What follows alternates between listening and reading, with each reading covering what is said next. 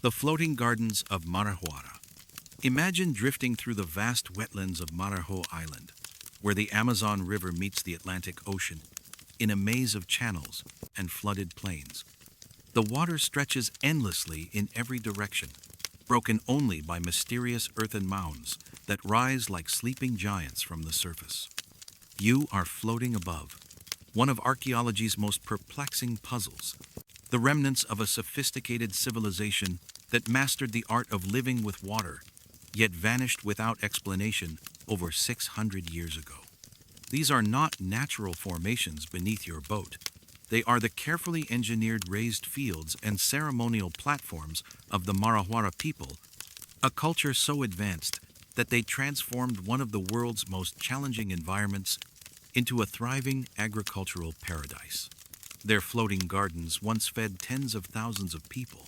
Their pottery rivaled the finest ceramics of ancient Greece, and their understanding of hydrology surpassed that of many modern engineers. Yet around 1400 Common Era, this remarkable civilization simply disappeared, leaving behind only their silent earthworks and countless unanswered questions. Historical context. To understand the mystery of the Marajoara disappearance, we must first appreciate the extraordinary world they created.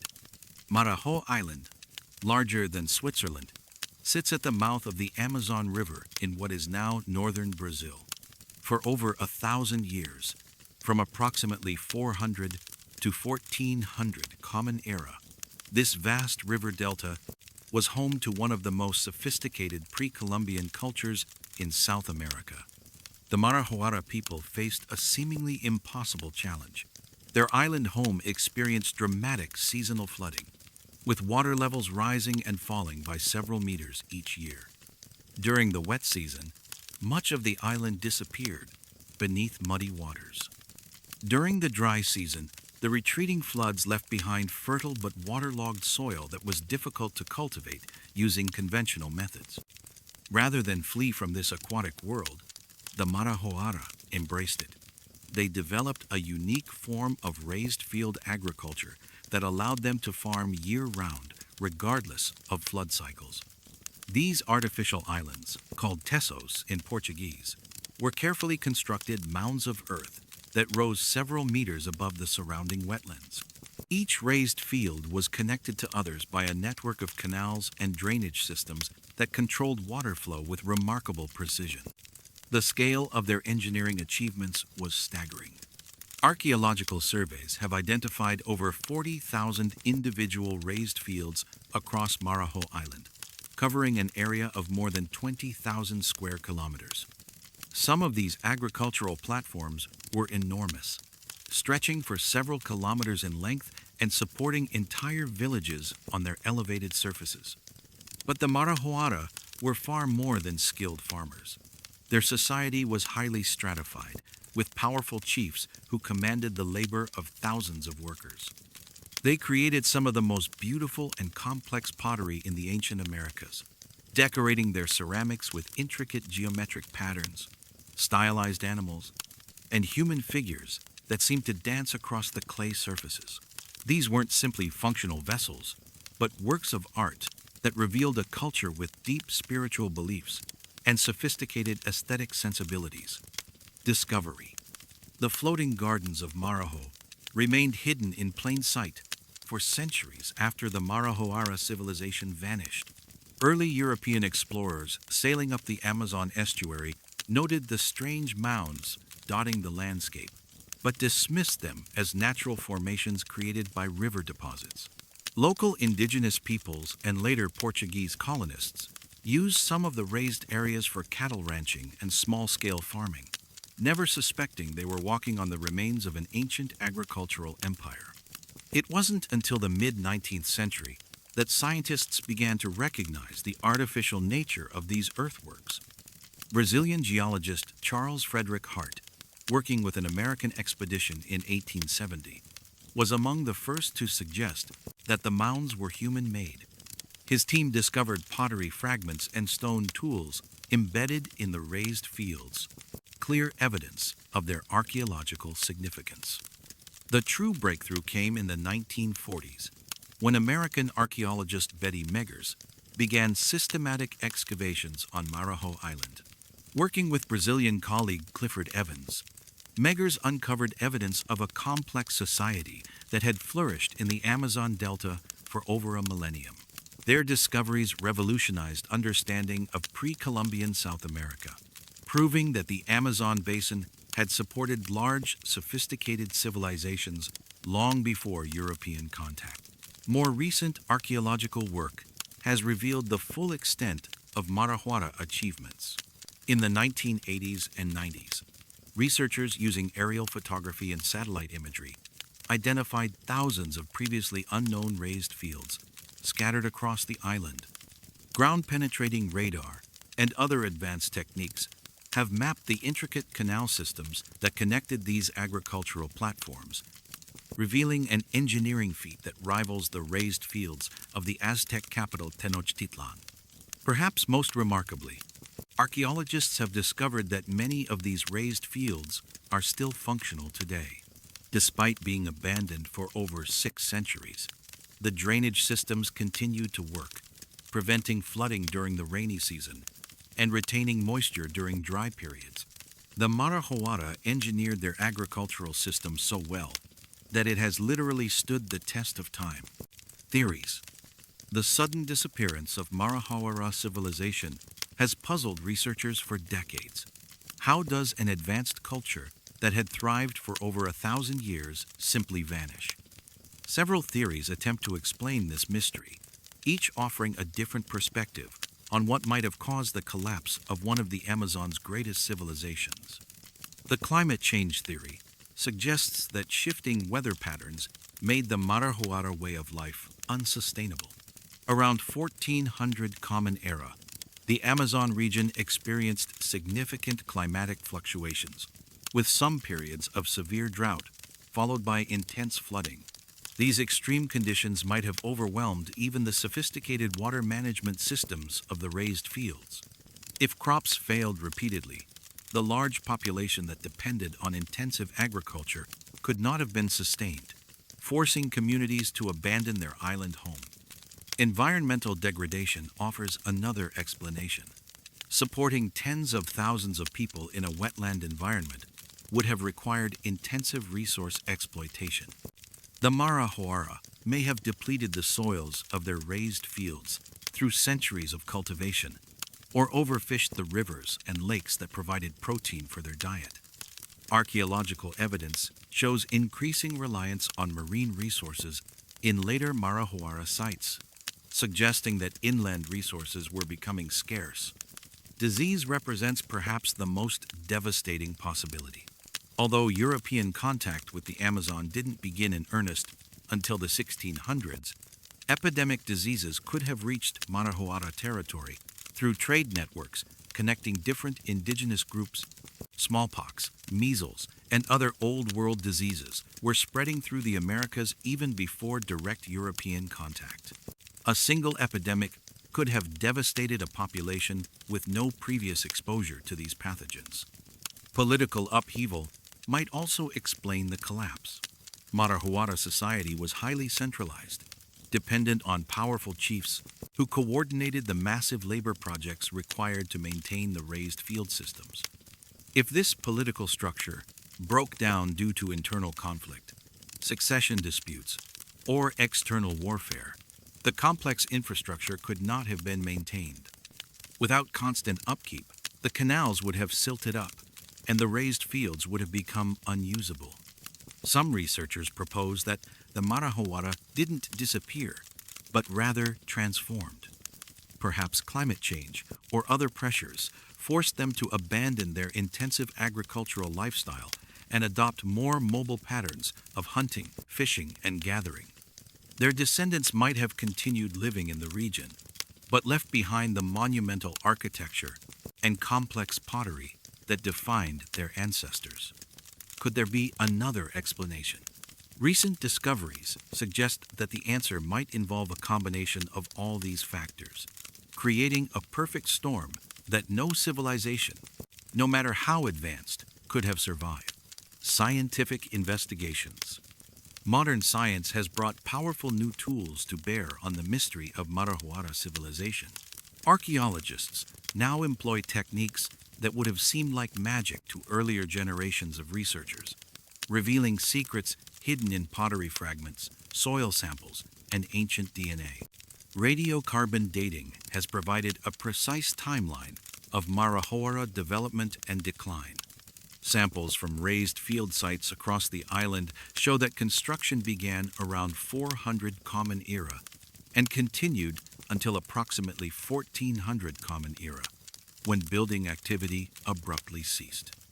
This sudden termination of construction projects supports the theory of rapid collapse rather than gradual decline. Paleoecological studies examine ancient pollen, seeds, and other organic remains preserved in the sediments of Marahuara sites. These microscopic time capsules reveal what crops the Marahuara grew and how their environment changed over time.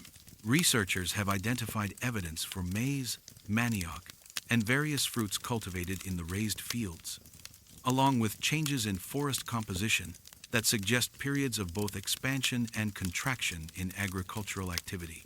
Ground-penetrating radar and LiDAR technology have mapped the full extent of Marahuara earthworks without the need for destructive excavation. These techniques reveal that the raised field systems were even more extensive and sophisticated than previously imagined, with some canal networks stretching for dozens of kilometers across the island.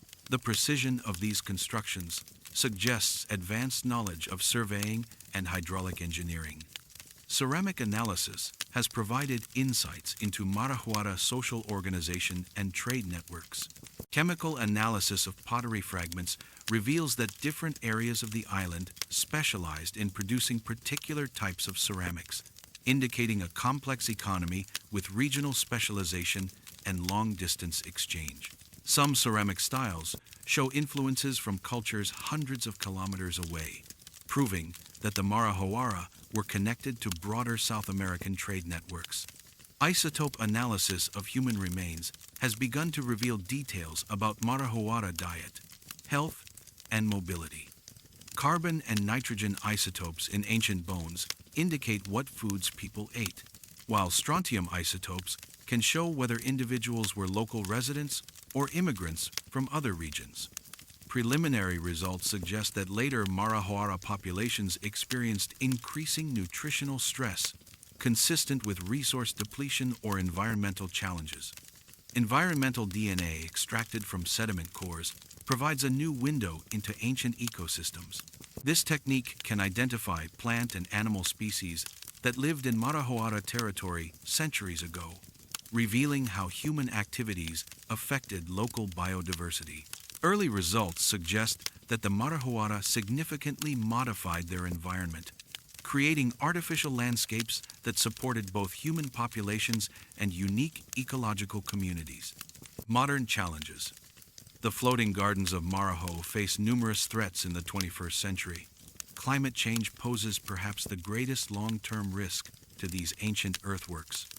Rising sea levels and changing precipitation patterns could alter the delicate hydrological balance that has preserved the raised field systems for over 600 years. More intense storms and flooding could erode the mounds, while prolonged droughts might cause the organic-rich soils to oxidize and disappear. Cattle ranching represents the most immediate threat to Marahuara archaeological sites. Large portions of Maraho Island have been converted to pasture, and the hooves of thousands of cattle gradually compact and erode the ancient earthworks. Many raised fields have been leveled or severely damaged by agricultural machinery used to plant grass or clear vegetation. Urban development and infrastructure projects also endanger Marahuara sites. The construction of roads, ports, and settlements often requires the removal of earth from the raised fields. Even archaeological excavations, when not carefully planned, can damage the very sites they seek to study. Looting remains a persistent problem. Marahuara pottery is highly prized by collectors, and many sites have been damaged by treasure hunters seeking intact vessels to sell on the black market. These illegal excavations destroy the archaeological context that allows scientists to understand how ancient communities actually lived. Conservation efforts face significant challenges in this remote region. Marajo Island lacks the infrastructure and resources for comprehensive site protection. Many of the most important Marajoara sites are located on private property, making it difficult for government agencies to regulate access or prevent damage. International cooperation has emerged as a crucial element in preservation efforts. Brazilian researchers work with colleagues from universities around the world to document and protect Marajoara sites before they are lost forever. These partnerships provide both technical expertise and funding for conservation projects that would otherwise be impossible. Local communities play an essential role in protecting their archaeological heritage. Many residents of Marajo Island are descendants of indigenous peoples who have lived in the region for centuries. Their traditional knowledge about local ecosystems and sustainable land use practices offers valuable insights for modern conservation efforts. Education programs that connect community members with their archaeological heritage help build support for site protection.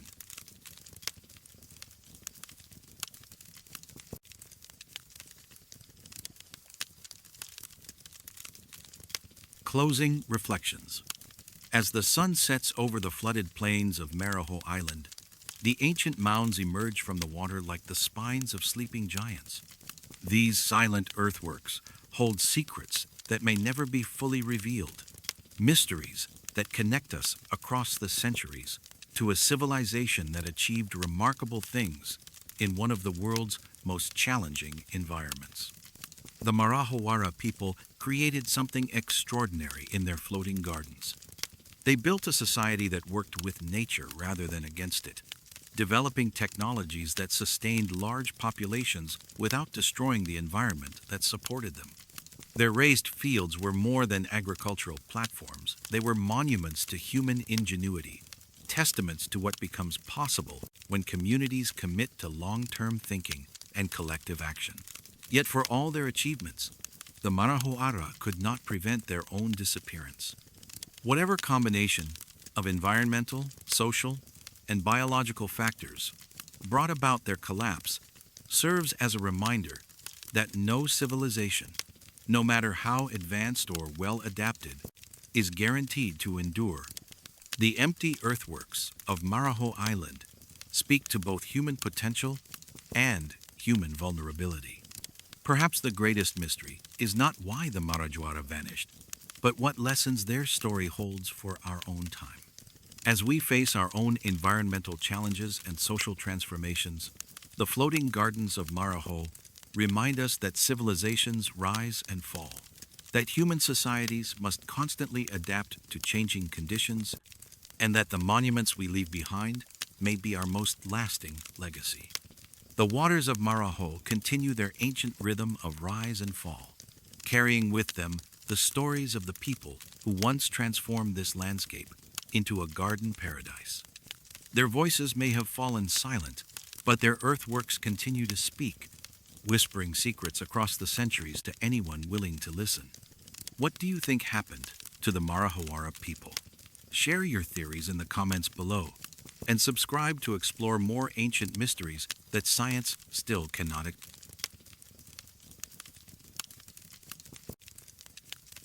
The geoglyph messages of Acre. Imagine soaring in a small aircraft above the vast green canopy of the Amazon rainforest in western Brazil, where endless trees stretch to every horizon. Suddenly, the forest gives way to patches of cleared land, and there beneath you, carved into the red earth with geometric precision, are massive patterns that defy explanation.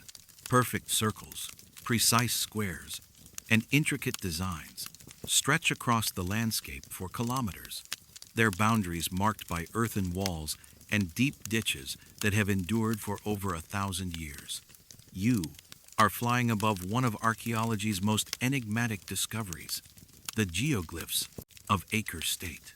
These colossal earthworks, invisible from ground level and hidden beneath the jungle canopy for centuries, have only recently been revealed as deforestation exposes their ancient secrets.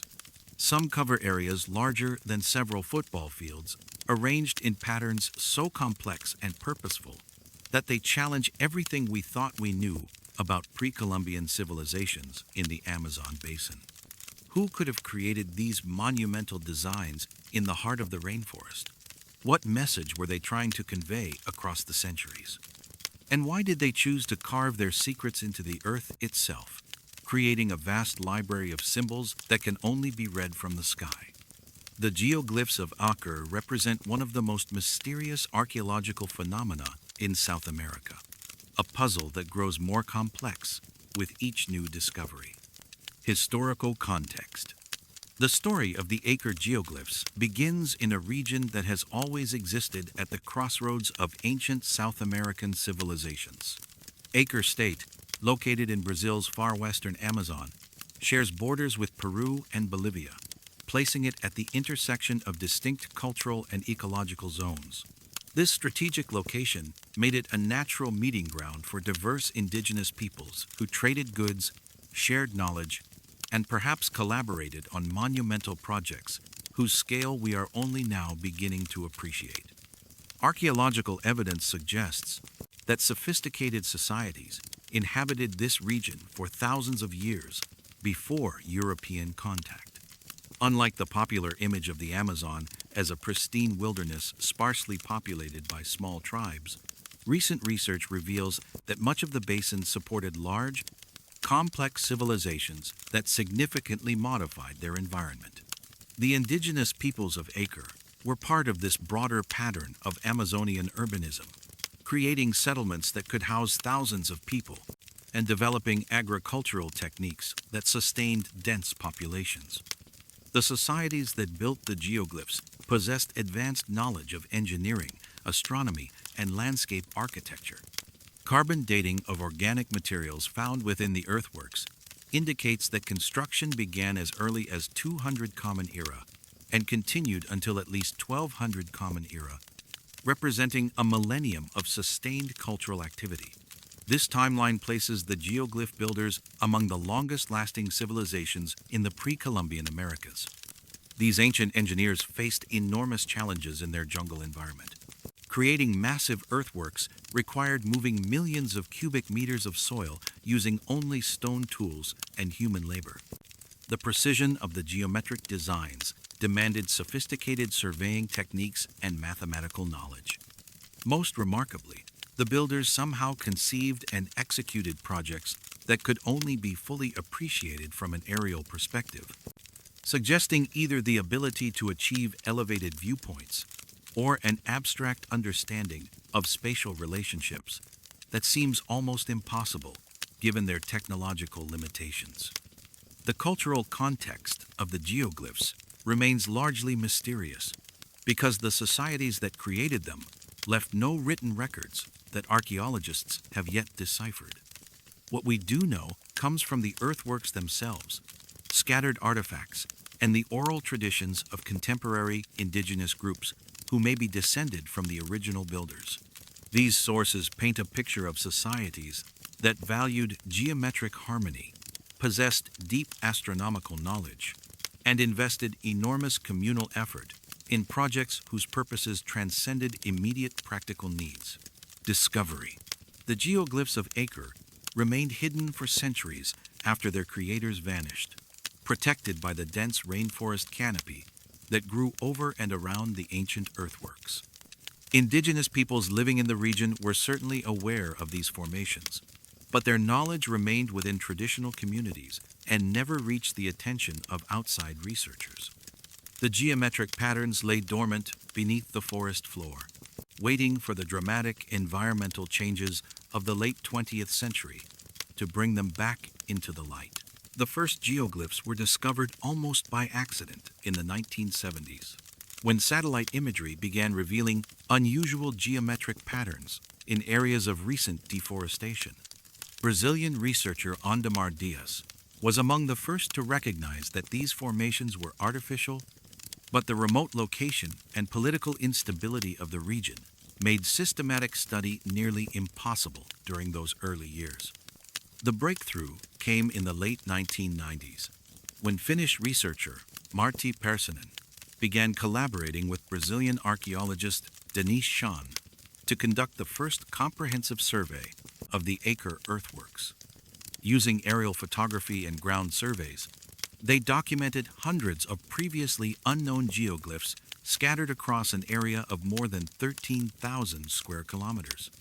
Their work revealed that what had initially appeared to be isolated formations were actually part of a vast network of interconnected sites.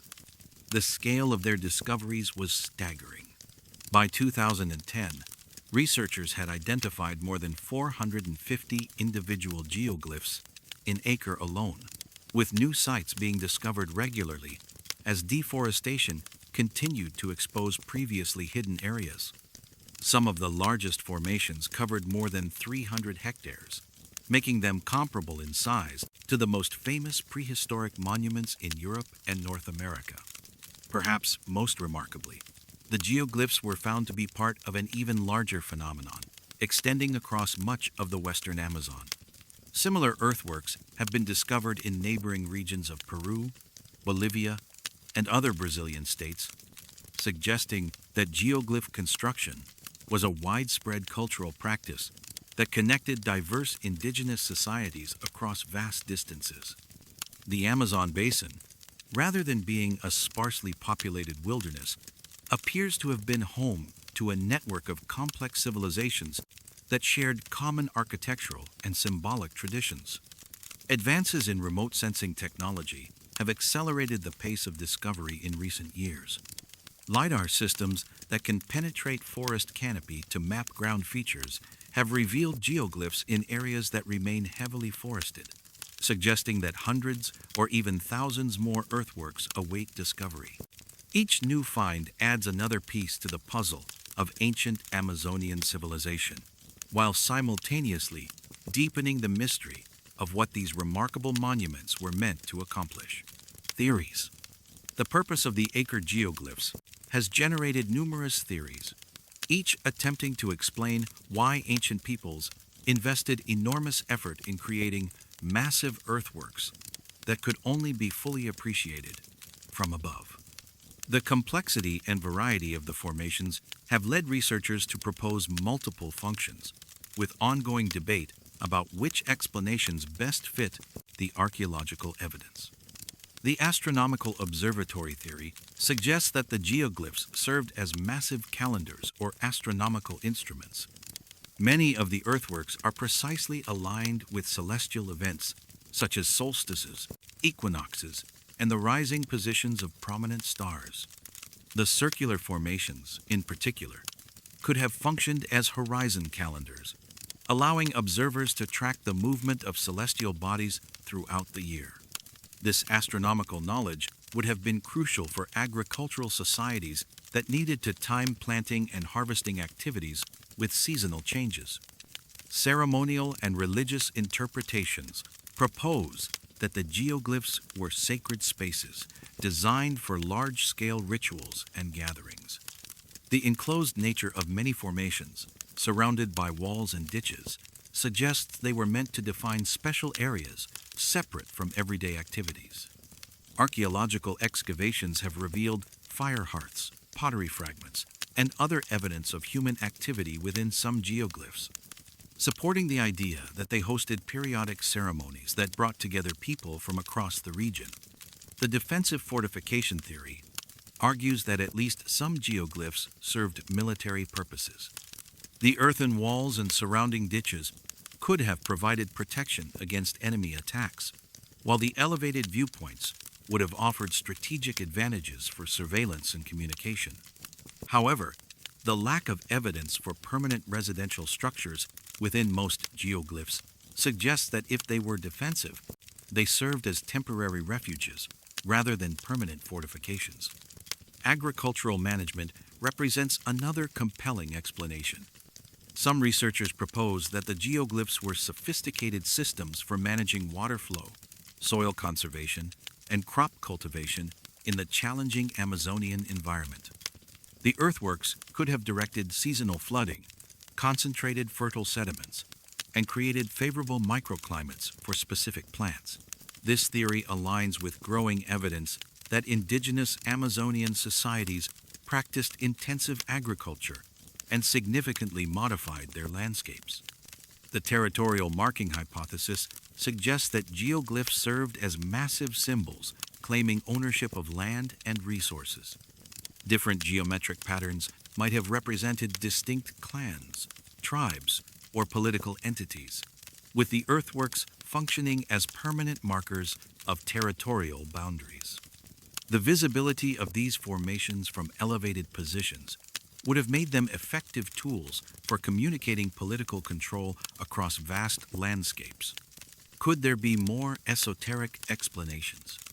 Some researchers have proposed that the geoglyphs represent ancient maps, star charts, or even attempts to communicate with supernatural beings believed to observe human activities from the sky. While these theories lack strong scientific evidence, they reflect the genuine puzzlement that these remarkable formations continue to generate among those who study them. Scientific investigations. Modern scientific techniques have revolutionized our understanding of the Acre geoglyphs, revealing details about their construction, age, and use that would have been impossible to detect using traditional archaeological methods alone. Researchers now employ an arsenal of advanced technologies to unlock the secrets hidden within these ancient earthworks. Ground-penetrating radar has proven particularly valuable for mapping the internal structure of geoglyphs without destructive excavation. These surveys reveal that many formations are far more complex than they appear on the surface, with underground features including buried walls, post holes, and artifact concentrations that suggest sophisticated architectural planning. Some geoglyphs contain multiple construction phases, indicating that they were modified and expanded over long periods of time. LiDAR technology has transformed the discovery process by allowing researchers to detect earthworks even in heavily forested areas. High-resolution laser mapping can penetrate jungle canopy to reveal ground features with centimeter-level precision, creating detailed three-dimensional models of geoglyphs and their surrounding landscapes. This technology has not only accelerated the pace of discovery, but also revealed connections between different sites that were not apparent from surface observations. Radiocarbon dating of organic materials found within geoglyph contexts has established a timeline of construction and use spanning more than 1,000 years. Samples of charcoal, wood, and other organic materials from excavated hearths, post holes, and artifact deposits provide precise dates for different phases of activity. This chronological framework reveals that geoglyph construction was not a brief cultural phenomenon, but a long-term tradition that persisted across many generations. Soil analysis has provided insights into the construction techniques used by ancient builders. Chemical and physical analysis of earthwork sediments reveals how soil was selected, transported, and arranged to create stable structures. Researchers have discovered that builders often mixed different soil types to achieve desired drainage and stability characteristics, demonstrating sophisticated knowledge of engineering principles. Paleo-environmental reconstruction uses pollen, seeds, and other organic remains preserved in geoglyph sediments to understand how the ancient landscape differed from today's environment. These studies reveal that much of the region was more open during the period of geoglyph construction, with areas of savanna and forest islands rather than continuous jungle canopy. This finding helps explain how ancient peoples could have achieved the elevated perspectives necessary to plan and construct such large-scale geometric designs. Ceramic analysis of pottery fragments found within geoglyphs provides evidence for the cultural affiliations and temporal relationships of different sites. Variations in pottery styles and decorative motifs suggest that geoglyphs were created by multiple distinct cultural groups over time, possibly representing a shared tradition that crossed ethnic and linguistic boundaries. Astronomical analysis has confirmed that many geoglyphs are precisely aligned with celestial phenomena.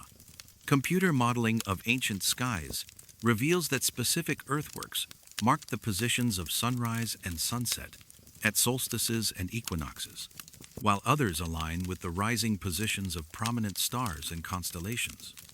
These alignments are too precise to be coincidental, providing strong evidence for the astronomical functions of at least some geoglyphs.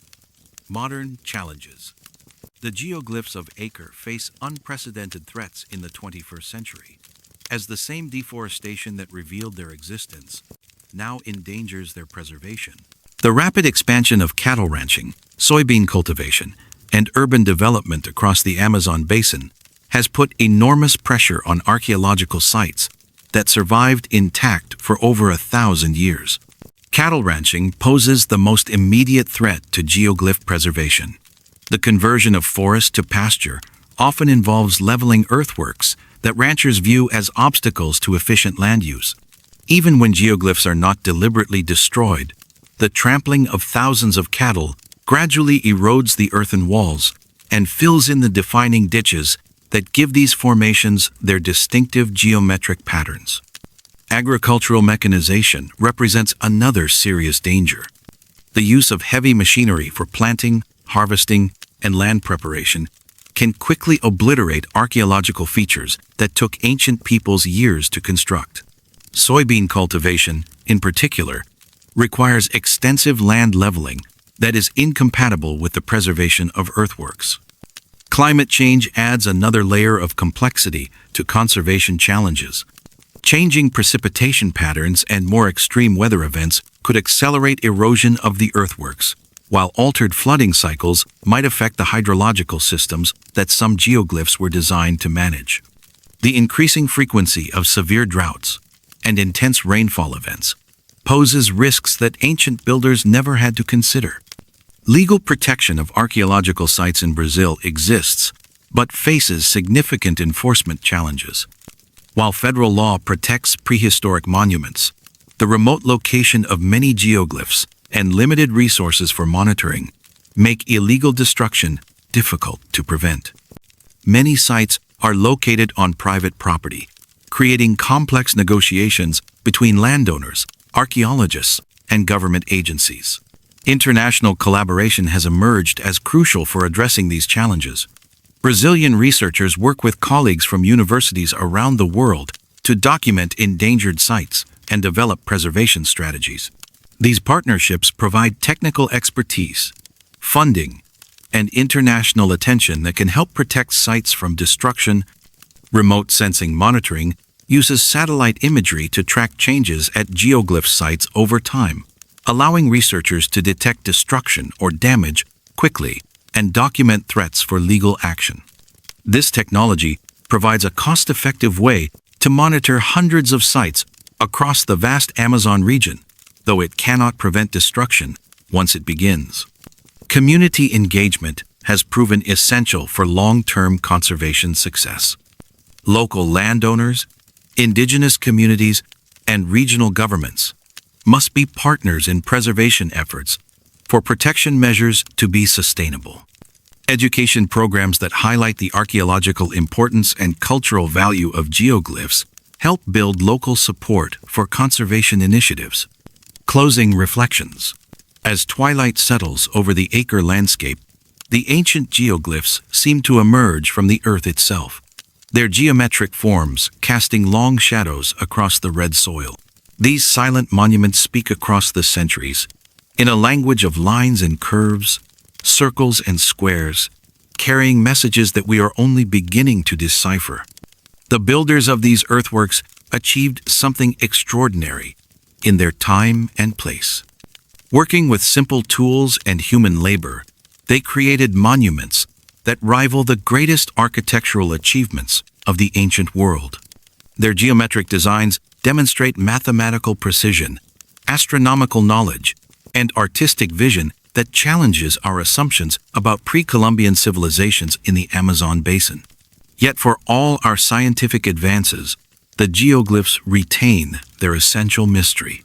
We can measure their dimensions, date their construction, and analyze their alignments, but we still cannot fully understand what drove ancient peoples to invest such enormous effort in creating patterns that could only be appreciated from above? Were they reaching toward the heavens, mapping their territory, or expressing spiritual beliefs in earthen form? Perhaps they were doing all of these things simultaneously, creating monuments that served multiple purposes across the generations. The geoglyphs of Acre remind us that human creativity and ambition have always transcended immediate practical needs. These ancient artists and engineers were not content simply to survive in their challenging environment. They sought to transform it, to leave permanent marks that would communicate their presence and achievements to future generations. In doing so, they created one of the most enigmatic archaeological puzzles in the Americas. Their legacy faces an uncertain future in our rapidly changing world. The same forces that revealed these hidden treasures now threaten to destroy them forever. Each geoglyph that disappears takes with it irreplaceable information about ancient Amazonian civilizations and their remarkable achievements. The race to document and protect these sites has become urgent, as researchers work against time to preserve what remains of this extraordinary cultural heritage. Standing at the intersection of past and present, the geoglyphs of Acre challenge us to think differently about human history in the Amazon basin. They reveal that this region was not an empty wilderness, but the homeland of sophisticated societies that created some of the most impressive monuments in the ancient Americas.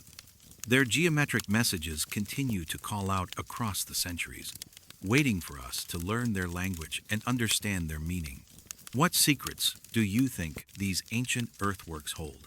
Share your theories about the geoglyphs in the comments below, and subscribe to uncover more mysteries that science still cannot explain.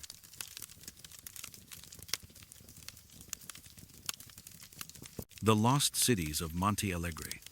Imagine climbing the towering sandstone cliffs of Monte Alegre, where ancient rock formations rise like cathedral spires from the Amazon rainforest floor.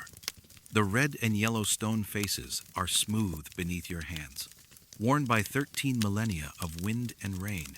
Yet something extraordinary has survived the passage of time. There, painted in pigments that seem to glow in the filtered sunlight, are images that challenge everything we thought we knew about the earliest inhabitants of South America. You are standing before some of the oldest rock art in the Americas, galleries of prehistoric paintings that stretch across cave walls and cliff faces for dozens of kilometers. These aren't simple hunting scenes or primitive stick figures. They are sophisticated compositions depicting humanoid beings with elaborate headdresses, celestial phenomena tracked with astronomical precision, and complex symbolic systems that suggest the presence of advanced cultural knowledge thousands of years before such societies were thought possible in the Amazon. The artists who created these masterpieces lived here when the last ice age was ending, when giant ground sloths and saber-toothed cats still roamed the earth. Yet their paintings reveal a level of intellectual sophistication that suggests they possessed knowledge and skills that wouldn't be seen again in the Amazon for thousands of years. Who were these mysterious people of Monte Alegre, and what happened to the advanced civilization their art seems to represent? Their story has been painted on stone, but the civilization that created it has vanished without a trace. Historical context. To understand the profound mystery of Monte Alegre, we must first grasp the revolutionary implications of what archaeologists have discovered in this remote corner of the Brazilian Amazon. Monte Alegre is located along the northern bank of the Amazon River in Pará state, where a series of sandstone hills known as the Serra da Lua rise dramatically from the surrounding lowlands. These geological formations, created millions of years ago, provided perfect canvases for prehistoric artists and natural shelters for the people who made this place their home. The timeline of human occupation at Monte Alegre fundamentally challenges traditional theories about the peopling of the Americas. For decades, archaeologists believed that the first humans arrived in South America around 12,000 years ago, gradually spreading from the north through Central America into the Amazon basin. The evidence from Monte Alegre suggests a radically different scenario, one in which sophisticated human cultures were already thriving in the Amazon over 13,000 years ago, possibly representing some of the earliest human settlements in all of South America.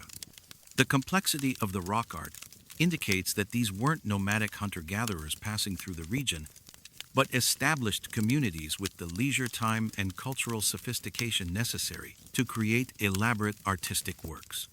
The paintings show clear evidence of planning and artistic traditions passed down across generations. Some panels were painted over multiple periods, with newer images added to existing compositions in ways that suggest continuity of occupation and artistic practice. Archaeological excavations in caves and rock shelters around Monte Alegre have revealed sophisticated tool technologies, evidence of plant and animal domestication, and complex settlement patterns that challenge our understanding of early Amazonian societies. The people of Monte Alegre were creating stone tools with techniques that wouldn't appear elsewhere in South America for thousands of years. They were cultivating plants and possibly domesticating animals at a time when most of the world's population still lived as hunter-gatherers. Perhaps most remarkably, the Monte Alegre culture appears to have developed these innovations independently, without contact with other advanced societies. The nearest known centers of early civilization were thousands of kilometers away, yet the art and artifacts of Monte Alegre show sophistication that rivals contemporary developments in other parts of the world. This suggests that the Amazon basin was not a cultural backwater, but potentially one of the earliest centers of human innovation in the Americas. The sudden disappearance of this sophisticated culture represents one of archaeology's greatest mysteries. After thousands of years of continuous occupation and artistic production, the rock art tradition at Monte Alegre abruptly ends around 8,000 years ago. The archaeological record shows no evidence of warfare, disease, or environmental catastrophe that might explain this sudden cultural collapse. The advanced civilization simply vanished, leaving only their painted legacy on the sandstone walls. Discovery. The rock art of Monte Alegre remained hidden in plain sight for centuries, known to local indigenous communities, but overlooked by European explorers and early archaeologists, who dismissed the Amazon as unsuitable for complex prehistoric cultures. The paintings weathered the centuries in silence, their ancient messages waiting for someone who could recognize their true significance. The first scientific attention came in the early 1990s, when American archaeologist Anna Roosevelt began investigating reports of prehistoric rock art in the region. Roosevelt, already known for challenging conventional theories about early Amazonian societies, recognized that the Monte Alegre paintings might represent something extraordinary. Her initial surveys revealed not just a few isolated images, but extensive galleries of rock art spanning multiple sites across the sandstone formations. Roosevelt's team faced enormous logistical challenges in documenting the Monte Alegre sites. The remote location required expeditions lasting weeks, with equipment and supplies transported by boat and then carried on foot through dense jungle terrain. The rock art itself was often located in difficult-to-reach caves and cliff faces that required technical climbing skills to access safely. Many of the most significant panels were discovered only after extensive exploration of the labyrinthine cave systems that honeycomb the sandstone hills. The breakthrough discovery came when Roosevelt's team began applying advanced dating techniques to organic materials found in association with the rock art. Radiocarbon analysis of charcoal from ancient hearths, plant materials used to make pigments, and other organic remains consistently returned dates older than 12,000 years. Some samples yielded ages approaching 13,000 years, making Monte Alegre one of the oldest securely dated archaeological sites in South America. The implications of these dates sent shockwaves through the archaeological community. If humans were creating sophisticated rock art in the Amazon 13,000 years ago, It meant that the accepted timeline for the peopling of the Americas needed to be completely reconsidered. The Monte Alegre findings suggested that humans had reached South America much earlier than previously thought and had developed complex cultures far sooner than anyone had imagined.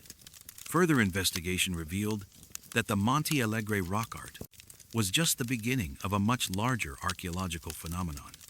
Surveys of other sandstone formations in the region uncovered additional sites with similar ancient paintings, suggesting that sophisticated prehistoric cultures had occupied much of the central Amazon basin. Each new discovery added to the growing evidence that the Amazon had been home to advanced civilizations for far longer than anyone had suspected. The dating of the Monte Alegre sites also coincided with other revolutionary discoveries about early human presence in South America.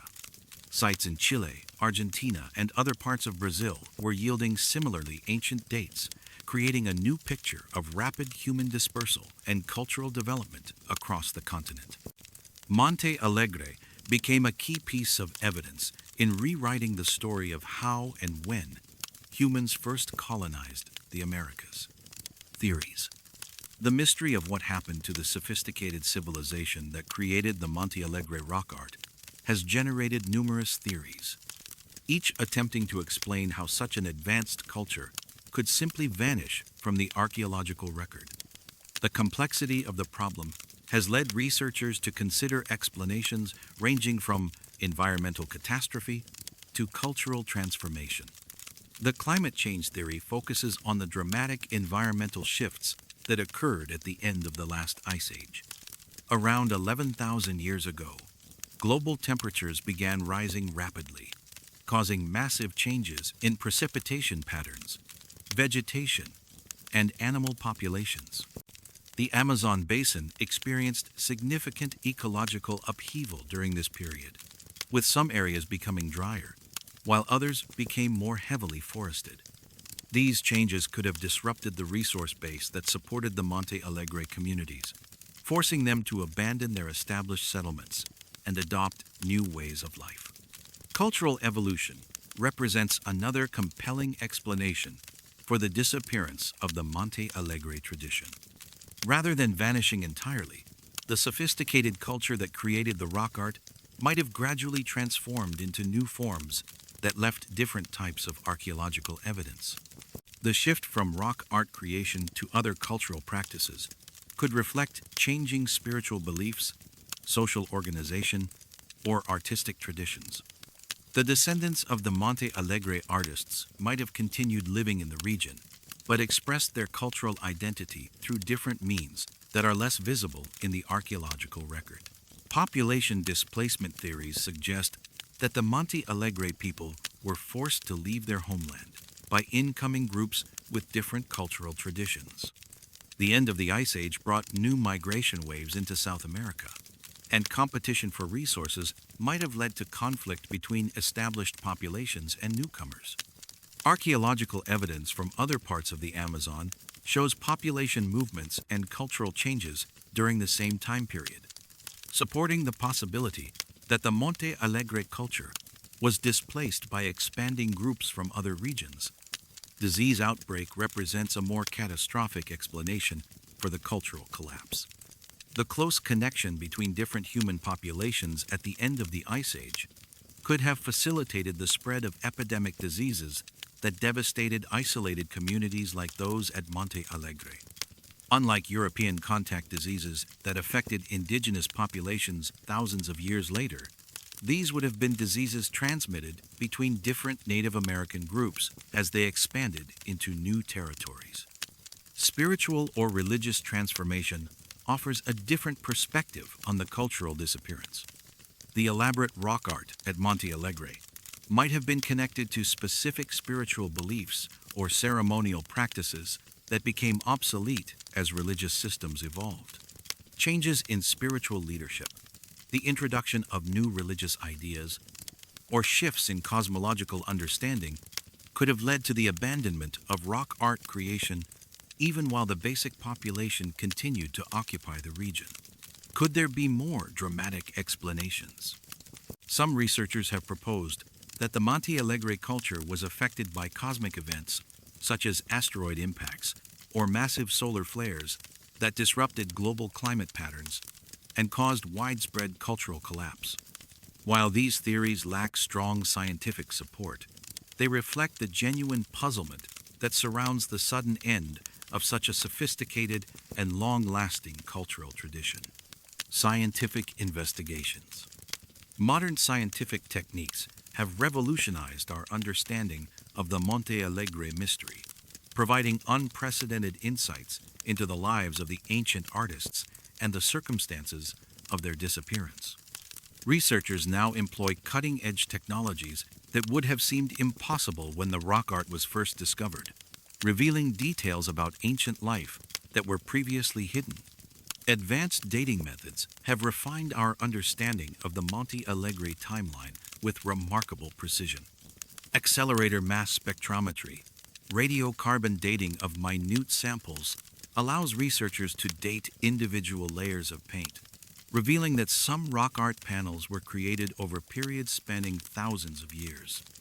Optically stimulated luminescence dating of sediments helps establish when cave deposits were formed, providing context for the human occupation of different sites. Chemical analysis of the rock art pigments has revealed sophisticated knowledge of mineral processing and paint preparation. X-ray fluorescence spectroscopy and other analytical techniques show that the ancient artists used complex recipes combining different mineral oxides to create durable pigments that have survived for 13 millennia. The sources of these minerals have been traced to deposits dozens of kilometers away, indicating extensive trade networks or territorial ranges. Digital documentation techniques are preserving the rock art in unprecedented detail before natural weathering and human activities cause further deterioration. High-resolution photography, three-dimensional laser scanning, and photogrammetry create permanent records that capture every nuance of the ancient paintings. These digital archives allow researchers to detect faded images invisible to the naked eye, and to study the paintings without disturbing the fragile rock surfaces. Paleo-environmental reconstruction uses pollen, seeds, and other organic remains preserved in cave sediments to understand how the Monte Alegre environment changed over time. Climate modeling based on these data reveals that the region experienced significant environmental shifts that could have affected human populations. Isotope analysis of ancient plant and animal remains provides insights into prehistoric diets and resource availability. Archaeological excavation using modern stratigraphic techniques has revealed complex sequences of human occupation in caves and rock shelters associated with the rock art. Careful analysis of artifact distributions, hearth locations, and living surfaces shows how people used these spaces over thousands of years. Microscopic analysis of sediments reveals activities that left no visible traces, such as plant processing and tool manufacturing. Genetic studies of contemporary indigenous populations in the region are beginning to reveal possible connections to the ancient Monte Alegre culture. DNA analysis can potentially identify population continuities or discontinuities that might explain what happened to the rock art creators.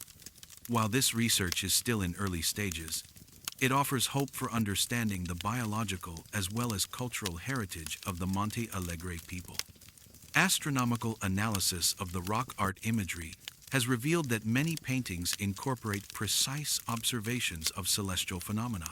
Computer modeling of ancient skies shows that some figures correspond to specific star positions, lunar phases, and planetary movements that would have been visible 13,000 years ago.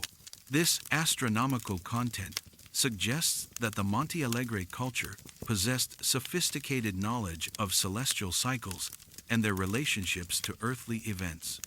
Modern challenges.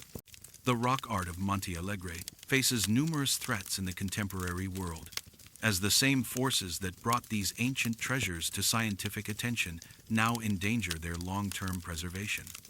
The remote location that protected the paintings for thousands of years now makes conservation efforts logistically complex and financially demanding. Climate change poses increasingly serious risks to the sandstone formations that hold the rock art. Changes in precipitation patterns and more extreme weather events are accelerating natural weathering processes that could destroy paintings that survived 13 millennia. Increased rainfall and humidity promote the growth of algae and lichens that can obscure or damage the ancient pigments, while prolonged droughts cause the sandstone to crack and exfoliate. Human activity represents the most immediate threat to many sites. The expansion of cattle ranching, mining operations, and infrastructure development in the Amazon basin brings heavy machinery and industrial activities close to fragile archaeological sites. Even well-intentioned tourism can cause damage through increased foot traffic, touching of painted surfaces, and inadvertent introduction of pollutants. Vandalism and graffiti have unfortunately affected some of the more accessible rock art sites. Modern visitors sometimes add their own marks to ancient panels, permanently damaging irreplaceable cultural heritage. The remote location of many sites makes regular monitoring and protection extremely difficult, leaving them vulnerable to unauthorized access and destruction. Documentation challenges arise from the sheer scale and complexity of the Monte Alegre rock art corpus. Thousands of individual paintings are scattered across dozens of sites covering hundreds of square kilometers. Limited research funding and difficult field conditions mean that many sites remain incompletely documented, and some may be lost before they can be properly studied. Ethical considerations surrounding indigenous rights and cultural heritage create additional complexities for research and conservation efforts. Contemporary indigenous communities have legitimate claims to cultural ownership of the rock art, and their perspectives must be incorporated into any preservation strategies. Balancing scientific research with respect for indigenous rights requires ongoing dialogue and collaboration. International cooperation has become essential for addressing these challenges. Brazilian researchers work with institutions around the world to develop new conservation techniques, share expertise, and secure funding for protection efforts. These partnerships are crucial for maintaining the scientific study and preservation of sites that represent global cultural heritage. Legal protection exists under Brazilian federal law, but enforcement remains problematic in remote areas with limited government presence. Strengthening legal frameworks and improving enforcement capabilities are essential for long-term site protection, but require significant political and financial commitments from national and regional governments. Closing reflections. As evening shadows stretch across the sandstone cliffs of Monte Alegre, the ancient paintings seem to come alive in the changing light. Colors that appeared faded in the harsh noon sun suddenly glow with renewed vibrancy, and figures that seemed static begin to suggest movement and life. These moments remind us that we are not just looking at old pictures on rocks, but encountering the creative spirits of people who lived and dreamed 13,000 years ago. The mystery of Monte Alegre challenges us to reconsider fundamental assumptions about human history and cultural development. These ancient artists were not primitive cave dwellers struggling for survival, but sophisticated people with complex spiritual beliefs, astronomical knowledge, and artistic traditions that rivaled anything being created elsewhere in the world at that time. Their paintings represent one of humanity's earliest attempts to record and transmit knowledge across generations, creating a library of wisdom painted in stone. Yet for all the scientific advances that have revealed the sophistication of Monte Alegre culture, the central mystery remains unsolved. What happened to these remarkable people? Why did their artistic tradition, which had flourished for thousands of years, suddenly come to an end? The paintings they left behind speak eloquently of their presence, but remain frustratingly silent about their fate. Perhaps the greatest lesson of Monte Alegre is that human creativity and intellectual achievement are far older and more universal than we often assume. The artists who painted these caves possessed the same fundamental human drives that motivate us today: the desire to understand the world around us, to express our experiences through art, and to leave something meaningful for future generations. Their work reminds us that the capacity for wonder, knowledge, and beauty has been part of the human experience since our earliest days. The paintings of Monte Alegre also serve as a sobering reminder of how easily even the most sophisticated civilizations can disappear from history. Whatever caused the end of this remarkable culture, it was complete enough that their achievements remained hidden for over 8,000 years. Their story warns us that cultural continuity cannot be taken for granted, and that the knowledge and achievements of any civilization can be lost if not carefully preserved and transmitted. Standing before these ancient masterpieces, we become part of an unbroken chain of human observers stretching back to the original artists themselves. The paintings have witnessed the rise and fall of countless generations, the transformation of landscapes, and the evolution of human understanding.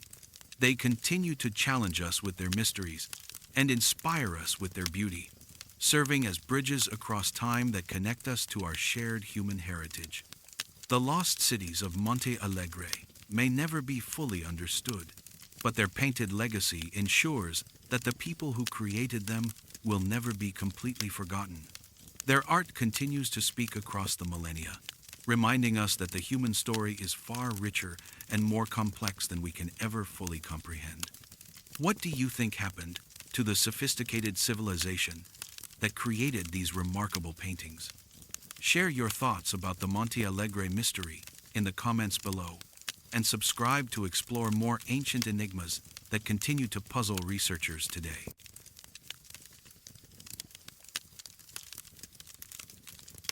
The vanished kingdom of El Dorado's twin. Imagine standing at the misty edge of a pristine lake, deep in the Colombian Amazon, where the morning sun catches droplets of water rising from the surface like golden dust.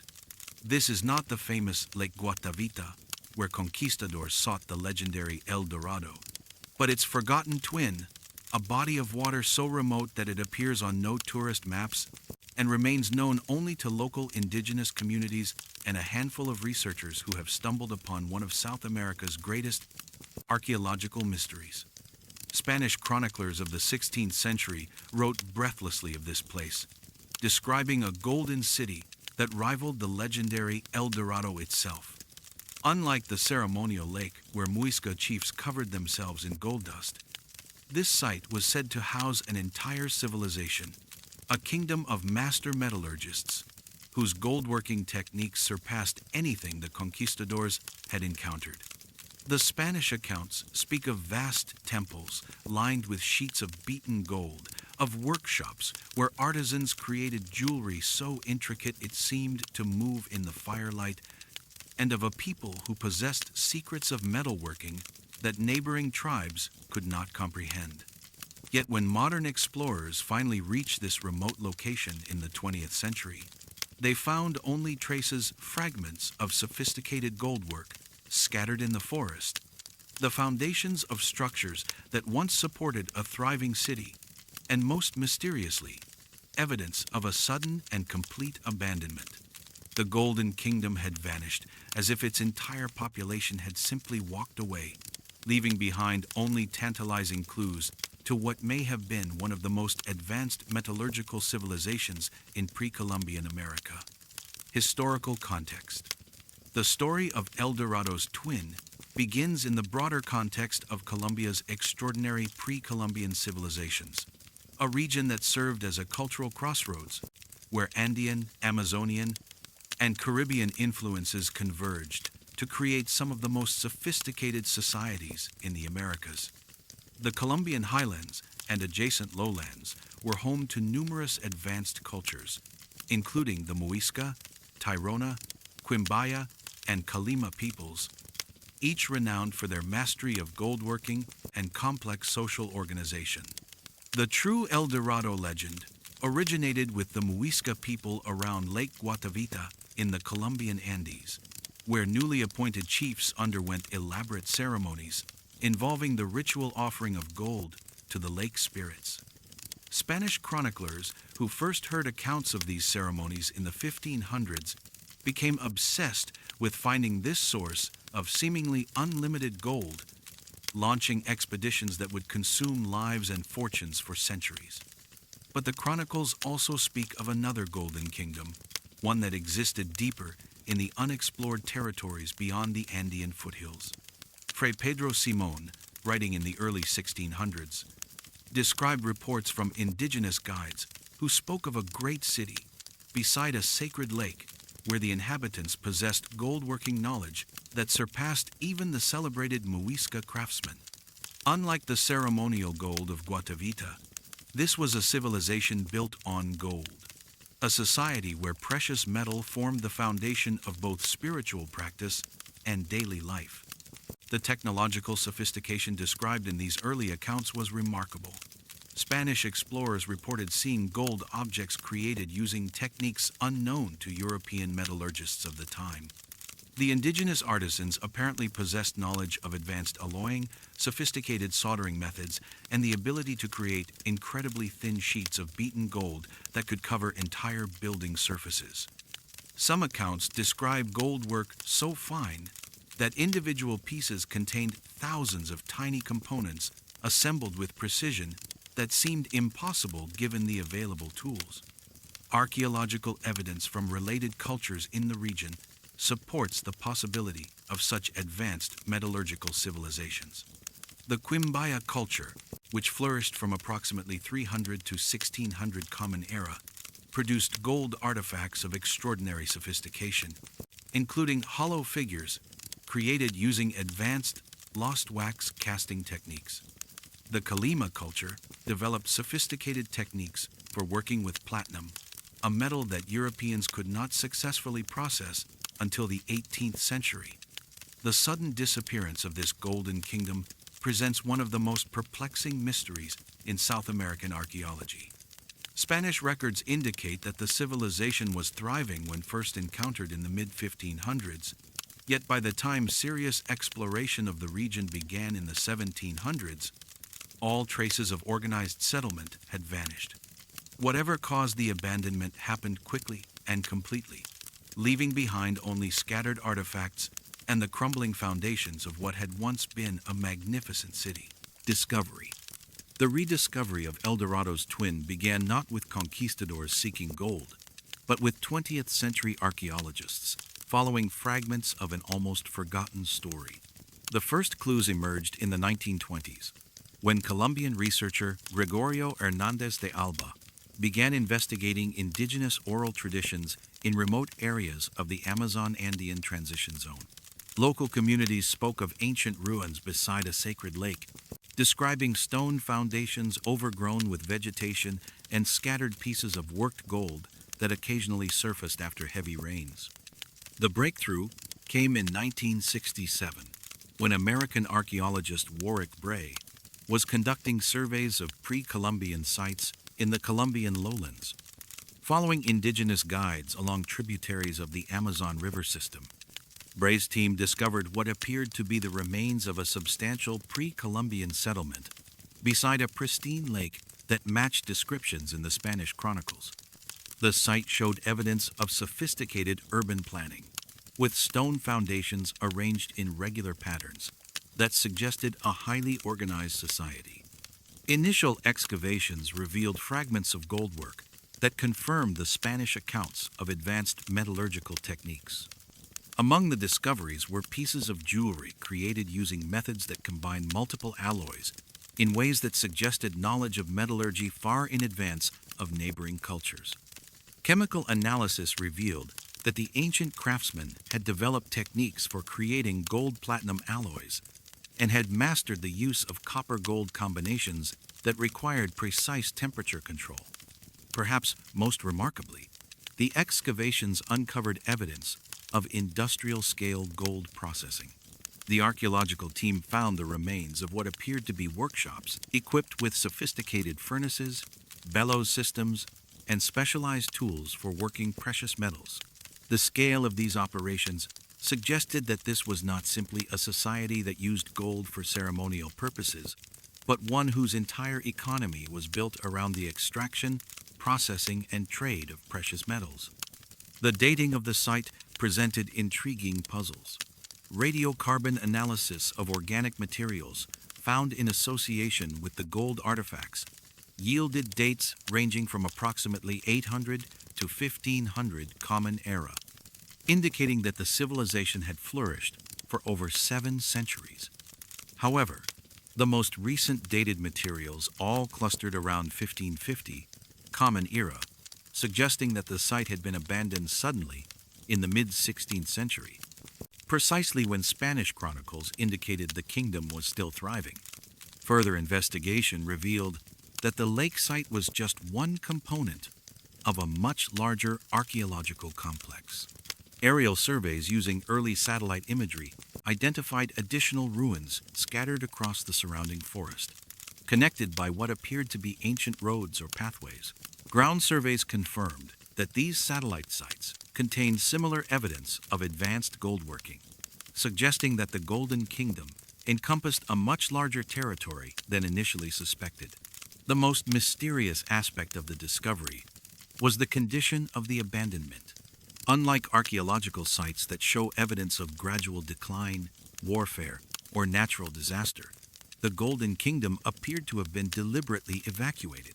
Personal belongings, including partially completed goldwork, were left behind as if the inhabitants had intended to return. Yet there was no evidence that anyone ever had. Theories. The sudden and complete abandonment of this sophisticated golden civilization has generated numerous theories, each attempting to explain how an advanced society with centuries of continuous occupation could simply vanish without trace. The mystery has deepened as new archaeological evidence continues to emerge, ruling out some explanations, while raising new questions about what could have caused such a dramatic cultural collapse. The Spanish conquest theory initially seemed the most obvious explanation for the disappearance. The timing of the abandonment coincides with the period of most intensive Spanish exploration and conquest in the region. The civilization might have been destroyed by disease, warfare, or enslavement, as conquistadors pushed deeper into previously unexplored territories. However, Spanish records from the period make no mention of encounters with a major golden civilization in this area, which seems unlikely given their obsession with finding sources of precious metals. Environmental catastrophe represents another compelling possibility. The 16th century was a period of significant climate change globally, with cooling temperatures and altered precipitation patterns affecting many regions. The Golden Kingdom's location in the Amazon-Andean transition zone would have made it particularly vulnerable to changes in rainfall and river levels. A prolonged drought could have disrupted the water management systems that supported the urban population, while flooding might have made gold mining operations impossible. Disease epidemics offer a more devastating explanation for the sudden abandonment. European diseases were spreading through indigenous populations even before direct contact with Spanish explorers, transmitted through trade networks and neighboring peoples who had encountered conquistadors. Smallpox, measles, and other Old World pathogens could have devastated a population with no previous exposure, killing so many people that the survivors were unable to maintain their complex urban civilization. Economic collapse might have triggered the abandonment if the Golden Kingdom's prosperity depended on trade relationships that were disrupted by Spanish conquest of neighboring regions. Archaeological evidence suggests that the civilization imported materials from distant sources and exported finished gold products across extensive trade networks. The collapse of these networks, due to Spanish activities, could have undermined the economic foundation of the society, forcing the population to abandon their urban centers and return to subsistence agriculture. Political upheaval presents another possibility for the cultural collapse. The sophisticated urban organization evident at the site would have required strong centralized leadership to coordinate the complex activities of gold extraction, processing, and trade.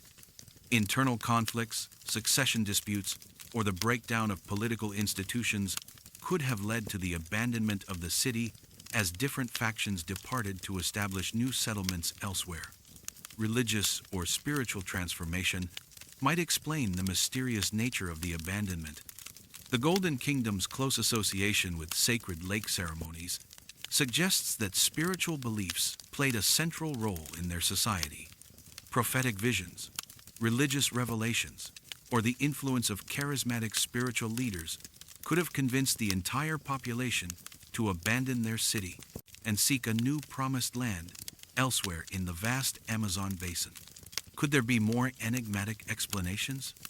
Some researchers have proposed that the civilization possessed advanced knowledge that allowed them to foresee the coming Spanish conquest and deliberately relocated to more remote areas where they could preserve their culture.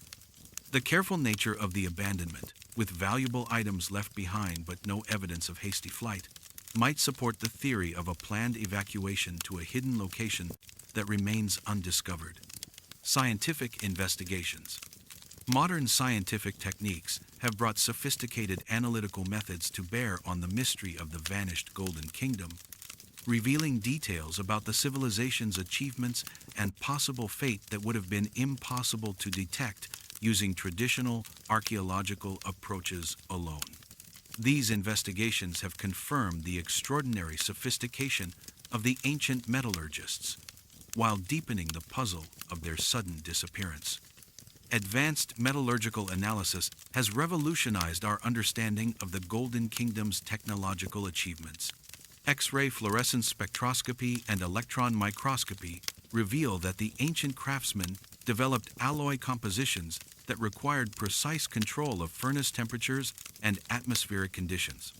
Some gold-platinum alloys found at the site demonstrate mastery of techniques that Europeans did not achieve until the 18th century, when new industrial methods made high-temperature processing possible. Microscopic examination of gold artifacts has revealed evidence of sophisticated manufacturing techniques, including granulation, filigree work, and the use of organic materials as temporary supports during the creation of complex three-dimensional forms. Tool marks on surviving pieces indicate that the craftsmen used specialized implements made from materials that have not yet been identified in the archaeological record, suggesting that their toolkit included items made from materials that did not survive the centuries.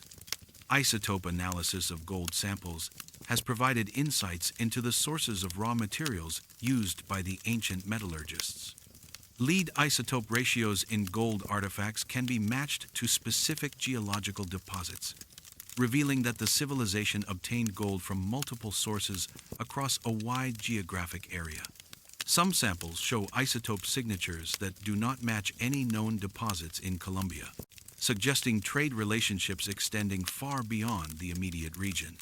Ground-penetrating radar surveys have mapped the full extent of the urban settlement without requiring destructive excavation. These studies revealed that the visible stone foundations represent only a small portion of a much larger city that extended across several square kilometers. The subsurface mapping shows evidence of sophisticated urban planning, with residential areas, workshop districts, and what appear to be ceremonial complexes arranged according to a systematic layout. Environmental analysis of lake sediments has provided a detailed record of environmental conditions during the period of occupation and abandonment. Pollen analysis reveals changes in forest composition that suggest the inhabitants practiced sophisticated forest management, possibly cultivating specific tree species needed for their metallurgical activities. The sudden disappearance of human-influenced pollen around 1550 Common Era confirms the timing of the abandonment.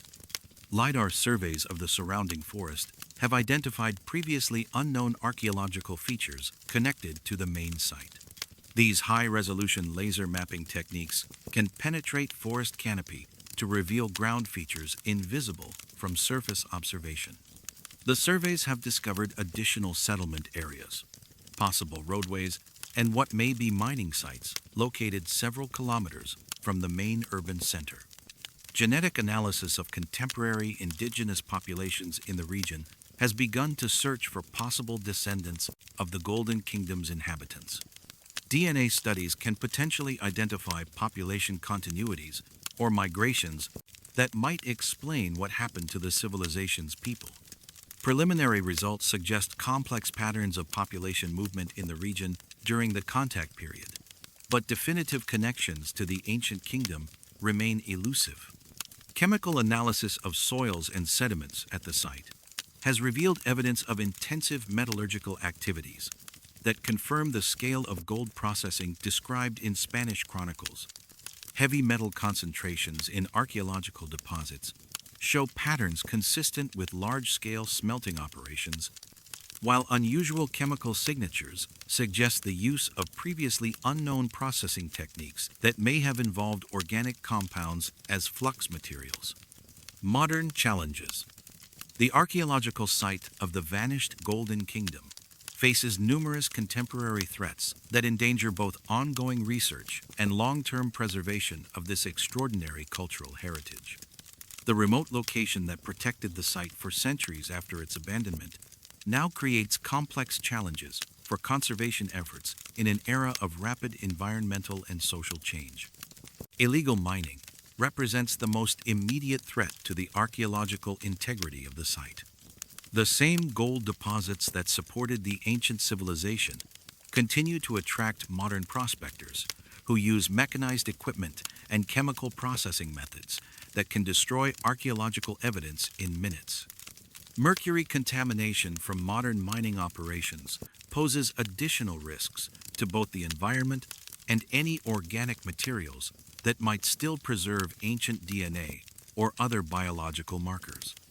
Deforestation pressures from cattle ranching and agricultural expansion threaten the broader landscape context of the archaeological site. The clearing of surrounding forest not only destroys potential satellite sites, but also alters the hydrological systems that have preserved the main site for centuries. Changes in water flow and soil erosion patterns could undermine the foundations of ancient structures and accelerate the deterioration of exposed archaeological features. Climate change poses long-term risks to both the physical preservation of the site and the possibility of future research. Changing precipitation patterns could alter the lake levels that have remained stable for centuries, potentially exposing previously submerged archaeological materials to destructive weathering, or, conversely, submerging important sites beyond the reach of investigation. More extreme weather events could accelerate erosion and damage exposed structures.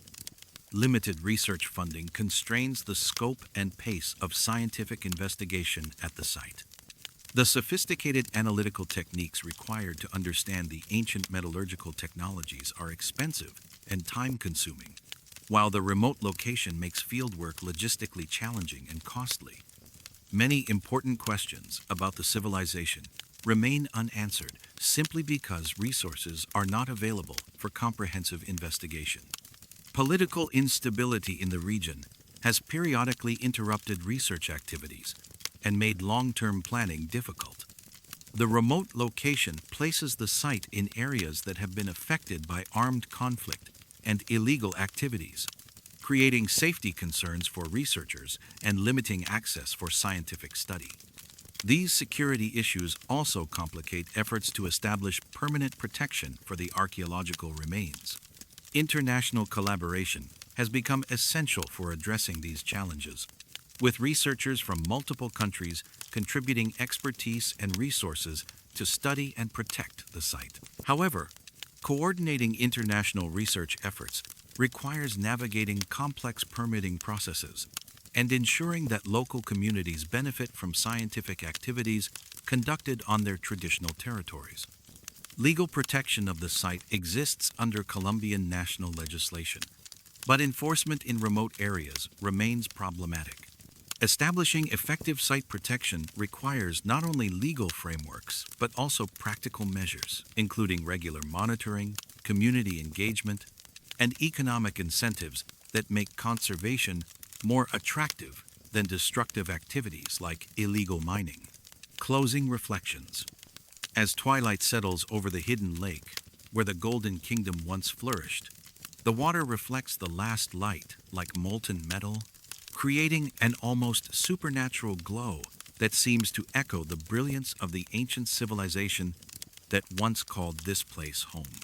Standing at the water's edge, surrounded by the whispers of the forest, it becomes possible to imagine the bustling workshops, the gleaming temples, and the skilled artisans who transformed raw gold into objects of breathtaking beauty and technical sophistication. The mystery of the vanished kingdom challenges our understanding of what was possible in pre-Columbian America. This was not simply another indigenous society that worked with gold for ceremonial purposes, but a civilization whose entire identity was built around the mastery of metallurgy. Their achievements in working with gold-platinum alloys and their development of sophisticated urban planning demonstrate that human ingenuity and technical skill flourished in the Americas long before European contact brought different technological traditions to the continent. Yet for all their remarkable achievements, the people of the Golden Kingdom could not escape the forces of historical change that swept across the Americas in the 16th century. Whatever combination of circumstances led to their sudden departure, it was complete enough that their extraordinary civilization vanished from history, surviving only in fragmentary Spanish chronicles and scattered archaeological remains. The story of El Dorado's twins serves as a profound reminder of how much of human history remains hidden, waiting to be discovered in remote places where ancient secrets lie buried beneath centuries of forest growth. Each fragment of worked gold recovered from the site represents not just technical achievement, but human creativity, cultural identity, and spiritual belief systems that connected the material and supernatural worlds in ways we can barely comprehend. Perhaps most remarkably, the Golden Kingdom story continues to evolve as new discoveries emerge from ongoing research. Each analytical technique that reveals another aspect of their metallurgical sophistication, each artifact that provides new insights into their daily lives, each environmental sample that clarifies the circumstances of their disappearance adds another piece to a puzzle that may never be completely solved. The vanished kingdom stands as testament to both human achievement and human vulnerability. The same forces of change that brought their remarkable civilization to an abrupt end continue to shape our world today, reminding us that no society, no matter how advanced or prosperous, can assume that its achievements will endure forever. Yet their legacy persists in the golden artifacts that continue to emerge from the forest floor, each one a message across the centuries from a people who dared to dream in metal and stone. Standing beside their sacred lake, we become witnesses to one of archaeology's greatest mysteries, a golden civilization that achieved extraordinary things and then simply walked away from it all, leaving us to wonder what secrets they carried with them into the vast Amazon wilderness, and whether somewhere in that green immensity, their descendants still preserve the knowledge of the master metallurgists who once made gold flow like water in the workshops of a vanished kingdom. What do you think happened to the sophisticated golden civilization that created such remarkable metallurgical achievements?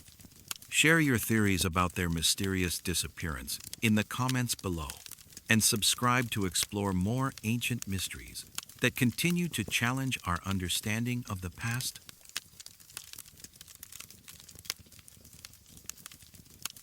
The Singing Stones of Serra da Capivara.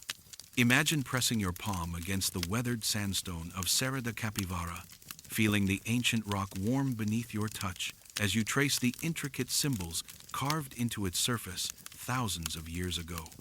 You raise a small stone and gently strike the carved panel, and suddenly the silent desert comes alive with sound. A deep, resonant tone emerges from the rock itself, rolling across the landscape like the voice of the earth awakening from a millennia-long slumber. This is not your imagination, nor is it a natural acoustic phenomenon. You are experiencing one of archaeology's most enigmatic discoveries, the Singing Stones of Serra da Capivara National Park in northeastern Brazil. Here, Amid one of the world's largest collections of prehistoric rock art, ancient peoples carved symbols that transform solid stone into musical instruments. When struck with smaller rocks or wooden implements, these petroglyphs produce distinct tones, creating an orchestra of stone that can be heard across vast distances in the desert silence. The implications are staggering. These are not random carvings that happen to make noise when hit, but carefully engineered acoustic systems that suggest a level of prehistoric technological sophistication that challenges everything we thought we knew about early human societies. The indigenous peoples who created these singing stones possessed knowledge of acoustics, engineering, and communication that allowed them to build what may be the world's oldest long-distance communication network, carved directly into the living rock of the Brazilian highlands. Historical context.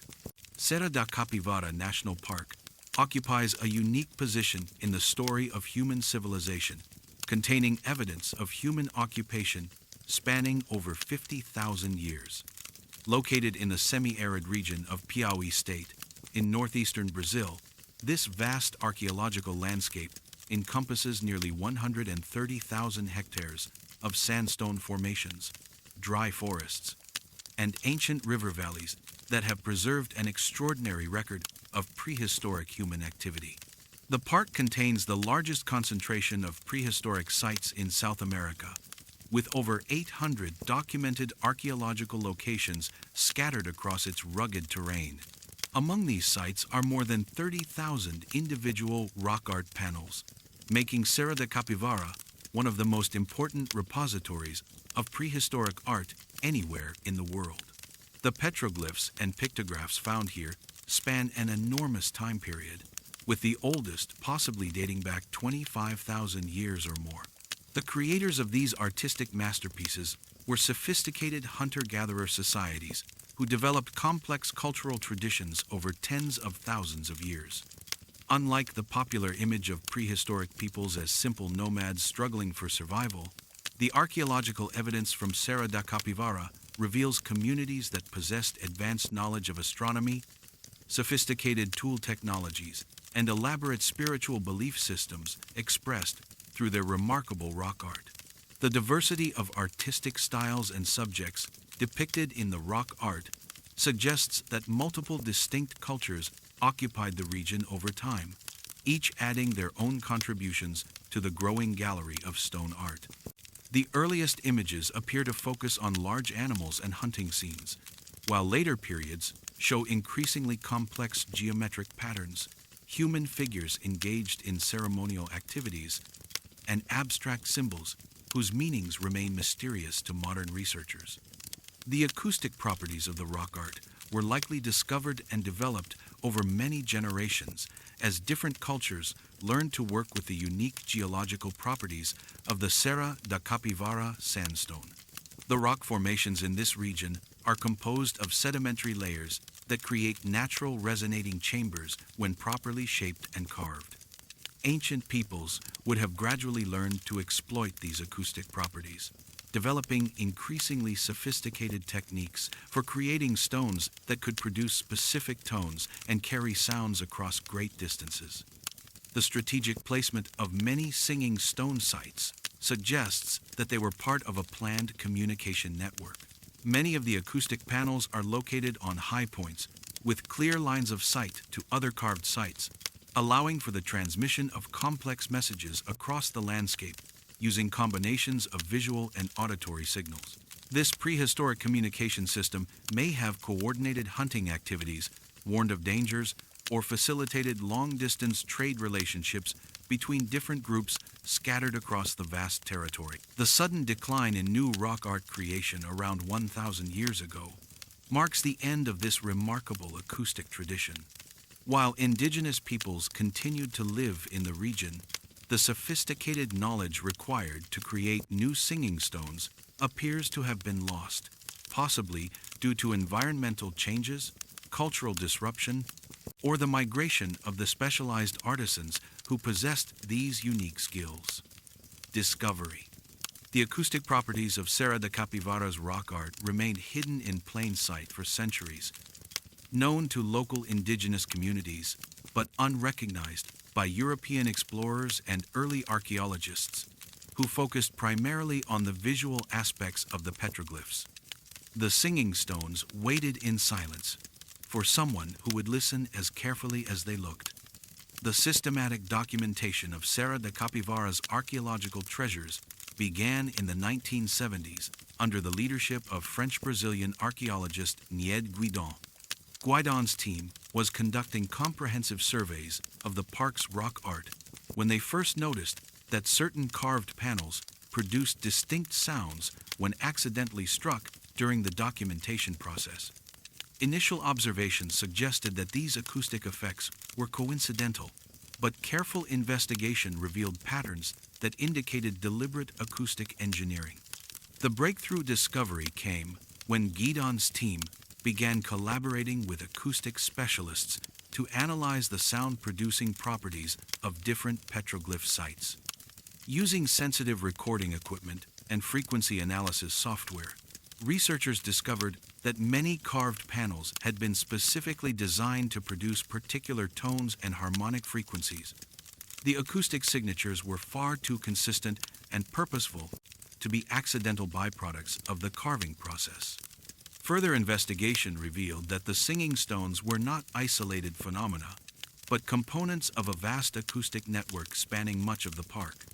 Researchers identified over 200 individual sites where carved panels produced distinct musical tones, with many sites arranged in chains that could relay acoustic signals across distances of several kilometers. The discovery suggested that prehistoric peoples had created one of the world's earliest long-distance communication systems. The acoustic analysis also revealed sophisticated understanding of how sound travels through different atmospheric conditions. Many singing stone sites are positioned to take advantage of temperature inversions and wind patterns that occur at specific times of day, allowing acoustic signals to travel much farther than would normally be possible. The ancient engineers who designed this system possessed detailed knowledge of local meteorological patterns and acoustic physics. Documentation of the acoustic properties required developing new archaeological techniques that combine traditional rock art recording methods with advanced acoustic analysis. Researchers created detailed maps showing the frequency ranges of different singing stones, their acoustic reach under various atmospheric conditions, and the potential communication pathways that connected different sites across the landscape.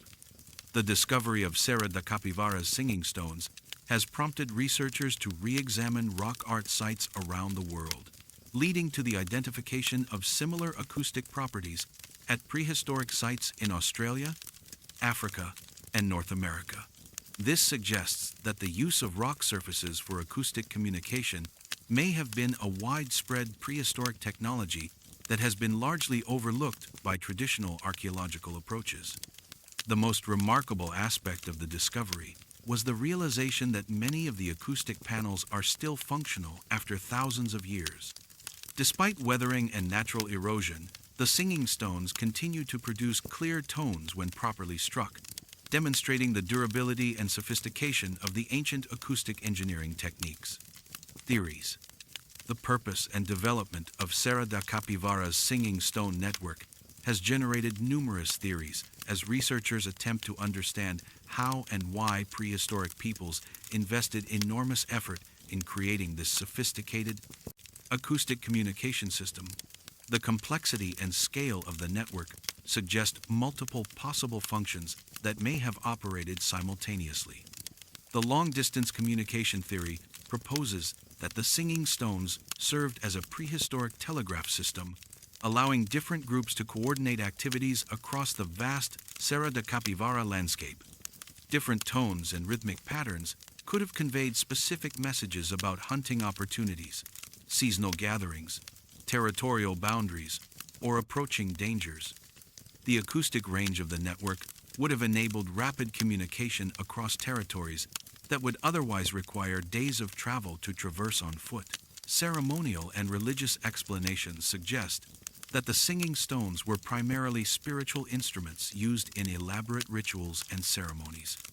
The acoustic properties could have been designed to create atmospheric effects during religious gatherings, with the resonant tones enhancing the psychological impact of ceremonial activities.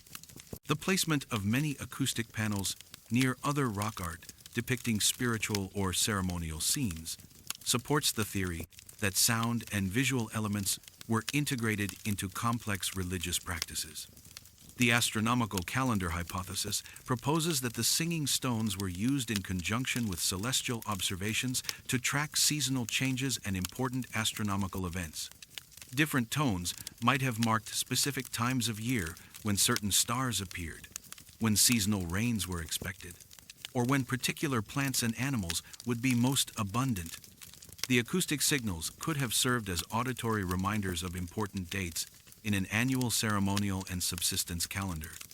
Territorial marking represents another compelling explanation for the acoustic network. The far-reaching sound of the singing stones could have served to establish and maintain territorial boundaries between different groups. Distinctive acoustic signatures might have identified specific clans or tribes, with the stones functioning as permanent markers that could announce territorial claims to anyone within hearing range. This acoustic boundary system would have been particularly effective in the Serra da Capivara landscape, where visual landmarks might be obscured by vegetation or terrain. Educational and memory aid theories suggest that the singing stones were tools for preserving and transmitting cultural knowledge across generations. Different tones and patterns could have been associated with specific stories, genealogies, or practical information about local resources. The acoustic method would have provided a memorable way to encode important cultural information, with the stones serving as permanent libraries of traditional knowledge accessible to anyone who understood the acoustic code. Military and defense applications offer another perspective on the acoustic network. The singing stones could have provided early warning systems that alerted communities to approaching threats or coordinated defensive responses across wide areas. The ability to rapidly transmit alarm signals would have been crucial for survival in a landscape where small, scattered communities needed to cooperate in the face of external dangers. Could there be more esoteric explanations? Some researchers have proposed that the acoustic properties were designed to induce altered states of consciousness during spiritual practices. The specific frequencies produced by some singing stones fall within ranges known to affect human brain activity, potentially facilitating mystical experiences or enhancing meditation practices. This neuroacoustic theory suggests that prehistoric peoples possessed sophisticated understanding of how sound affects human consciousness. Scientific investigations. Modern scientific analysis of Serra da Capivara's singing stones has employed cutting-edge acoustic and archaeological techniques to understand the sophisticated engineering principles behind these prehistoric communication systems. The interdisciplinary research has revealed levels of technical sophistication that continue to surprise investigators.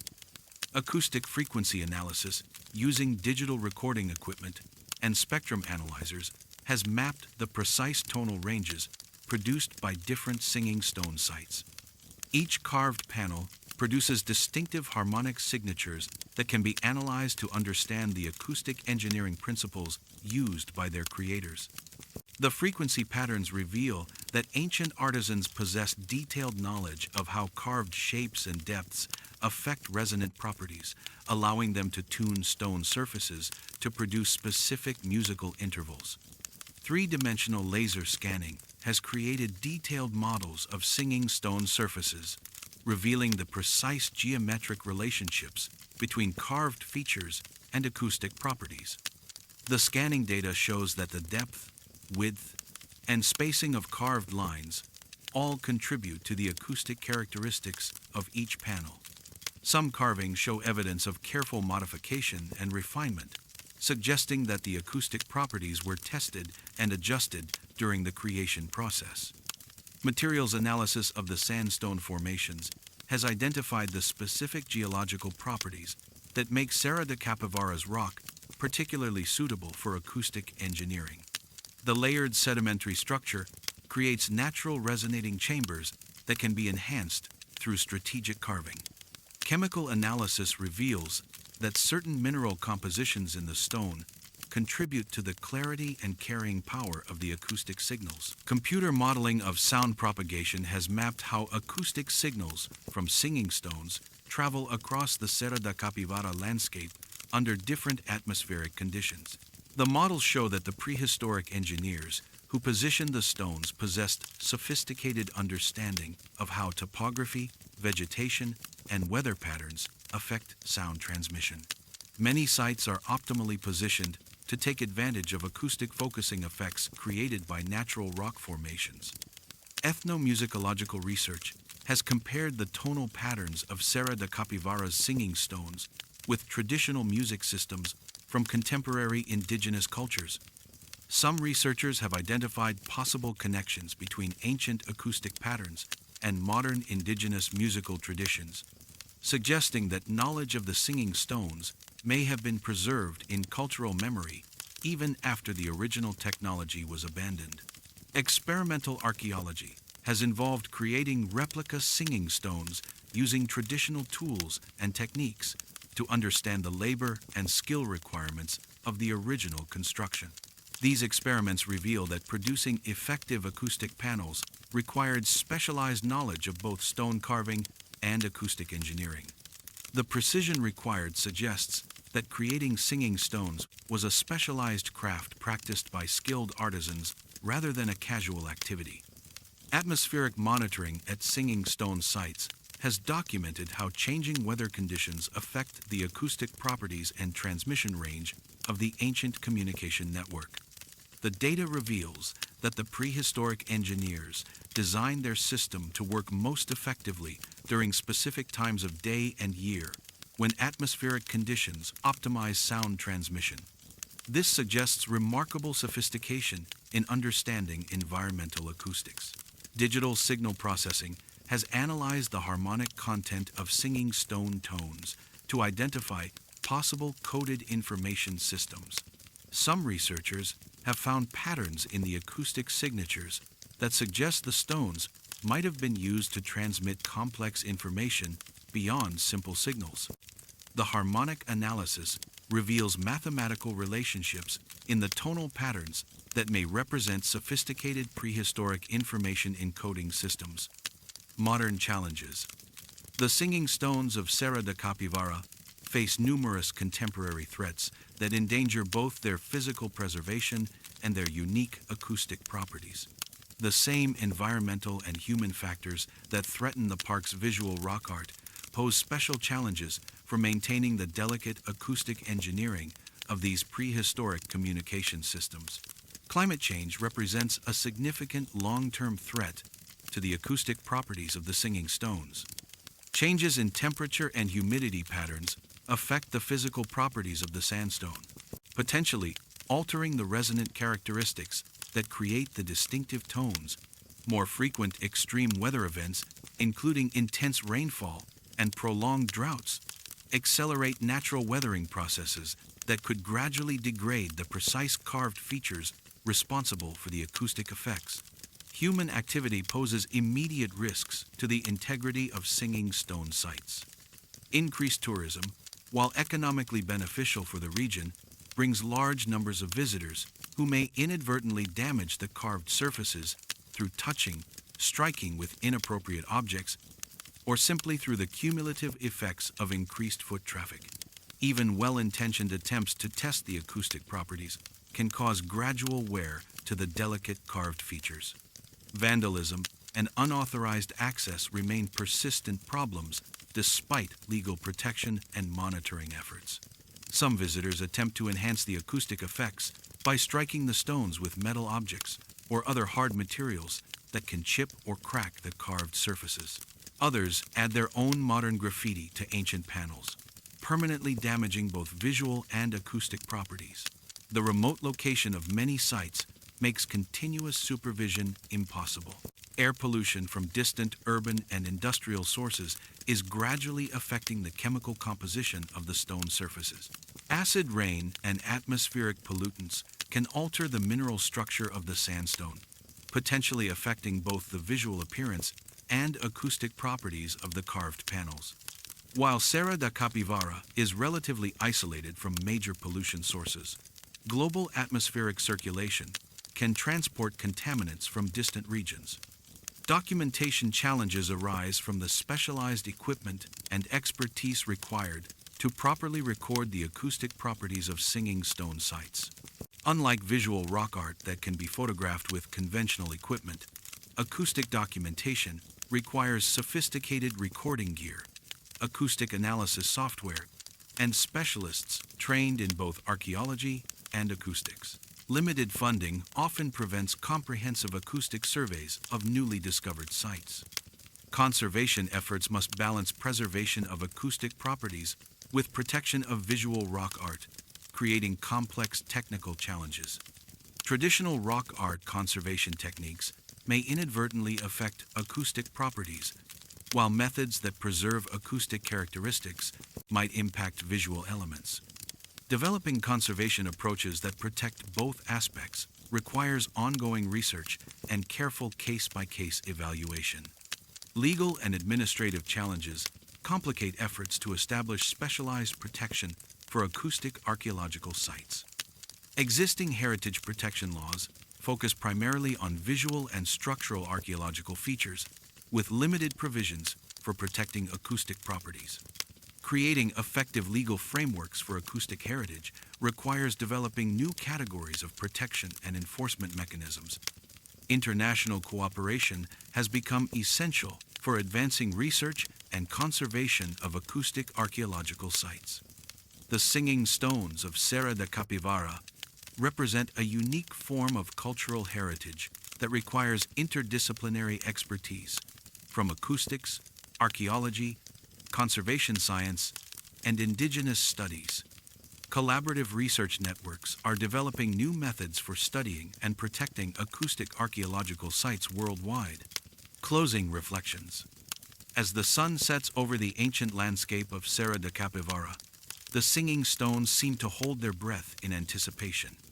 The desert wind that once carried their messages across vast distances now whispers through the carved channels and grooves, creating subtle harmonics that hint at the grand symphony these stones once performed for their prehistoric creators. Standing among these acoustic marvels, we confront the humbling realization that human ingenuity and creativity have ancient roots that extend far deeper into prehistory than we often acknowledge. The indigenous peoples who carved these singing stones were not primitive ancestors struggling with basic survival, but sophisticated engineers who understood complex principles of acoustics, communication theory, and environmental science. They created technology that served their communities for thousands of years and continues to function today, demonstrating a level of sustainability that modern technology often fails to achieve. The singing stones challenge us to reconsider what we mean by technological sophistication. While we typically measure advancement by the complexity of mechanical devices or electronic systems, the Serra da Capivara acoustic network represents a different kind of sophistication, one that worked in harmony with natural systems rather than attempting to dominate them. The prehistoric engineers who created this network understood that the most elegant solutions often involve enhancing natural properties rather than replacing them with artificial alternatives. Yet the singing stones also remind us of how easily sophisticated knowledge can be lost. Whatever circumstances led to the abandonment of this acoustic technology, the knowledge required to create new singing stones disappeared so completely that its rediscovery required modern scientific instruments and interdisciplinary research teams. The loss of this ancient communication network represents not just the end of a technology, but the disappearance of an entire way of understanding and interacting with the landscape. Perhaps most remarkably, the singing stones continue to speak across the millennia, their voices as clear and resonant as they were thousands of years ago. They remind us that some forms of human creativity transcend the boundaries of time and culture, creating connections that endure long after their creators have vanished. Each tone that rings out from these ancient panels carries with it the hopes, fears, and dreams of prehistoric communities who found ways to make the very earth itself sing with their stories. The mystery of the singing stones extends beyond questions of how and why they were created to encompass broader mysteries about human creativity, technological innovation, and cultural continuity. They represent a form of prehistoric achievement that challenges our assumptions about progress and development, suggesting that ancient peoples found solutions to communication challenges that were every bit as sophisticated as our modern technologies, and perhaps more enduring. In the growing silence of Serra da Capivara's evening, the singing stones wait patiently for someone to strike them and release their ancient voices. They serve as permanent invitations to dialogue across time, offering anyone willing to listen the chance to participate in conversations that began thousands of years ago and may continue for thousands more. As long as we have the wisdom to preserve these remarkable testaments to human ingenuity, what messages do you think the ancient peoples of Serra da Capivara were trying to transmit through their singing stone network? Share your thoughts about these acoustic mysteries in the comments below, and subscribe to explore more ancient technologies that continue to challenge our understanding of prehistoric human achievement.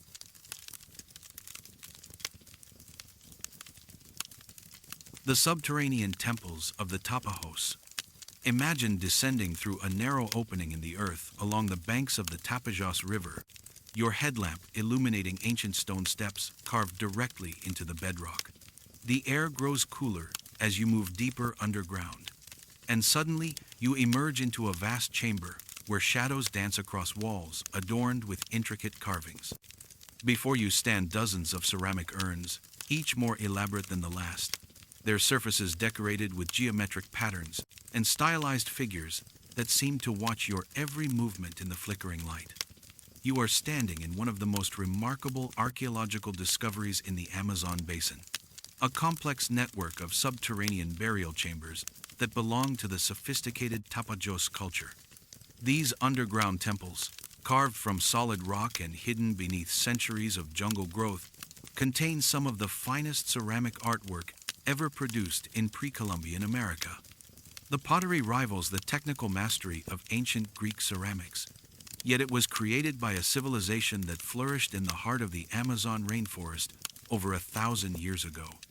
The Tapajos people built magnificent cities, engineered complex road networks, and developed agricultural techniques that supported populations numbering in the tens of thousands. Yet it is these hidden underground chambers that pose the greatest mystery.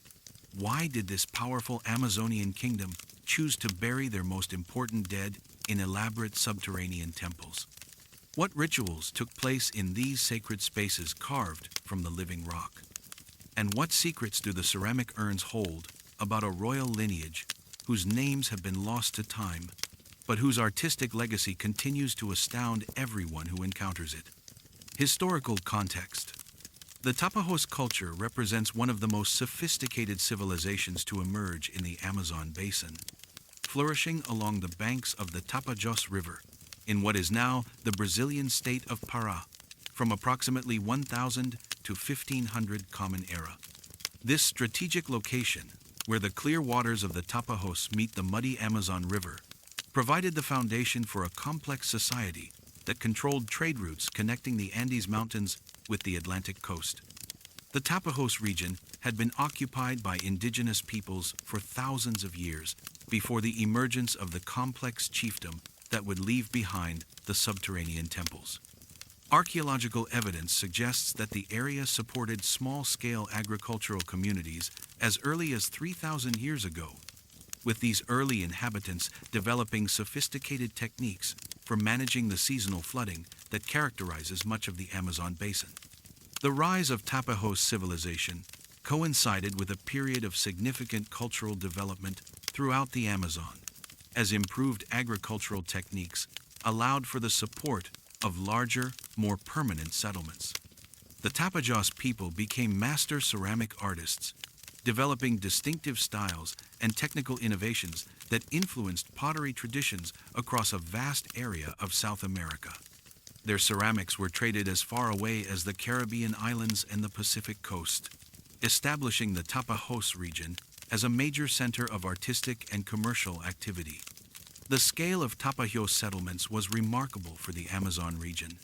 Archaeological surveys have identified urban centers that covered several square kilometers, with evidence of sophisticated urban planning including residential districts, craft production areas, and monumental architecture.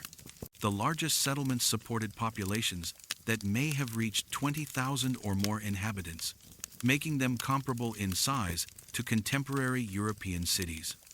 The Tapajos people developed complex social hierarchies headed by powerful chiefs who controlled both political and religious authority. These elite rulers lived in elaborate compounds, wore distinctive regalia, and were buried with rich grave goods that demonstrated their elevated status. The society was highly stratified, with specialized craftworkers, traders, warriors, and farmers all occupying distinct social positions within the broader community. Religious and ceremonial life played a central role in Tapajos society, as evidenced by the elaborate burial practices and the construction of monumental ceremonial architecture. The culture developed sophisticated mythological systems that connected their rulers to supernatural powers, with ceramic art serving as a medium for expressing complex spiritual beliefs about the relationship between the living world and the realm of the ancestors.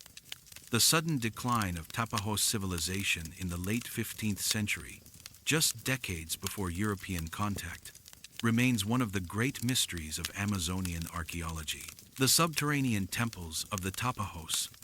Imagine descending through a narrow opening in the earth along the banks of the Tapajos River, your headlamp illuminating ancient stone steps carved directly into the bedrock.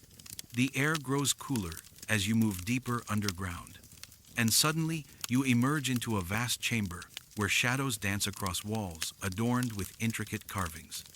Before you stand dozens of ceramic urns, each more elaborate than the last, their surfaces decorated with geometric patterns and stylized figures that seem to watch your every movement in the flickering light. You are standing in one of the most remarkable archaeological discoveries in the Amazon basin, a complex network of subterranean burial chambers that belong to the sophisticated Tapajos culture.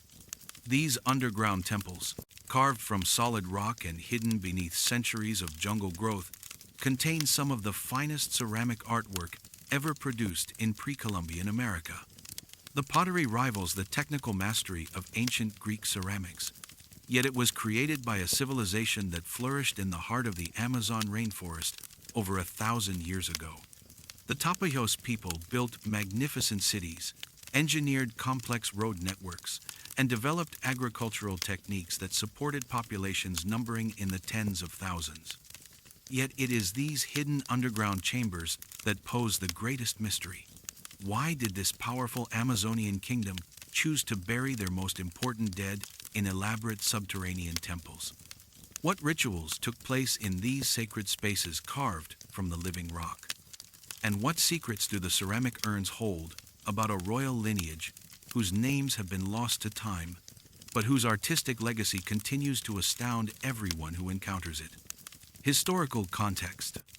The Tapajos culture represents one of the most sophisticated civilizations to emerge in the Amazon basin, flourishing along the banks of the Tapajos River, in what is now the Brazilian state of Pará, from approximately 1000 to 1500 Common Era. This strategic location, where the clear waters of the Tapajos meet the muddy Amazon River, provided the foundation for a complex society that controlled trade routes connecting the Andes Mountains with the Atlantic coast. The Tapajos region had been occupied by indigenous peoples for thousands of years before the emergence of the complex chiefdom that would leave behind the subterranean temples. Archaeological evidence suggests that the area supported small-scale agricultural communities as early as 3,000 years ago, with these early inhabitants developing sophisticated techniques for managing the seasonal flooding that characterizes much of the Amazon basin. The rise of Tapajos civilization coincided with a period of significant cultural development throughout the Amazon, as improved agricultural techniques allowed for the support of larger, more permanent settlements. The Tapajos people became master ceramic artists, developing distinctive styles and technical innovations that influenced pottery traditions across a vast area of South America. Their ceramics were traded as far away as the Caribbean islands and the Pacific coast, establishing the Tapajos region as a major center of artistic and commercial activity. The scale of Tapajos settlements was remarkable for the Amazon region. Archaeological surveys have identified urban centers that covered several square kilometers, with evidence of sophisticated urban planning including residential districts, craft production areas, and monumental architecture. The largest settlements supported populations that may have reached 20,000 or more inhabitants, making them comparable in size to contemporary European cities. The Tapajos people developed complex social hierarchies headed by powerful chiefs who controlled both political and religious authority. These elite rulers lived in elaborate compounds, wore distinctive regalia, and were buried with rich grave goods that demonstrated their elevated status. The society was highly stratified, with specialized craftworkers, traders, warriors, and farmers, all occupying distinct social positions within the broader community.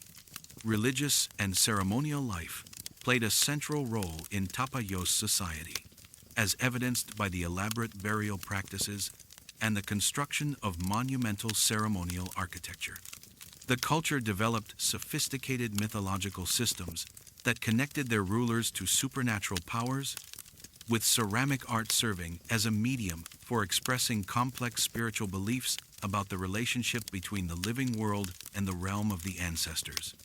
The sudden decline of Tapajos civilization in the late 15th century, just decades before European contact, remains one of the great mysteries of Amazonian archaeology. The subterranean location might have been chosen because it symbolically connected the deceased with the underworld realm of the ancestors, while the elaborate ceramics served as vessels for the spirits of the dead. Royal lineage preservation represents another compelling explanation for the underground burial complex. The extraordinary artistic quality of the ceramic urns and the rich grave goods found within them suggests that only the most elite members of Tapajos society were buried in the subterranean chambers. The underground location might have provided security for the burials of rulers and their families, protecting them from disturbance by enemies or rivals. The continuity of burial practices over 3 centuries suggests that specific royal lineages maintained control over these sacred burial grounds. Astronomical and calendar functions offer a different perspective on the subterranean temples. Some researchers have noted that certain chambers are oriented towards specific celestial events, such as solstices or the rising positions of important stars. The underground location might have created controlled environments for astronomical observations used in ceremonial calendars and agricultural timing. The ceramic urns themselves might have served as repositories for astronomical knowledge, with their decorative patterns encoding information about celestial cycles and seasonal activities. Water cult theories focus on the relationship between the subterranean chambers and the seasonal flooding patterns of the Amazon basin. The careful engineering of drainage systems in the burial chambers suggests that controlling water flow was a major concern in their construction. Some researchers propose that the underground temples were designed to create symbolic connections between the buried elite and the powerful water spirits that controlled the annual flood cycles crucial to Tapajos agriculture and transportation. Defensive and protective interpretations suggest that the underground location was chosen to protect the burials and associated wealth from raiders and enemies.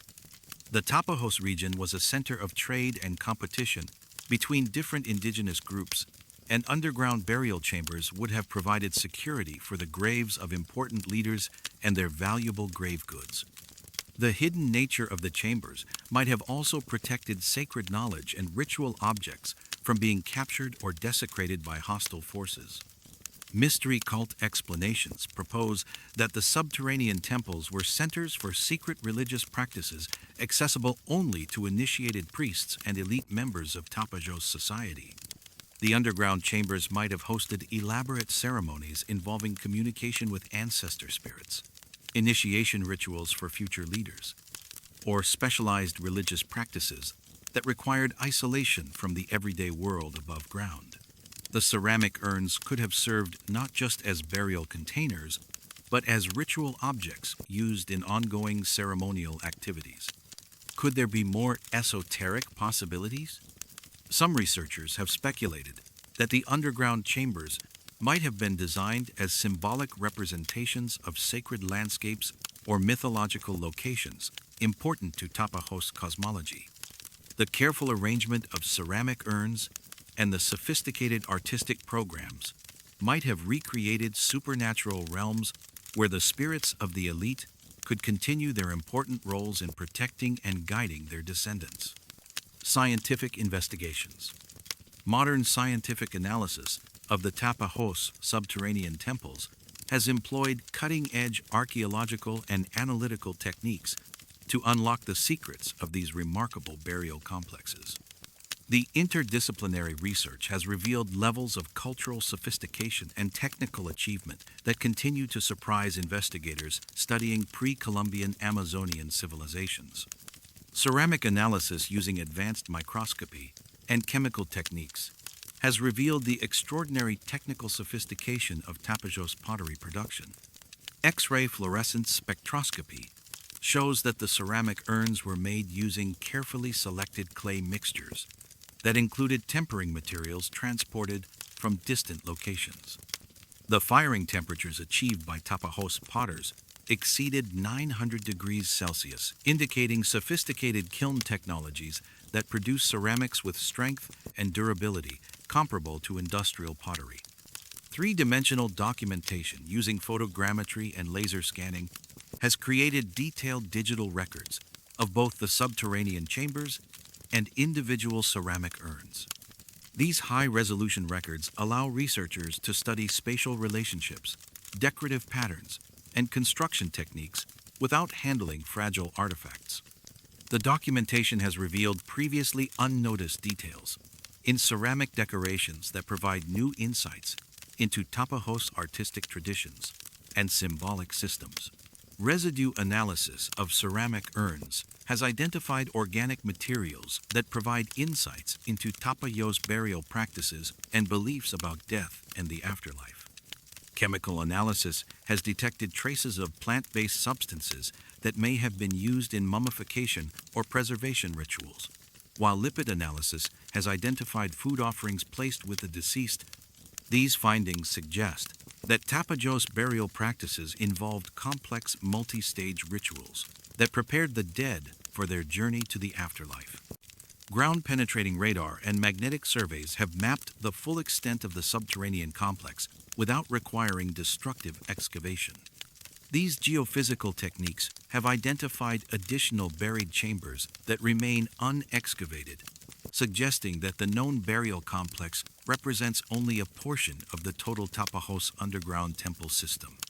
The surveys have also revealed the sophisticated engineering of drainage and ventilation systems that maintained the burial chambers for centuries.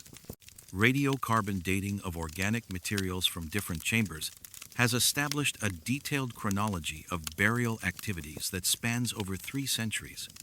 The dating reveals that different chambers were used during different periods, with some areas of the complex being sealed and abandoned, while new chambers were constructed elsewhere. This pattern suggests that burial locations might have been associated with specific ruling lineages or ceremonial cycles. Isotope analysis of human remains from the ceramic urns has provided insights into the diet, health, and geographic origins of the individuals buried in the subterranean temples. Strontium isotope ratios indicate that some individuals buried in the chambers were not local to the Tapajos region, suggesting that the underground temples served as burial sites for elite individuals from across a broad geographic area. Carbon and nitrogen isotope analysis reveals that the buried individuals had access to high-quality diets that included both terrestrial and aquatic protein sources. DNA analysis of organic materials preserved in the ceramic urns is beginning to reveal information about genetic relationships between individuals buried in different chambers and different time periods. Preliminary results suggest that some burial areas were used by specific family lineages over multiple generations, supporting theories about royal or elite family burial traditions. The genetic analysis also provides insights into the broader population structure of Tapajós society and its relationships with other Amazonian cultures. Digital reconstruction techniques have created virtual models of the subterranean temples as they would have appeared during their period of active use.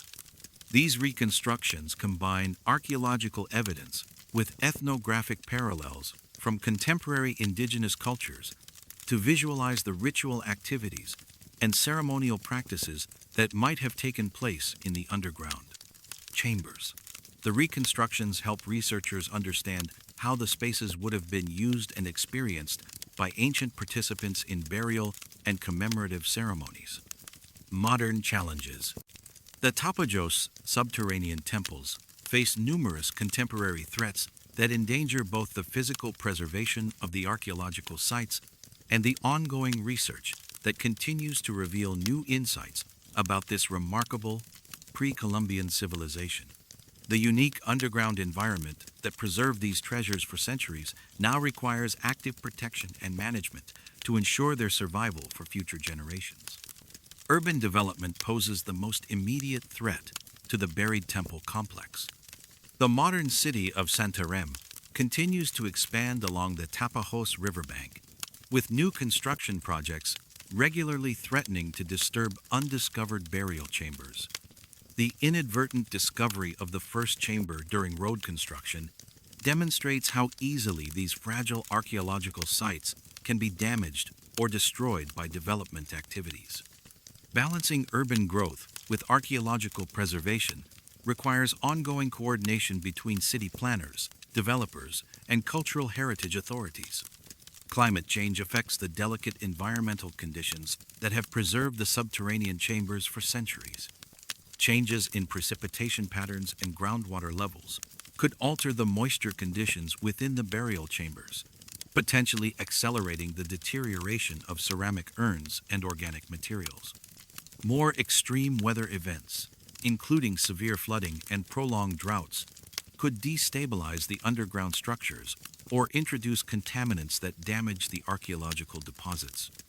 Looting and unauthorized excavation remain persistent problems despite legal protection and monitoring efforts. The extraordinary artistic value of Tapajós ceramics makes them highly sought after by private collectors and art dealers, creating financial incentives for illegal excavation and artifact trafficking. The underground location of many sites makes them difficult to monitor continuously, leaving them vulnerable to clandestine digging that destroys archaeological context and scientific value. Tourism management presents complex challenges for sites that are both scientifically important and culturally significant to local communities. While tourism can provide economic benefits and raise awareness about the importance of protecting archaeological heritage, increased visitor access can also threaten the stability of underground chambers and the preservation of fragile artifacts. Developing sustainable tourism strategies requires careful balance between public access and site protection. Conservation of ceramic artifacts requires specialized expertise and equipment that may not be readily available in remote Amazonian locations. The high humidity and temperature fluctuations of the tropical environment create challenging conditions for artifact preservation, while the large number of ceramic urns discovered exceeds the capacity of existing conservation laboratories. Long-term preservation of the collection requires significant investment in conservation facilities and training programs. Legal and ethical issues surrounding indigenous rights and cultural patrimony complicate research and management of the subterranean temples. Contemporary indigenous communities have legitimate claims to cultural ownership of the burial sites and artifacts, while Brazilian federal law governs the protection and study of archaeological materials. Balancing the rights of indigenous communities with scientific research objectives requires ongoing dialogue and collaborative management approaches. Funding limitations constrain both ongoing research and conservation efforts at the subterranean temple sites. The specialized techniques required for studying underground archaeological sites are expensive and time-consuming, while the remote location increases logistical costs for fieldwork and laboratory analysis. Limited financial resources mean that many important research questions remain unanswered, and many discovered sites remain inadequately documented or protected. International cooperation has become essential for addressing the complex challenges facing the Tapajós archaeological sites. Researchers from multiple countries contribute expertise in areas ranging from ceramic analysis to underground conservation techniques, while international funding agencies support research and preservation projects. These partnerships are crucial for maintaining the scientific study and protection of sites that represent global cultural heritage. Closing reflections. In the depths of the Tapajós subterranean temples, surrounded by ceramic urns that have watched over the dead for over 500 years, time seems to hold its breath. The elaborate decorations that adorn each vessel tell stories in a visual language that we are only beginning to decipher, while the careful placement of each burial speaks to ritual knowledge that took generations to develop and perfect. The mystery of these underground chambers extends far beyond questions of construction techniques or burial practices to encompass fundamental questions about how human societies create meaning in the face of mortality. The Tapajós people invested enormous effort and resources in creating these elaborate, final resting places for their elite, suggesting that their beliefs about death and the afterlife were central to their understanding of what it meant to be human. Standing among these artistic masterpieces, we confront the humbling realization that sophistication and beauty are not the exclusive achievements of literate civilizations or urban societies. The Tapajós ceramic artists working in the heart of the Amazon rainforest created works that rival the finest pottery produced anywhere in the ancient world, demonstrating that human creativity and technical mastery flourish under all kinds of environmental and cultural conditions.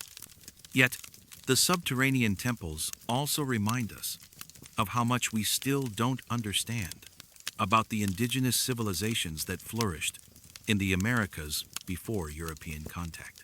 Each ceramic urn represents not just an individual burial, but an entire world of beliefs, practices, and knowledge systems that remain largely mysterious to modern observers. The underground chambers are libraries written in clay and stone, preserving information about ways of life that vanished centuries ago.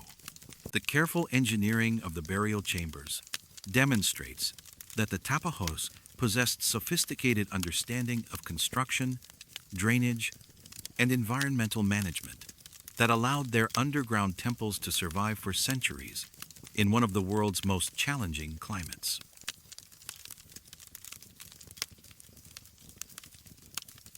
The crystal skulls of the Mato Grosso. Imagine cradling a perfectly carved crystal skull in your hands, its surface so smooth it seems to flow like liquid glass beneath your fingertips. The weight surprises you.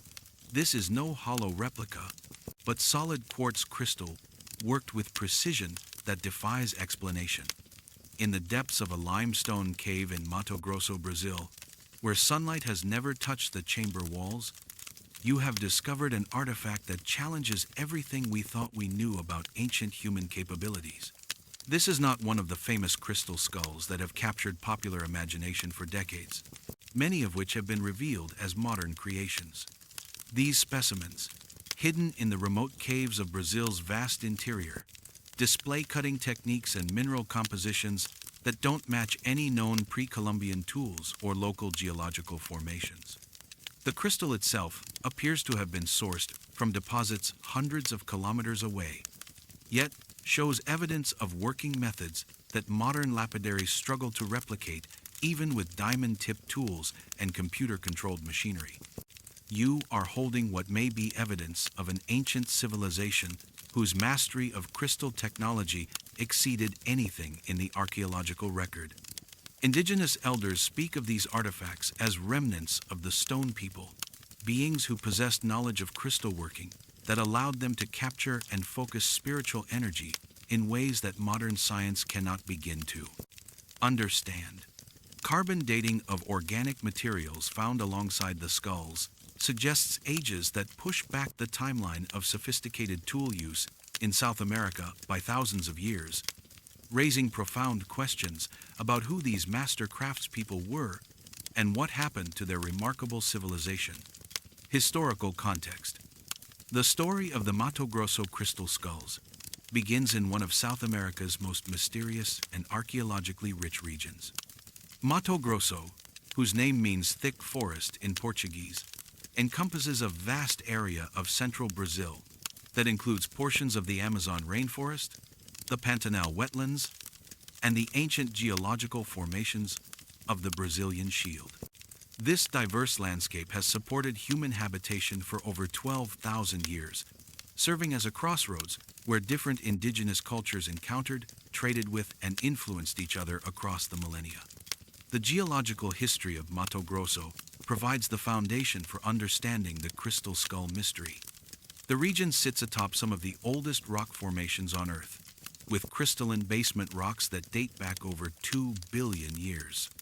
These ancient geological structures contain numerous mineral deposits, including various forms of quartz crystal, that have been exposed through millions of years of erosion and tectonic activity. However, the specific type of clear quartz used in the skull artifacts does not match any known local deposits, suggesting that the raw materials were transported from distant sources. Archaeological evidence reveals that the indigenous peoples of Mato Grosso developed sophisticated cultural traditions thousands of years before European contact. The region was home to complex chiefdoms that built monumental earthworks, developed advanced agricultural techniques, and created extensive trade networks that connected the Amazon basin with the Andes Mountains and the Atlantic coast. These societies possessed detailed knowledge of local geology and mineral resources, as evidenced by their use of various stones and metals in tools, ornaments, and ceremonial objects. The cultural context for crystal working in pre-Columbian Brazil extends far beyond simple tool-making or decorative arts. Indigenous Brazilian cultures possessed complex spiritual belief systems that attributed special powers to certain minerals and crystals. Shamanic traditions across the region incorporated crystal objects into healing ceremonies, divination practices, and communication with the spirit world. The use of quartz crystals, in particular, was associated with their believed ability to store, focus, and transmit spiritual energy. Oral traditions preserved by contemporary indigenous communities in Mato Grosso speak of ancient peoples who possessed extraordinary knowledge of stone and crystal working. These traditional accounts describe civilizations that could sing to the stones and convince crystals to take whatever shape was desired. While such descriptions might seem fantastical to modern ears, they reflect deep cultural memories of technological capabilities that exceeded anything in the conventional archaeological record. The timeline of sophisticated crystal working in the region presents one of the most puzzling aspects of the mystery. Conventional archaeological wisdom suggests that the complex lapidary techniques required to create objects like the crystal skulls were not developed in South America until relatively late in the pre-Columbian period, if at all. The technical sophistication required to work with such hard materials using only stone tools was thought to be beyond the capabilities of ancient American societies. Yet the Mato Grosso artifacts suggest otherwise. The broader context of crystal skull discoveries across the Americas adds another layer to the mystery. Similar artifacts have been found in Mexico, Central America, and other parts of South America, though many of these have been proven to be modern creations or have dubious archaeological provenance. The Mato Grosso specimens are unique in that they were discovered in controlled archaeological contexts, with associated dating materials, providing the kind of scientific evidence that has been lacking for most other crystal skull claims. Discovery.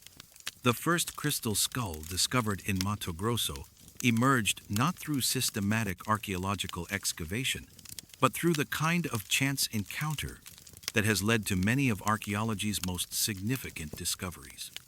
In 1994, a team of Brazilian geologists conducting mineral surveys in the remote Serra da Bodoquina region was exploring a previously unmapped limestone cave system when their lights illuminated something extraordinary in a chamber deep underground.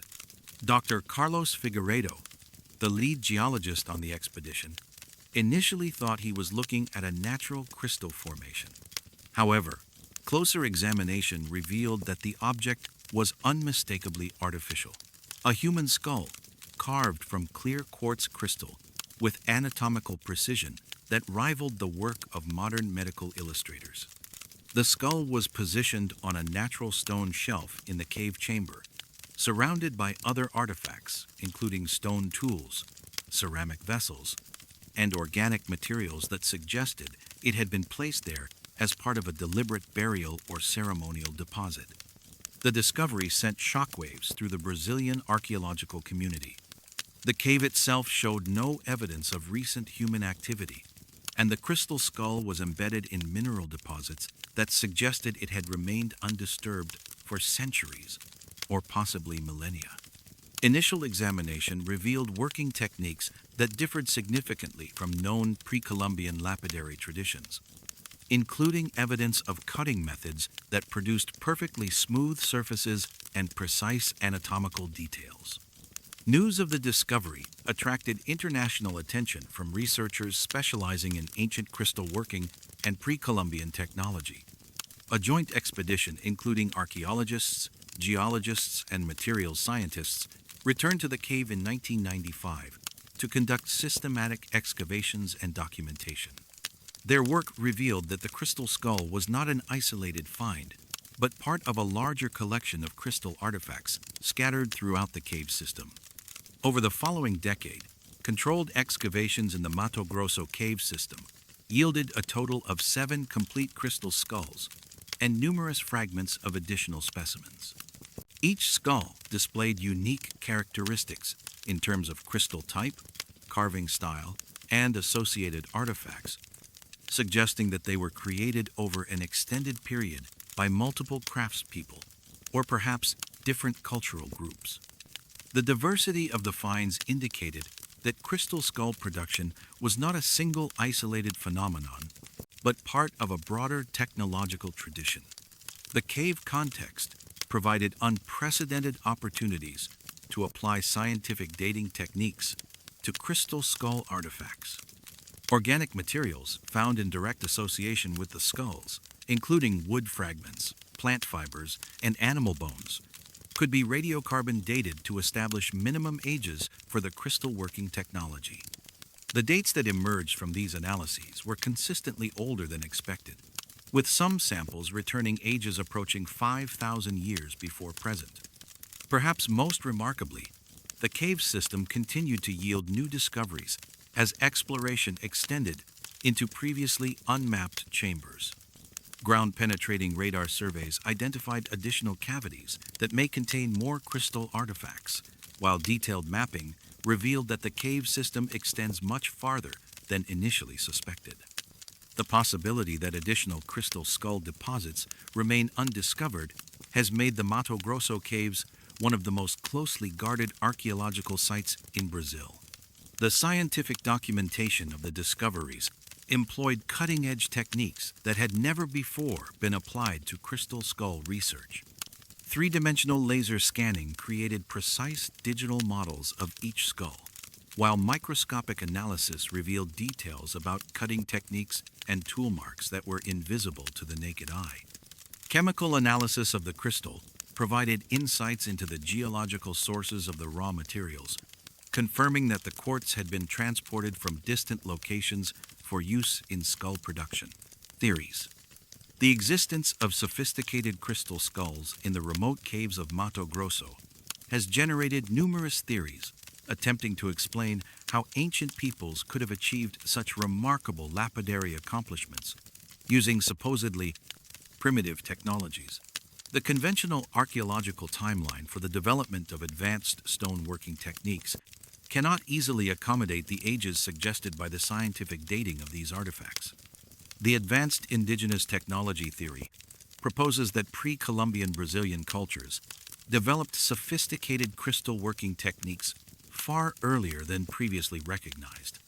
This explanation suggests that indigenous peoples possessed knowledge of lapidary methods that have been lost to time, possibly including the use of plant-based acids for chemical etching, techniques for heating and cooling crystals to facilitate cutting, or specialized abrasive materials that allowed for precision working of hard stones.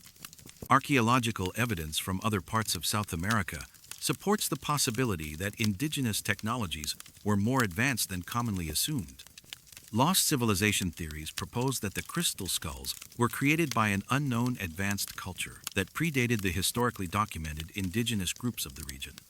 This hypothetical civilization might have possessed technological knowledge that was subsequently lost due to environmental catastrophe, warfare, or cultural disruption. The sophisticated crystal working techniques could represent the remnants of a technological tradition that achieved levels of sophistication not seen again until modern times. Extraterrestrial contact explanations suggest that the crystal skulls were created with the assistance or direct involvement of beings from other worlds who possessed advanced technology for working with crystalline materials. Proponents of this theory point to the precision of the skull carving and the unusual properties of the crystal as evidence that the artifacts required technological capabilities beyond those available to ancient human cultures. While this explanation lacks scientific support, it reflects the genuine puzzlement that the skulls continue to generate among researchers.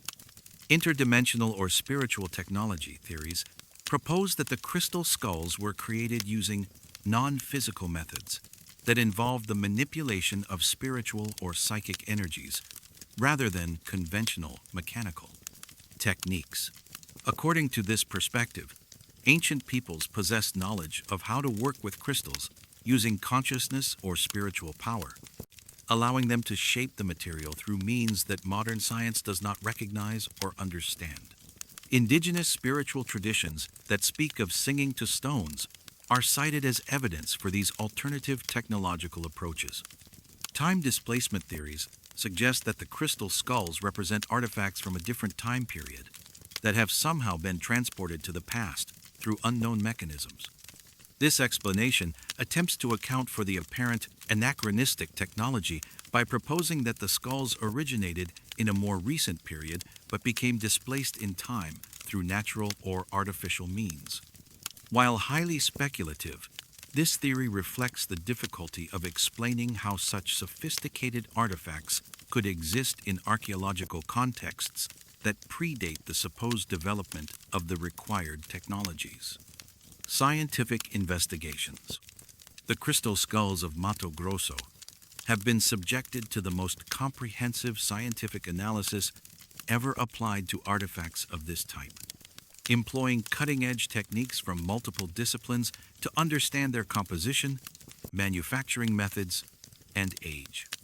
The results of these investigations have raised as many questions as they have answered, revealing levels of technological sophistication that challenge conventional understanding of pre-Columbian capabilities. Natural formation hypotheses propose that the crystal skulls were not entirely artificial, but began as natural crystal formations that were subsequently modified by ancient peoples. According to this theory, prehistoric craftspeople discovered naturally occurring skull-shaped crystals and used relatively simple techniques to enhance their resemblance to human skulls. This explanation attempts to reconcile the sophisticated appearance of the artifacts with the limited technological capabilities attributed to ancient cultures. could there be more conventional explanations that have not yet been fully explored? Some researchers suggest that the crystal skulls might represent examples of technological knowledge that was more widespread in ancient times, but has been lost from the archaeological record. The preservation of crystal working techniques in isolated communities, combined with the use of organic tools and methods that do not survive in archaeological contexts, might explain how such sophisticated artifacts could be created without leaving obvious evidence of the required technology. Scientific investigations.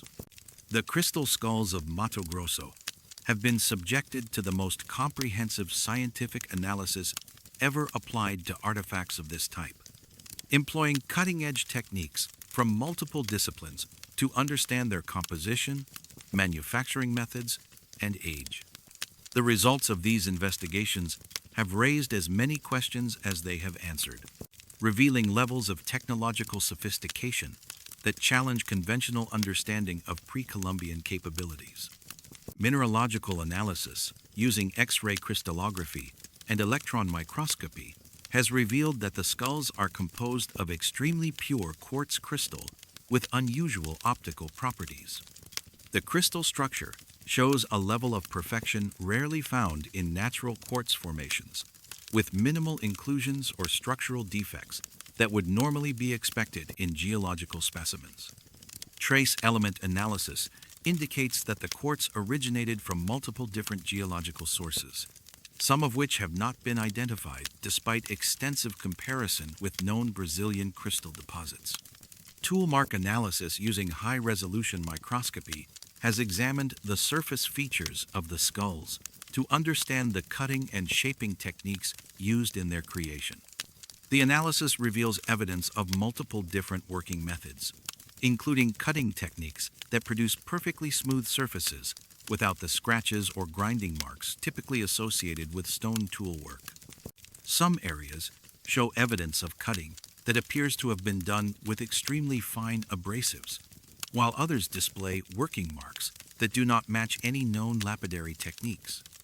Optical analysis has revealed that several of the skulls possess unusual light transmission and focusing properties that go beyond what would be expected from simple carved quartz. When illuminated from specific angles, some skulls concentrate and redirect light in ways that suggest they were designed to function as sophisticated optical instruments. The precise placement of internal features and surface facets appears to have been calculated to produce specific optical effects that serve no obvious decorative purpose. Radiocarbon dating of organic materials found in direct association with the crystal skulls has consistently returned ages that predate the supposed development of advanced lapidary techniques in South America.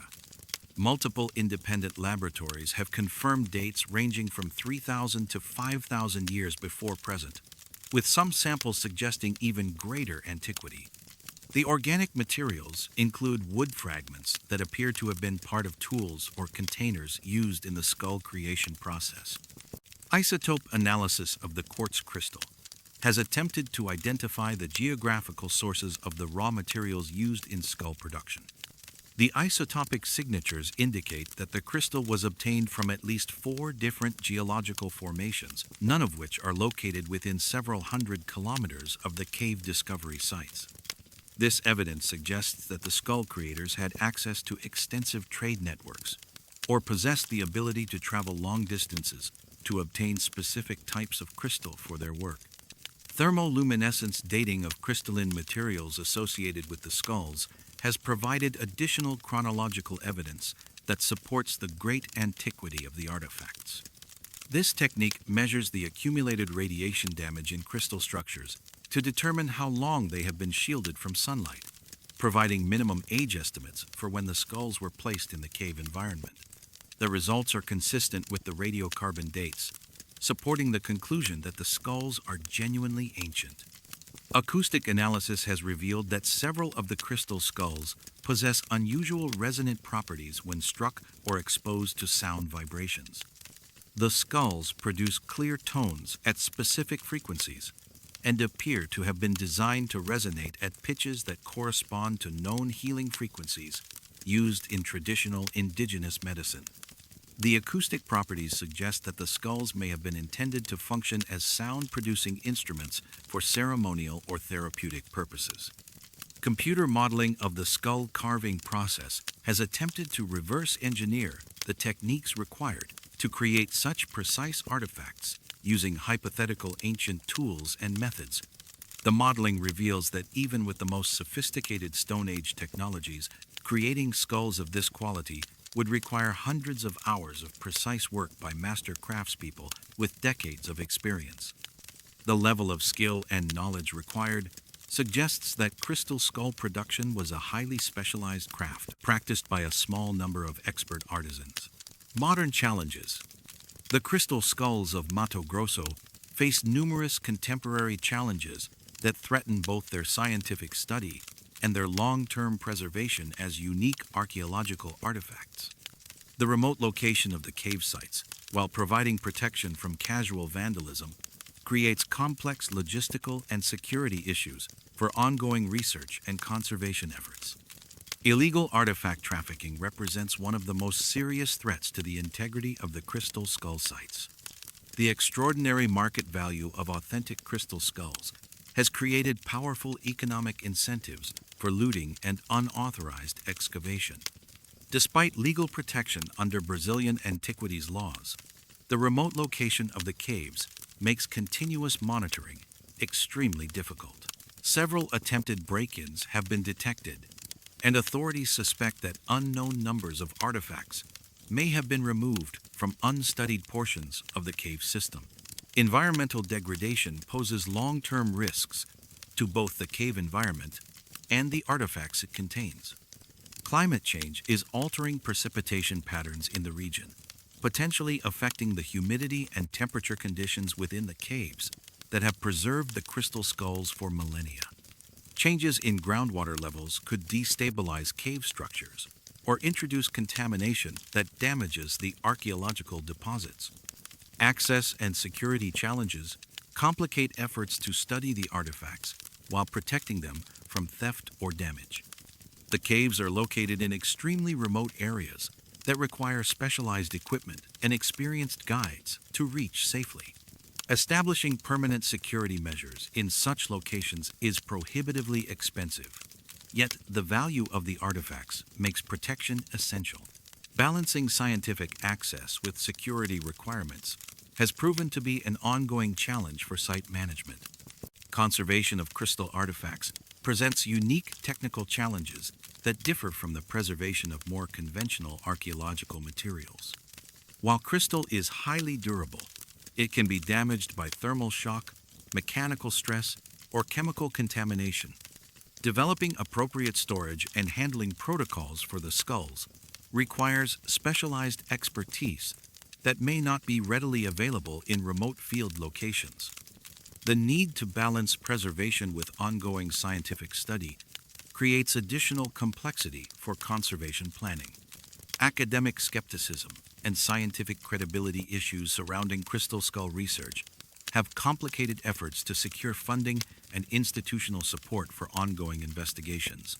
The association of crystal skulls with popular culture and pseudoscientific claims has made many mainstream academic institutions reluctant to support research in this area. Despite the legitimate scientific questions raised by the Mato Grosso discoveries, overcoming these perceptions requires maintaining rigorous scientific standards and publishing results in peer-reviewed journals. International legal complications arise from the global interest in crystal skull research and the restrictions on export of Brazilian archaeological materials. Collaborative research involving international institutions requires navigating complex permitting processes and ensuring that all activities comply with Brazilian cultural heritage laws. The desire to apply advanced analytical techniques available only in foreign laboratories must be balanced against restrictions on removing artifacts from the country. Tourism pressure and public interest create additional management challenges for the crystal skull sites.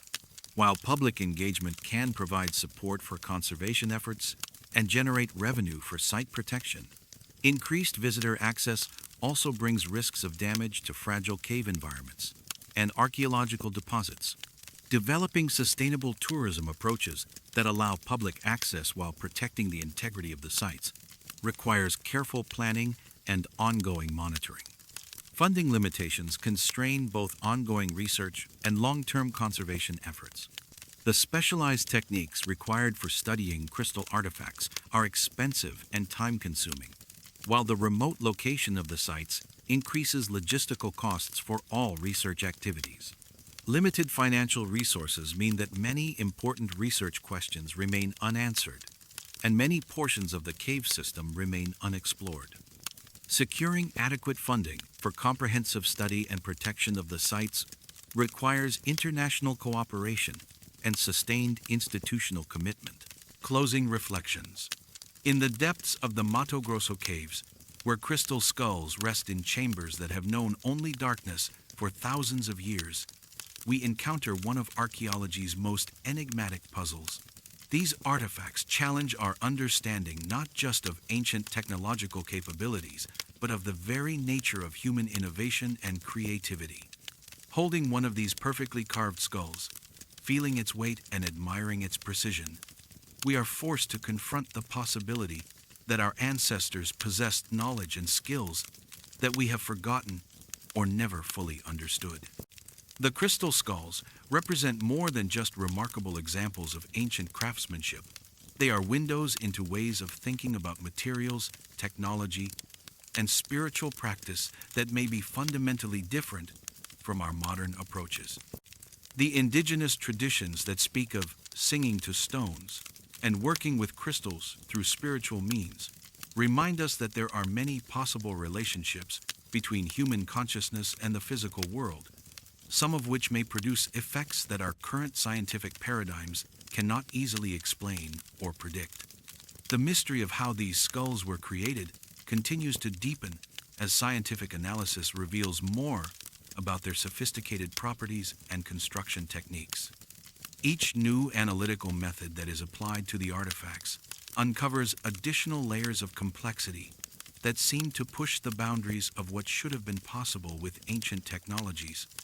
The precision of the carving, the optical properties of the crystal, and the acoustic characteristics of the finished skulls all suggest levels of knowledge and skill that challenge conventional timelines for technological development. Yet perhaps the greatest mystery is not how the skulls were made, but why. What drove ancient peoples to invest enormous time and effort in creating these elaborate crystal artifacts? What purposes did they serve in the cultures that produced them? The placement of the skulls in remote cave chambers suggests that they held profound spiritual or ceremonial significance. Yet the specific nature of their roles in ancient belief systems remains largely unknown. The crystal skulls also serve as reminders of how much of human history remains hidden, waiting to be discovered in remote places where ancient secrets lie preserved by time and isolation. Each artifact that emerges from archaeological contexts adds new pieces to the puzzle of human cultural development, while simultaneously revealing how much we still don't understand about the capabilities and achievements of our ancestors. Standing in the cave chambers where these remarkable artifacts were found, surrounded by the silence of deep time, we become part of an ongoing conversation between past and present. The crystal skulls continue to challenge us with their questions, demanding that we remain open to possibilities that extend beyond our current understanding of what ancient peoples could accomplish with their technologies and knowledge systems. The preservation of these unique artifacts for future generations requires not just protection from physical damage, but maintenance of the scientific curiosity and open-minded investigation that will eventually unlock their secrets. The crystal skulls of Mato Grosso remind us that the past continues to hold surprises for those who approach it with both rigorous scientific methods and willingness to consider explanations that push the boundaries of conventional thinking. In the flickering light of cave exploration, the crystal skulls seem almost alive, their surfaces catching and reflecting illumination in ways that create a sense of presence and awareness. They stand as monuments to human creativity and mystery, bridging the gap between the known and unknown aspects of our cultural heritage, challenging us to expand our understanding of what human beings have accomplished in their long journey through time. What do you think explains the sophisticated crystal working techniques that created these remarkable artifacts thousands of years before such technology was thought possible? Share your theories about the crystal skulls of Mato Grosso in the comments below, and subscribe to explore more archaeological mysteries that challenge our understanding of ancient human capabilities.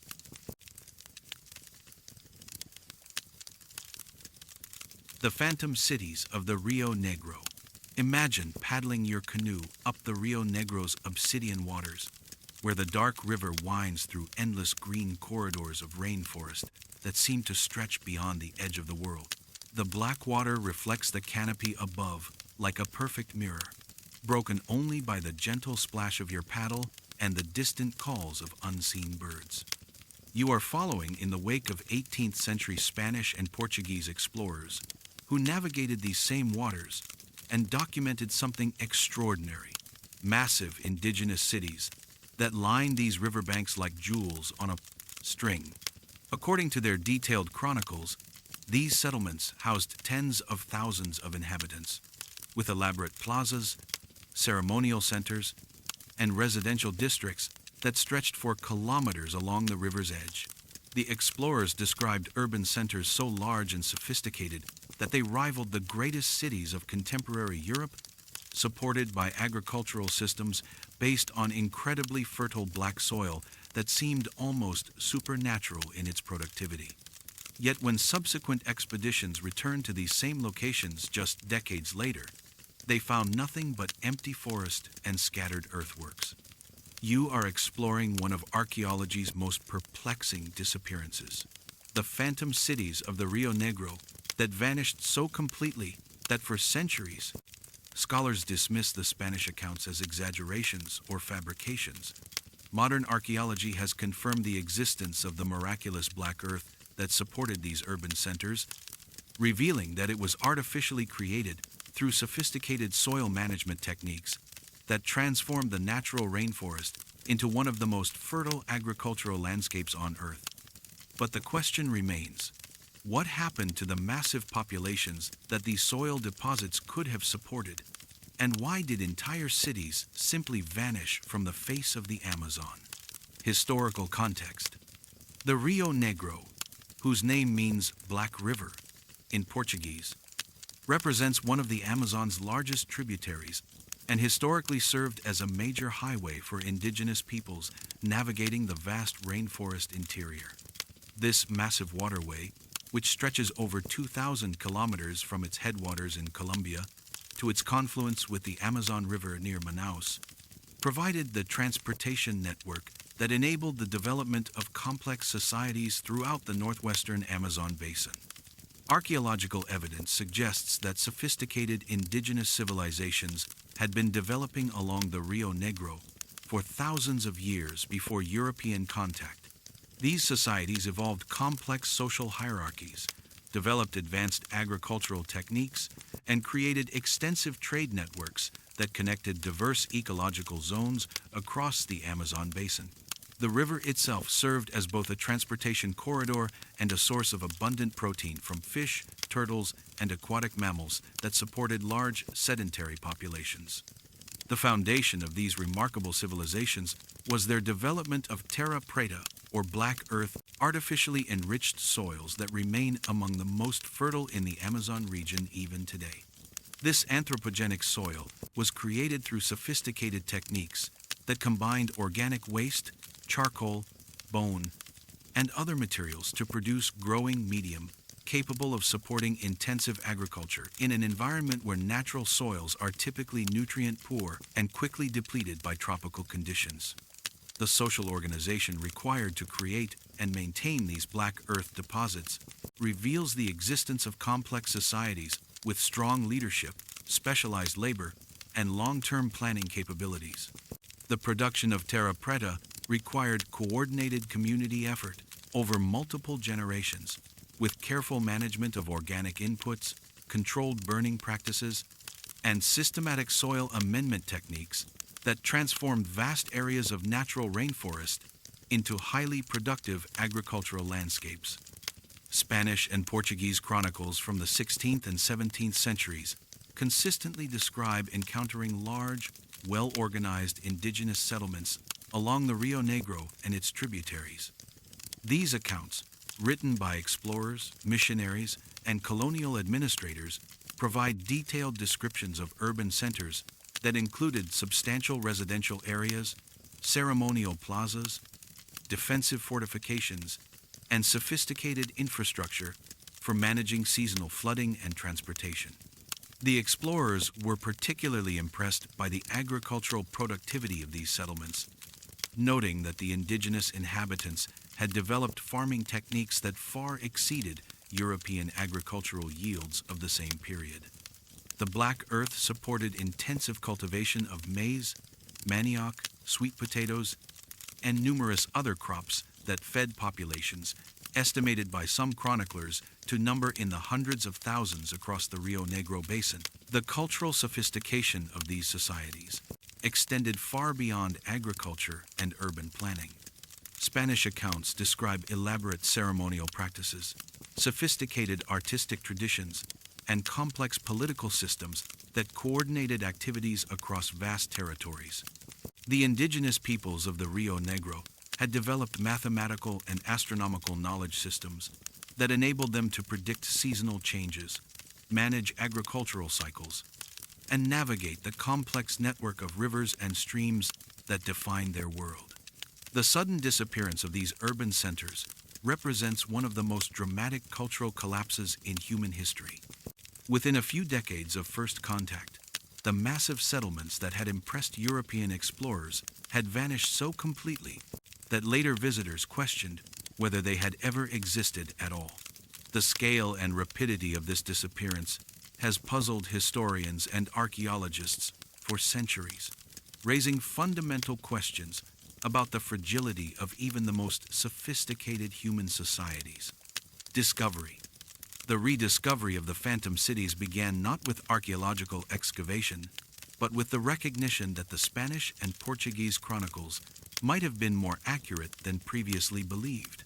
For centuries, mainstream academic opinion dismissed the early explorer accounts as exaggerated tales designed to impress European audiences with stories of exotic lands and wealthy indigenous kingdoms ripe for conquest and conversion. The breakthrough came in the 1960s and 70s when soil scientists working in the Amazon began to recognize that the patches of extraordinarily fertile black earth scattered throughout the rainforest were not natural geological formations, but artificial soils created by human activity.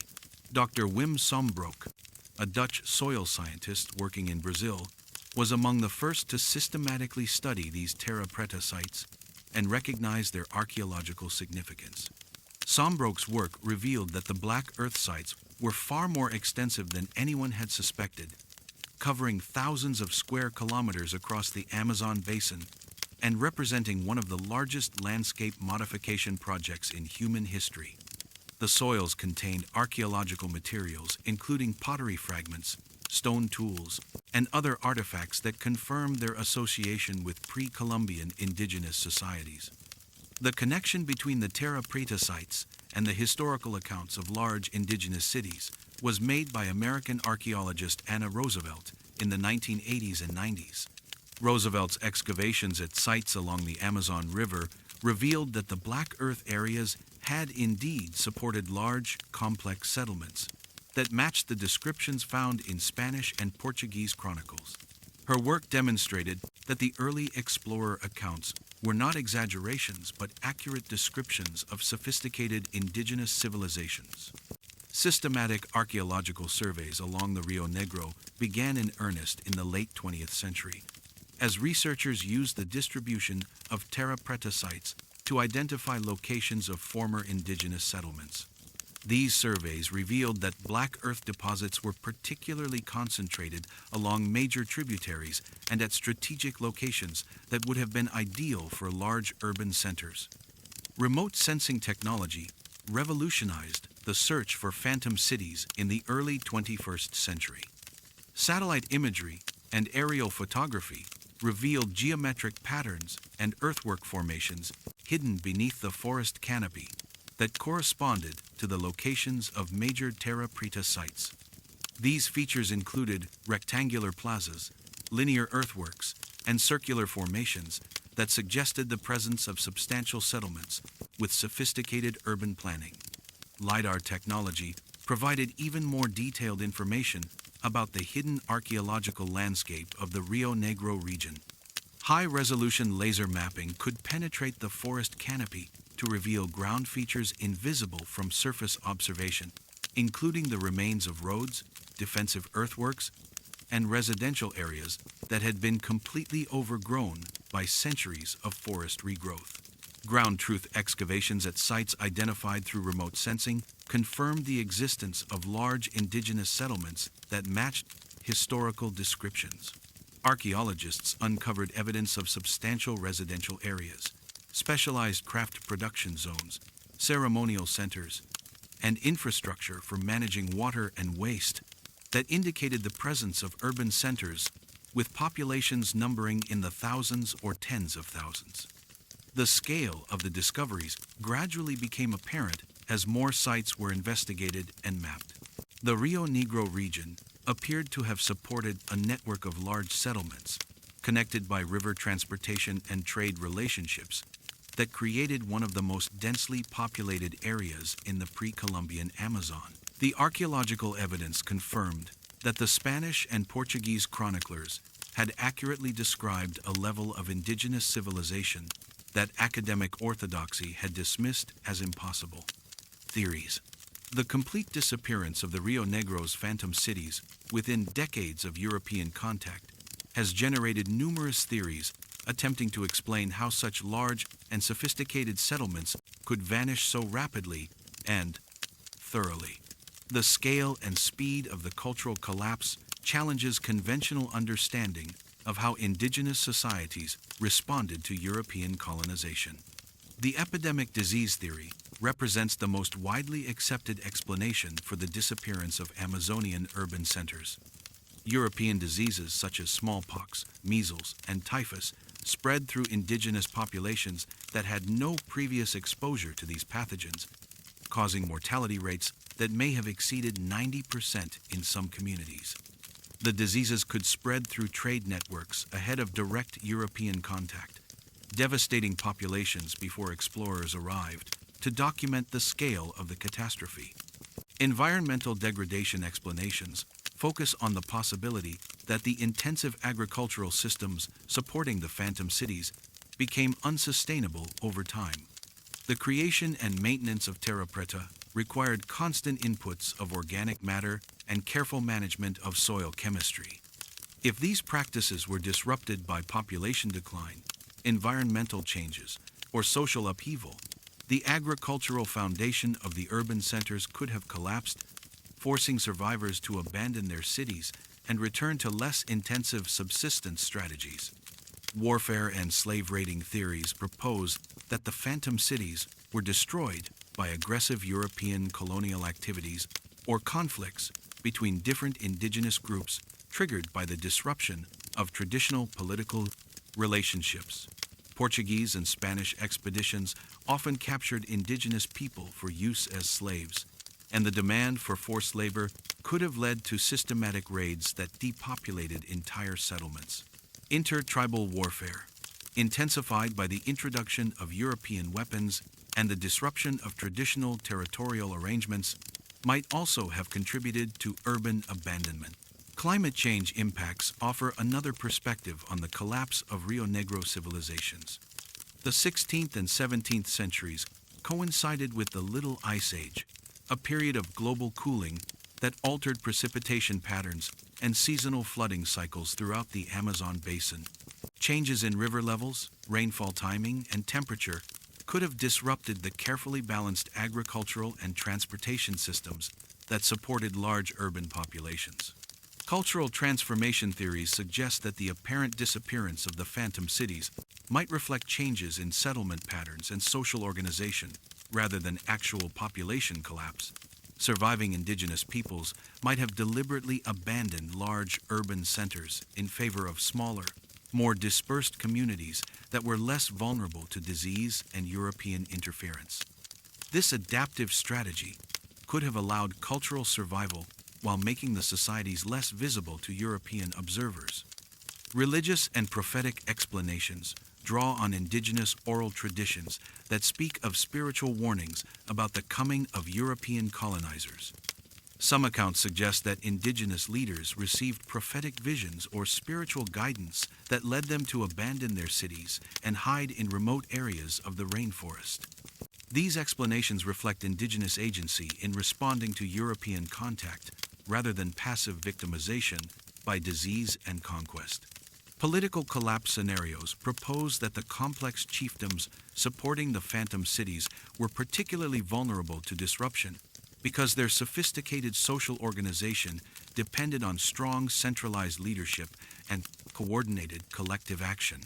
The death of key leaders due to disease or warfare could have triggered cascading failures in political institutions that made it impossible to maintain large urban populations. Could there be more systematic explanations? Some researchers have proposed that the phantom cities represent early examples of planned urban abandonment, with indigenous leaders deliberately evacuating their populations to preserve cultural knowledge and biological survival in the face of existential threats. This interpretation suggests sophisticated strategic thinking and adaptive capacity that enabled cultural continuity despite the apparent disappearance of urban civilization. Scientific investigations. Modern scientific techniques have revolutionized our understanding of the phantom cities through sophisticated analytical methods that can reveal details about ancient urban life without requiring extensive excavation of these culturally sensitive sites. Researchers now employ interdisciplinary approaches that combine archaeology, soil science, ecology, and remote sensing to reconstruct the lost world of Rio Negro civilization. Soil analysis of Terra Preta sites has revealed the sophisticated techniques used to create and maintain these artificially enriched agricultural soils. Chemical analysis shows that the black earth contains elevated levels of phosphorus, calcium, and other nutrients that were systematically added through human activity. Microscopic examination reveals the presence of biochar charcoal produced through controlled burning techniques that help sequester carbon and maintain soil fertility over centuries. Radiocarbon dating of organic materials within Terra Preta deposits has established detailed chronologies for the development and abandonment of different sites. The dating reveals that black earth creation began as early as 2,000 years ago in some locations, with major urban development occurring during the centuries immediately before European contact. The cessation of soil enrichment activities can be precisely dated to the period between 1550 and 1650 Common Era, corresponding to the earliest phases of European colonization. Paleoecological analysis of pollen, seeds, and other plant remains preserved in Terra Preta sites provides insights into the agricultural systems that supported the phantom cities. This research reveals that indigenous peoples developed sophisticated agroforestry techniques that combined crop cultivation with forest management, creating productive landscapes that supported both large human populations and rich biodiversity. The plant assemblages show evidence for the cultivation of dozens of different crop species, many of which are no longer grown in the region. LiDAR surveys have mapped the full extent of settlement areas associated with Terra Preta sites, revealing urban planning principles and architectural features that were previously unknown. The laser mapping shows that many sites were organized around central plazas surrounded by residential areas, with evidence for roads, defensive earthworks, and water management systems. Some settlements appear to have been connected by causeway systems that enabled travel and trade between different urban centers. Geophysical surveys using ground-penetrating radar and magnetometry have identified subsurface features at Phantom City sites without requiring excavation. These techniques reveal the locations of former structures, refuse areas, and cemetery sites that provide information about urban organization and social complexity. The surveys have identified evidence for specialized activity areas, including craft production zones, ceremonial centers, and residential districts that suggest high levels of social stratification. Remote sensing analysis, using satellite imagery and aerial photography, has documented the current distribution of terra preta sites across the Rio Negro Basin, revealing that black earth occurs at hundreds of locations that could have supported substantial settlements. The mapping shows that these sites are strategically distributed along river corridors and at locations that would have been optimal for transportation, defense, and resource access. Ethnobotanical research with contemporary indigenous communities has provided insights into traditional ecological knowledge that may preserve information about the agricultural techniques used to create and maintain terra preta. Indigenous elders retain knowledge about plant species, soil management practices, and landscape modification techniques that could help explain how the Phantom Cities achieved such remarkable agricultural productivity. Stable isotope analysis of human remains and animal bones from terra preta sites provides information about ancient diets and trade relationships. The isotopic signatures reveal that inhabitants of the Phantom Cities had access to diverse food sources, including both terrestrial and aquatic resources, with evidence for long-distance trade in specific food items and raw materials. The dietary analysis confirms that these were sophisticated urban societies with complex subsistence strategies. Modern challenges. The terra preta sites that mark the locations of the Phantom Cities face numerous contemporary threats that endanger both their scientific value and their significance as monuments to indigenous achievement. These challenges reflect broader issues surrounding indigenous rights, environmental conservation, and the protection of archaeological heritage in rapidly developing regions of the Amazon basin. Deforestation and agricultural conversion represent the most immediate threats to terra preta sites throughout the Rio Negro region. The extraordinarily fertile black earth makes these locations highly attractive for modern farming and cattle ranching, leading to the systematic destruction of archaeological deposits through plowing, leveling, and development activities. Many important sites have been completely destroyed by agricultural machinery before their archaeological significance was recognized or documented. Climate change poses long-term risks to the preservation of terra preta sites and the forest environments that protect them. Changes in precipitation patterns, increased frequency of extreme weather events, and rising temperatures could accelerate soil erosion and alter the chemical processes that have preserved archaeological materials for centuries. Drought conditions could make terra preta sites more vulnerable to fire, while increased flooding could destabilize archaeological deposits. Illegal mining operations threaten terra preta sites in areas where gold and other valuable minerals occur in association with the black earth deposits. Mining activities completely destroy archaeological contexts while contaminating soil and water with mercury and other toxic substances.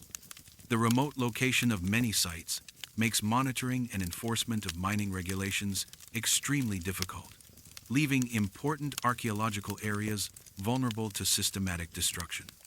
Urban expansion and infrastructure development in growing Amazonian cities increasingly encroach on terra preta sites that were once protected by their remote locations. Road construction, housing developments, and industrial facilities can destroy archaeological sites with little advance warning or opportunity for scientific documentation. The rapid pace of development often outstrips the capacity of cultural heritage authorities to identify and protect important sites. Tourism pressure creates complex management challenges for accessible terra preta sites that attract visitors interested in indigenous history and archaeology. While tourism can generate economic benefits for local communities and raise awareness about the importance of protecting archaeological heritage, increased visitor access can also damage fragile archaeological deposits and disrupt contemporary indigenous communities that consider these sites sacred. Legal and political complications arise from the intersection of archaeological research with indigenous rights and territorial claims. Many terra preta sites are located within indigenous territories or areas claimed by indigenous communities as part of their ancestral lands. Conducting archaeological research in these areas requires navigating complex legal frameworks and ensuring that indigenous communities are consulted and involved in all research activities. Limited research funding constrains the scope and pace of scientific investigation at terra preta sites.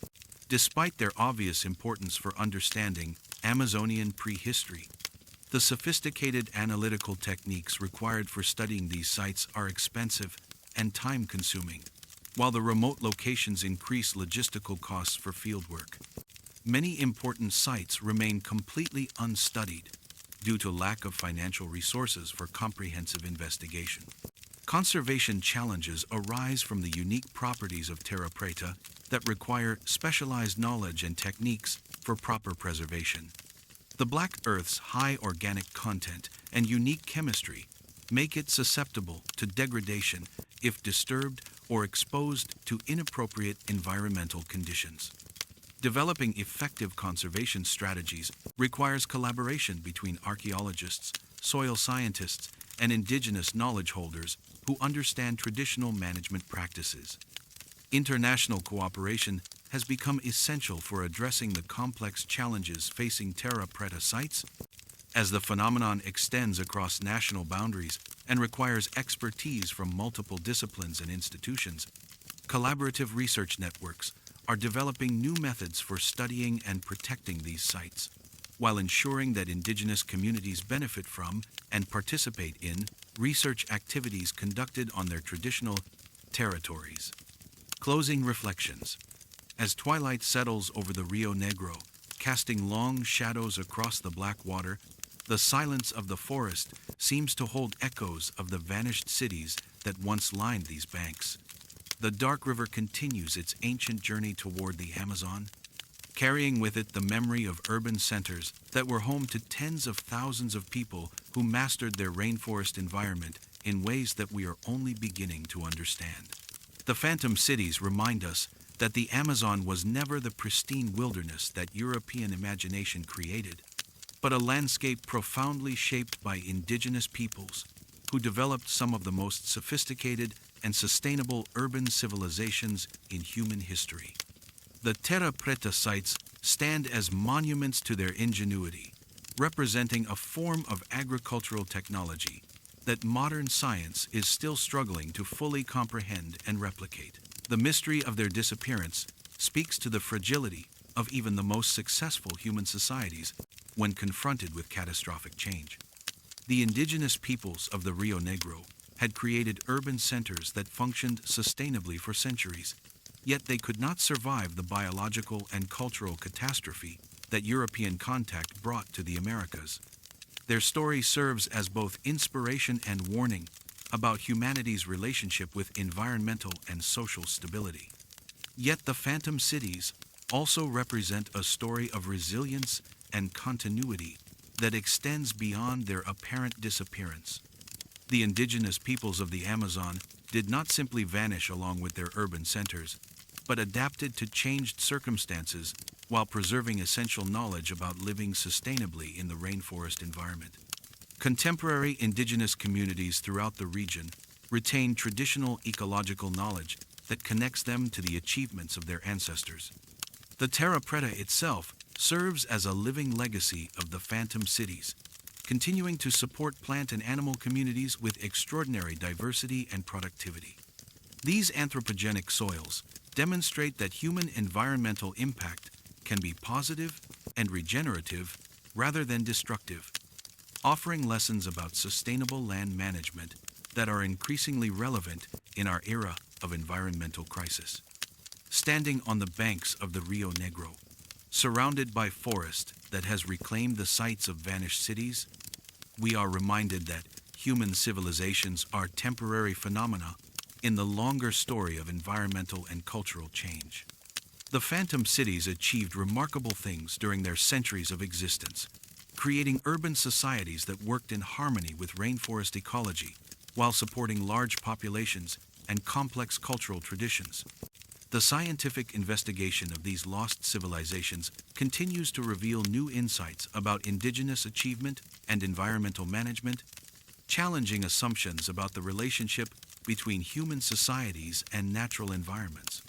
Each new discovery about the phantom cities adds to our understanding of what sustainable civilization might look like, and how human communities can thrive within, rather than in opposition to the ecosystems that support them. The Rio Negro flows on through the forest, its dark waters reflecting the stars that have watched over countless generations of human endeavor and adaptation. The phantom cities may have vanished from the landscape, but their legacy persists in the fertile soils they created, the forest environments they shaped, and the indigenous communities that continue to call this remarkable region home. Their story reminds us that the past holds lessons about resilience, sustainability, and the creative potential of human societies that work with rather than against their environmental contexts. The phantom cities of the Rio Negro challenge us to imagine forms of urban civilization that enhance rather than degrade the natural world, offering inspiration for creating sustainable communities in our own time of environmental challenge and cultural transformation. What do you think caused the sudden disappearance of these sophisticated Amazonian cities that had thrived for centuries? Share your thoughts about the mystery of the phantom cities in the comments below. And subscribe to explore more stories of lost civilizations that continue to reshape our understanding of human history and environmental possibility.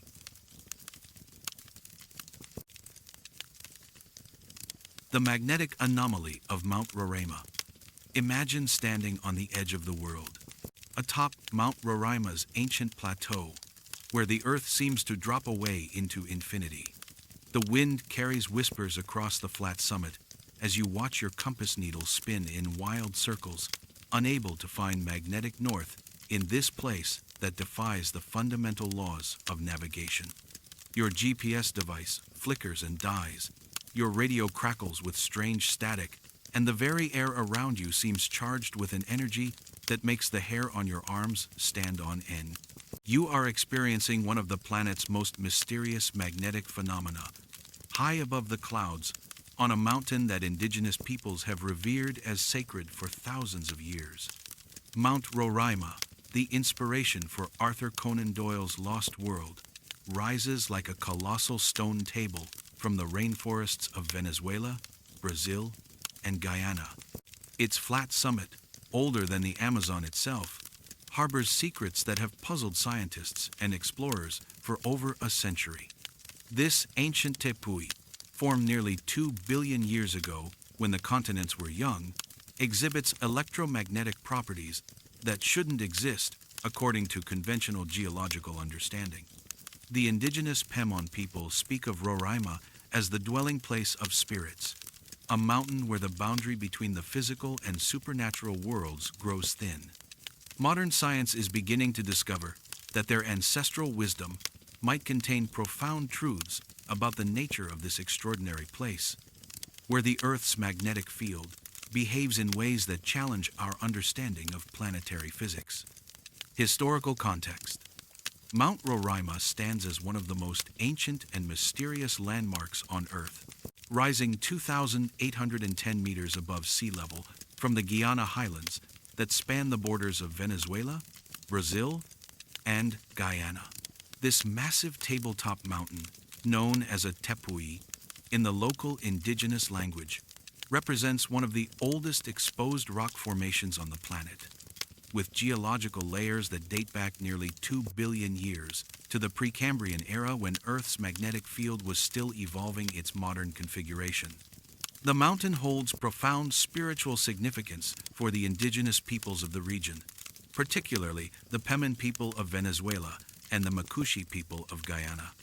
In their traditional cosmology, Roraima is known as the mother of all waters, the source of the rivers that flow down from its summit to nourish the surrounding rainforests. The Pemon creation stories speak of Roraima as the stump of a great tree that once held all the fruits and vegetables in the world, cut down by a trickster figure whose actions released both abundance and chaos into the human realm.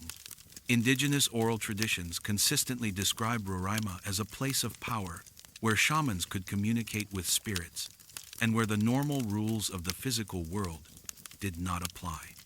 These accounts, passed down through generations, speak of areas on the mountain where time moves differently, where compasses fail to function, and where strange lights dance across the sky even on clear nights.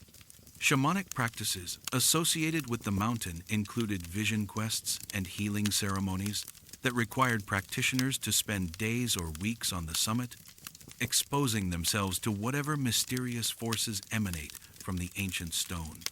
The first European to document Mount Roraima was Sir Walter Raleigh in 1596 during his search for the legendary golden city of El Dorado. Raleigh described the mountain as an exceeding high mountain upon the top whereof there were diverse flat grounds, but his expedition did not attempt to reach the summit. Subsequent European explorers were drawn to the mountain's imposing presence, but the challenging terrain and indigenous resistance kept its secrets protected for nearly 3 centuries. The first successful European ascent of Mount Roraima was achieved in 1884 by British explorers Everard I Mthurn and Harry Perkins, accompanied by indigenous guides. Their expedition reports noted unusual atmospheric phenomena and navigation difficulties that they attributed to the mountain's extreme elevation and isolation. The explorers described feeling disoriented on the summit and experiencing equipment malfunctions that they could not adequately explain with the scientific knowledge available at the time. The mountain gained international fame through Sir Arthur Conan Doyle's 1812 novel, The Lost World, which used Roraima as the inspiration for a prehistoric plateau inhabited by dinosaurs and primitive humans. While Doyle's fictional account captured the public imagination, it also reinforced the mountain's reputation as a place where the normal laws of nature might not apply. The novel's popularity brought increased scientific attention to the region, leading to geological surveys that would eventually discover the mountain's unique electromagnetic properties. Throughout the 20th century, Mount Roraima continued to attract explorers, scientists, and adventurers drawn by its reputation for strange phenomena and unique ecosystem. The mountain's isolation had allowed the evolution of numerous endemic species found nowhere else on Earth, suggesting that the plateau had remained biologically isolated for millions of years. This biological uniqueness paralleled the mountain's geological and electromagnetic anomalies, creating a picture of Roraima as a place fundamentally different from the surrounding landscape. Discovery. The systematic documentation of Mount Roraima's magnetic anomalies began in the 1950s, when Venezuelan government geological surveys first noted unusual compass readings and electromagnetic disturbances during mapping expeditions on the mountain's summit. Survey teams reported that their magnetic instruments frequently malfunctioned or provided inconsistent readings, forcing them to rely on celestial navigation and other backup methods to complete their topographical work. The first scientific investigation, specifically focused on the mountain's electromagnetic properties, was conducted in 1973 by a joint Venezuelan-British research team led by geophysicist Dr. Carlos Rodriguez. The expedition carried sensitive magnetometers and electromagnetic sensing equipment to the summit, where they documented magnetic field variations that exceeded anything recorded at similar elevations elsewhere in the Guyana highlands. The team's instruments detected localized magnetic anomalies that varied significantly across different areas of the plateau, with some locations showing magnetic field strengths nearly 3 times the regional average. The breakthrough discovery came in 1986, when satellite magnetic surveys conducted by the United States Geological Survey identified Mount Roraima as one of the most magnetically anomalous locations in South America. The satellite data revealed that the mountain exhibited a complex magnetic signature unlike any other tepui in the region, with multiple zones of intense magnetic activity that formed geometric patterns across the summit plateau. These patterns appeared to be related to the mountain's internal geological structure rather than surface features. Ground-based investigations in the 1990s employed increasingly sophisticated equipment to map the magnetic anomalies in detail. Research teams, using portable magnetometers and electromagnetic sensors, discovered that the anomalies were not uniformly distributed across the summit, but concentrated in specific areas that corresponded to what appeared to be geological fault lines and mineral deposits deep within the mountain's structure. Some of these zones produced magnetic readings so intense that they caused permanent damage to sensitive electronic equipment. The discovery of the mountain's unusual electromagnetic properties coincided with reports from visitors and researchers of electronic device malfunctions that went beyond simple magnetic interference. Digital cameras, GPS units, satellite phones, and other electronic equipment frequently experienced complete system failures when brought to certain areas of the summit. These malfunctions were not simply due to magnetic field interference, but appeared to involve broader electromagnetic effects that disrupted various types of electronic circuitry. Temperature monitoring equipment installed on the summit in the late 1990s revealed another layer of anomalous behavior. Despite Roraima's tropical latitude and relatively stable regional climate, the mountain exhibited localized temperature variations that defied meteorological explanation. Some areas of the plateau were consistently several degrees warmer or cooler than surrounding locations, with temperature gradients that suggested underground heat sources or cooling mechanisms operating within the mountain's interior. Atmospheric monitoring revealed additional phenomena that contributed to the mountain's reputation for strange behavior. Research teams documented unusual electromagnetic radiation patterns, ionospheric disturbances, and atmospheric electrical activity that occurred independently of weather conditions. These atmospheric anomalies were particularly pronounced during certain lunar phases and seasonal periods, suggesting possible connections between the mountain's electromagnetic properties and broader geophysical cycles. The integration of multiple types of sensing equipment revealed that Mount Roraima's anomalies formed a complex system of interconnected phenomena rather than isolated magnetic disturbances. The mountain appeared to function as a kind of geological antenna, concentrating and focusing electromagnetic energy in ways that affected everything from navigation equipment to atmospheric chemistry. This realization transformed scientific understanding of the mountain from a simple geological curiosity to a unique natural laboratory for studying electromagnetic phenomena. Theories. The extraordinary electromagnetic properties of Mount Roraima have generated numerous theories attempting to explain how an ancient geological formation could produce magnetic anomalies that rival those found at the most magnetically active locations on Earth. The complexity of the phenomena has led researchers to consider explanations that range from conventional geology to more speculative hypotheses about planetary magnetic field dynamics. The metallic ore deposit theory proposes that Mount Roraima contains extraordinary concentrations of ferromagnetic minerals that create the observed magnetic anomalies.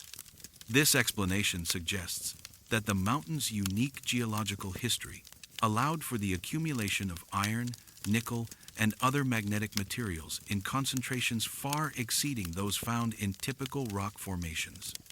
However, extensive geological sampling has failed to identify metallic deposits sufficient to account for the intensity and complexity of the observed magnetic effects. Deep crustal structure theories focus on the possibility that Mount Roraima sits above unusual geological formations in the Earth's deep crust or upper mantle that generate electromagnetic effects. The mountain's position on some of the oldest continental rock could place it above ancient geological structures that interact with the Earth's magnetic field in unique ways. Seismic surveys have identified subsurface formations beneath Roraima that differ significantly from the surrounding geology, but the relationship between these structures and the electromagnetic anomalies remains unclear. Piezoelectric crystal formation explanations suggest that the mountain contains large deposits of quartz and other crystalline materials that generate electrical charges when subjected to mechanical stress from tectonic forces, temperature changes, or atmospheric pressure variations. This piezoelectric effect could create localized electromagnetic fields that interfere with navigation equipment and electronic devices. The theory is supported by the discovery of significant quartz formations on the mountain, but the scale of the observed effects exceeds what conventional piezoelectric mechanisms should produce. Atmospheric plasma theories propose that the mountain's electromagnetic properties create conditions that allow for the formation of atmospheric plasma phenomena under certain atmospheric conditions. The electromagnetic fields could ionize air molecules around the summit, creating plasma formations that produce the strange lights and atmospheric effects reported by visitors. This explanation could account for the visual phenomena associated with the mountain, but it does not fully explain the persistent magnetic anomalies that occur regardless of atmospheric conditions. Geomagnetic field line concentration hypotheses suggest that Mount Roraima's position and geological structure cause it to function as a natural focusing point for the Earth's magnetic field lines. The mountain could act like a geological magnetic lens, concentrating geomagnetic energy in ways that amplify local magnetic field strength and create the observed anomalies. This theory is supported by the mountain's position relative to regional magnetic declination patterns, but the mechanisms by which such focusing would occur remain hypothetical. Electromagnetic resonance theories propose that the mountain's internal structure creates natural resonating chambers that amplify electromagnetic waves at specific frequencies. This resonance could create standing wave patterns that produce the complex electromagnetic signatures detected by sensitive instruments. The theory draws parallels to acoustic resonance phenomena observed in caves and other geological formations, suggesting that similar principles might apply to electromagnetic waves. Ancient impact crater explanations suggest that Mount Roraima might be the remnant of an ancient meteorite impact that occurred billions of years ago when the Earth's magnetic field was very different from its current configuration. The impact could have created unusual mineral formations and geological structures that continue to interact with the modern magnetic field in unexpected ways. This theory attempts to explain both the mountain's unique geology and its electromagnetic properties as products of the same ancient event. Could there be more exotic explanations? Some researchers have proposed that the mountain's electromagnetic properties might be related to previously unknown aspects of planetary magnetic field dynamics, or even connections to broader geophysical phenomena, such as the Earth's core magnetic field generation mechanisms. These speculative theories suggest that places like Mount Roraima might serve as natural windows into fundamental processes that operate within the Earth's interior. Scientific investigations. The scientific study of Mount Roraima's electromagnetic anomalies has employed increasingly sophisticated techniques to understand the physical mechanisms responsible for the mountain's unique properties. Modern research efforts combine multiple disciplines, including geophysics, atmospheric science, materials analysis, and electromagnetic engineering, to create a comprehensive picture of the phenomena. High-resolution magnetometer surveys have mapped the magnetic field variations across the summit plateau with unprecedented precision. These surveys reveal that the anomalies form complex three-dimensional patterns that extend both above and below the mountain's surface. The magnetic field mapping shows distinct zones where the field strength varies by factors of 2 or 3 over distances of just a few meters, creating a patchwork of electromagnetic effects that defies simple geological explanations.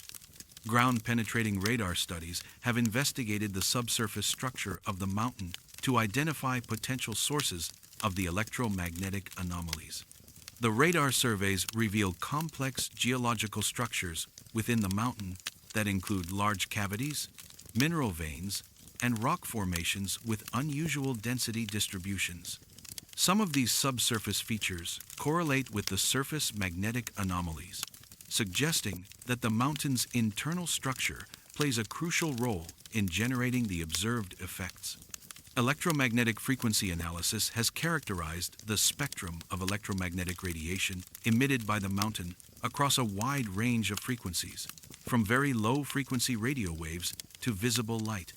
The analysis reveals that the mountain produces electromagnetic emissions at specific frequencies that do not correspond to known geological or atmospheric phenomena. Some of these emissions appear to be modulated by solar activity and lunar cycles, suggesting connections to broader geophysical processes.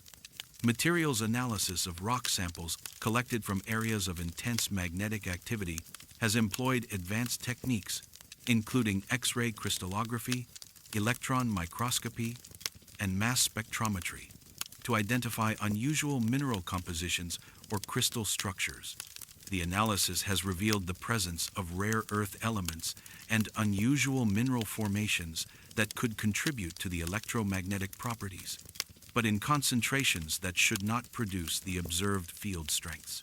Atmospheric monitoring using specialized equipment has documented the electromagnetic effects on the local atmosphere around Mount Roraima. The monitoring reveals unusual ionospheric disturbances, electromagnetic wave propagation effects, and atmospheric electrical phenomena that appear to be generated by the mountain itself rather than external sources. These atmospheric effects provide insights into how the mountain's electromagnetic properties interact with the surrounding environment. Seismic monitoring has investigated the possibility that the electromagnetic anomalies are related to ongoing geological processes within the mountain. Sensitive seismometers detect unusual vibration patterns and acoustic emissions that correlate with some of the electromagnetic phenomena. The seismic data suggests that the mountain may be geologically active in ways that are not apparent from surface observations. Satellite-based remote sensing has provided large-scale perspectives on the mountain's electromagnetic signature and its relationship to regional geophysical patterns. Satellite magnetometer data reveals that Roraima's anomalies are part of a broader pattern of electromagnetic variations across the Guiana Highlands, suggesting that the phenomena might be related to deep geological structures that affect the entire region. Temporal monitoring using continuously operating electromagnetic sensors has tracked how the mountain's anomalies change over time in response to various external factors. The long-term monitoring reveals that the electromagnetic effects vary with solar activity, seasonal changes, lunar cycles, and other periodic phenomena, indicating that the mountain's properties are dynamic rather than static geological features. Computer modeling efforts have attempted to simulate the electromagnetic phenomena using various theoretical frameworks, ranging from conventional geological models to more exotic electromagnetic theory. The modeling reveals that reproducing the observed effects requires combinations of geological, electromagnetic, and atmospheric factors that challenge current understanding of how such systems should behave. Modern challenges.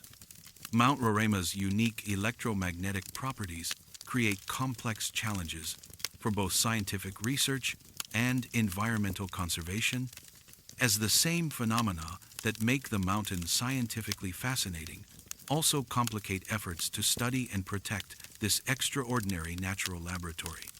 The intersection of indigenous rights, environmental protection, and scientific investigation requires careful balancing of competing interests and values. Research access limitations arise from the mountain's location within protected areas and indigenous territories that restrict scientific activities. Mount Roraima National Park in Venezuela and adjacent protected areas in Brazil and Guyana have strict regulations governing research activities. requiring extensive permitting processes and coordination with multiple government agencies. Indigenous communities maintain traditional claims to the mountain and require consultation and consent for research activities that affect their sacred sites. Equipment challenges result from the electromagnetic anomalies themselves, which can damage or destroy sensitive scientific instruments brought to the summit for research purposes. The intense magnetic fields and electromagnetic disturbances require specially shielded equipment and backup systems that significantly increase the cost and complexity of research expeditions. Some types of measurements are impossible to conduct using conventional instruments, requiring the development of specialized equipment that can function in the mountain's unique electromagnetic environment. Environmental impact concerns arise from the need to balance scientific investigation with protection of the mountain's unique ecosystem and geological features. The summit plateau supports numerous endemic species that are found nowhere else on Earth, and research activities must be carefully designed to minimize disturbance to these fragile biological communities. The installation of monitoring equipment and research infrastructure must consider long-term environmental impacts on both biological and geological systems. Climate change effects pose emerging threats to both the mountain's electromagnetic properties and its broader ecosystem. Changes in temperature and precipitation patterns could affect the geological processes that generate the electromagnetic anomalies, while atmospheric changes might alter the propagation and intensity of electromagnetic effects. Monitoring these changes requires long-term research programs that can track both electromagnetic and environmental parameters over decades. Tourism management presents complex challenges, as increasing numbers of visitors are drawn to the mountain by its reputation for mysterious phenomena. While tourism can provide economic benefits for local communities and raise awareness about the mountain's significance, increased visitor traffic also creates risks of environmental damage and interference with scientific research. Managing tourist access to areas of intense electromagnetic activity requires balancing public interest with safety concerns and research needs. International coordination difficulties arise from the mountain's location at the intersection of three countries with different research policies, environmental regulations, and political priorities. Conducting comprehensive scientific studies requires cooperation between Venezuelan, Brazilian, and Guyanese institutions, as well as coordination with indigenous communities that span national boundaries. Political tensions and bureaucratic complexities can significantly delay or complicate research efforts. Safety concerns for researchers and visitors result from the electromagnetic effects themselves, which can interfere with emergency communication systems and navigation equipment. The failure of GPS devices and radio communications on the summit creates serious safety risks for expeditions, requiring backup systems and enhanced safety protocols. The long-term health effects of exposure to intense electromagnetic fields remain poorly understood, raising additional safety considerations for researchers conducting extended studies on the mountain. Funding limitations constrain the scope and duration of research projects, despite the mountain's obvious scientific importance. The specialized equipment, logistics, and international coordination required for studying Mount Roraima make research expeditions extremely expensive. Limited funding often prevents the kind of long-term monitoring and comprehensive studies needed to fully understand the mountain's electromagnetic phenomena. Data sharing and scientific communication challenges arise from the sensitive nature of some research results and the involvement of multiple institutions and countries.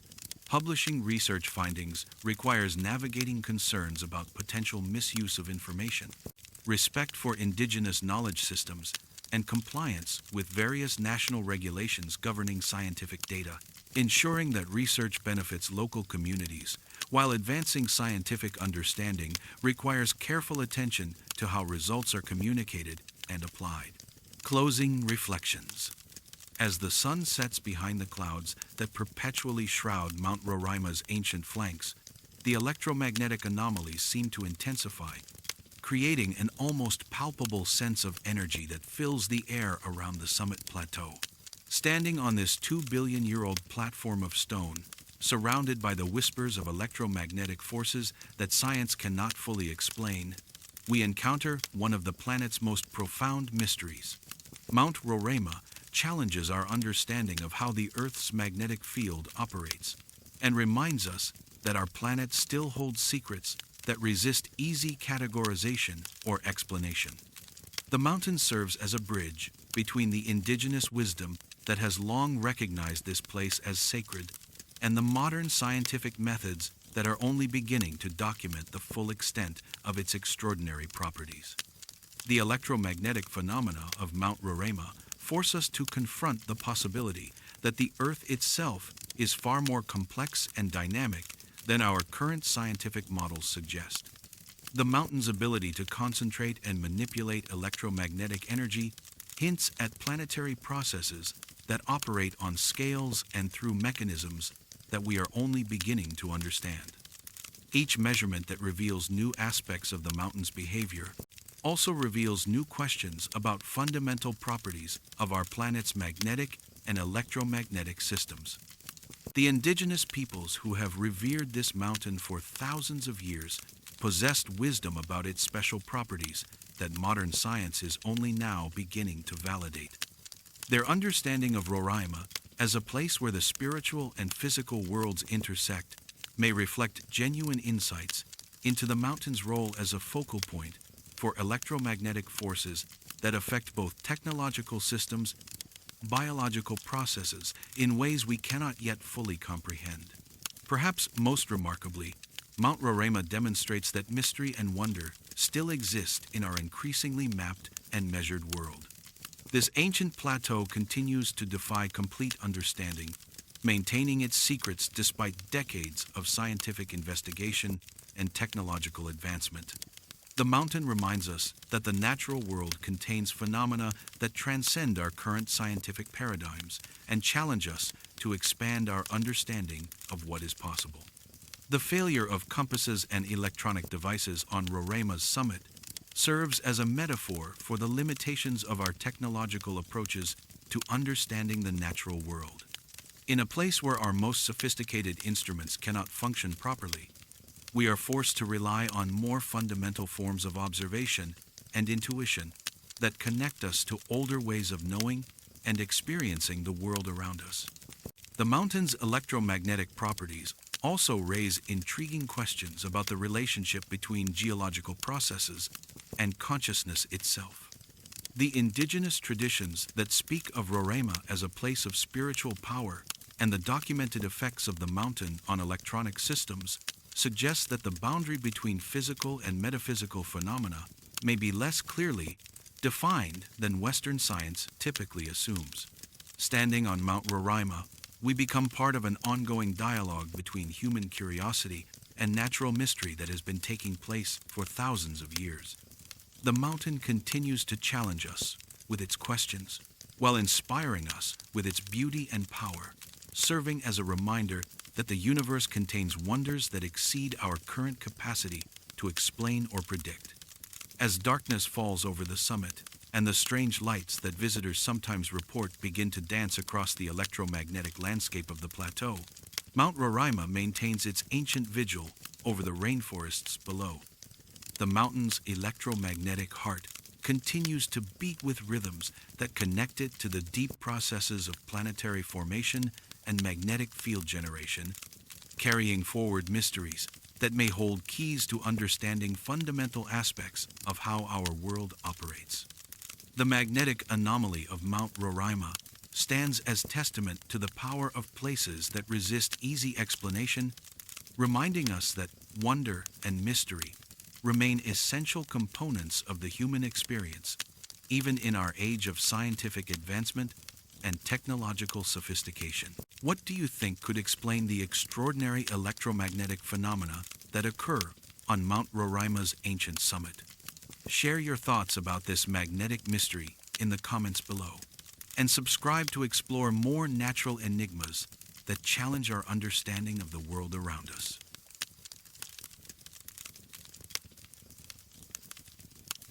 The vanished chroniclers of the Xingu. Imagine kneeling beside the muddy banks of the Xingu River, carefully brushing centuries of sediment from a leather-bound journal whose pages still bear the faded ink of a Jesuit missionary who vanished into the Amazon 400 years ago. The Portuguese text speaks of something that should be impossible: an indigenous civilization that possessed written language, maintained vast libraries carved in stone, and kept detailed historical records spanning generations.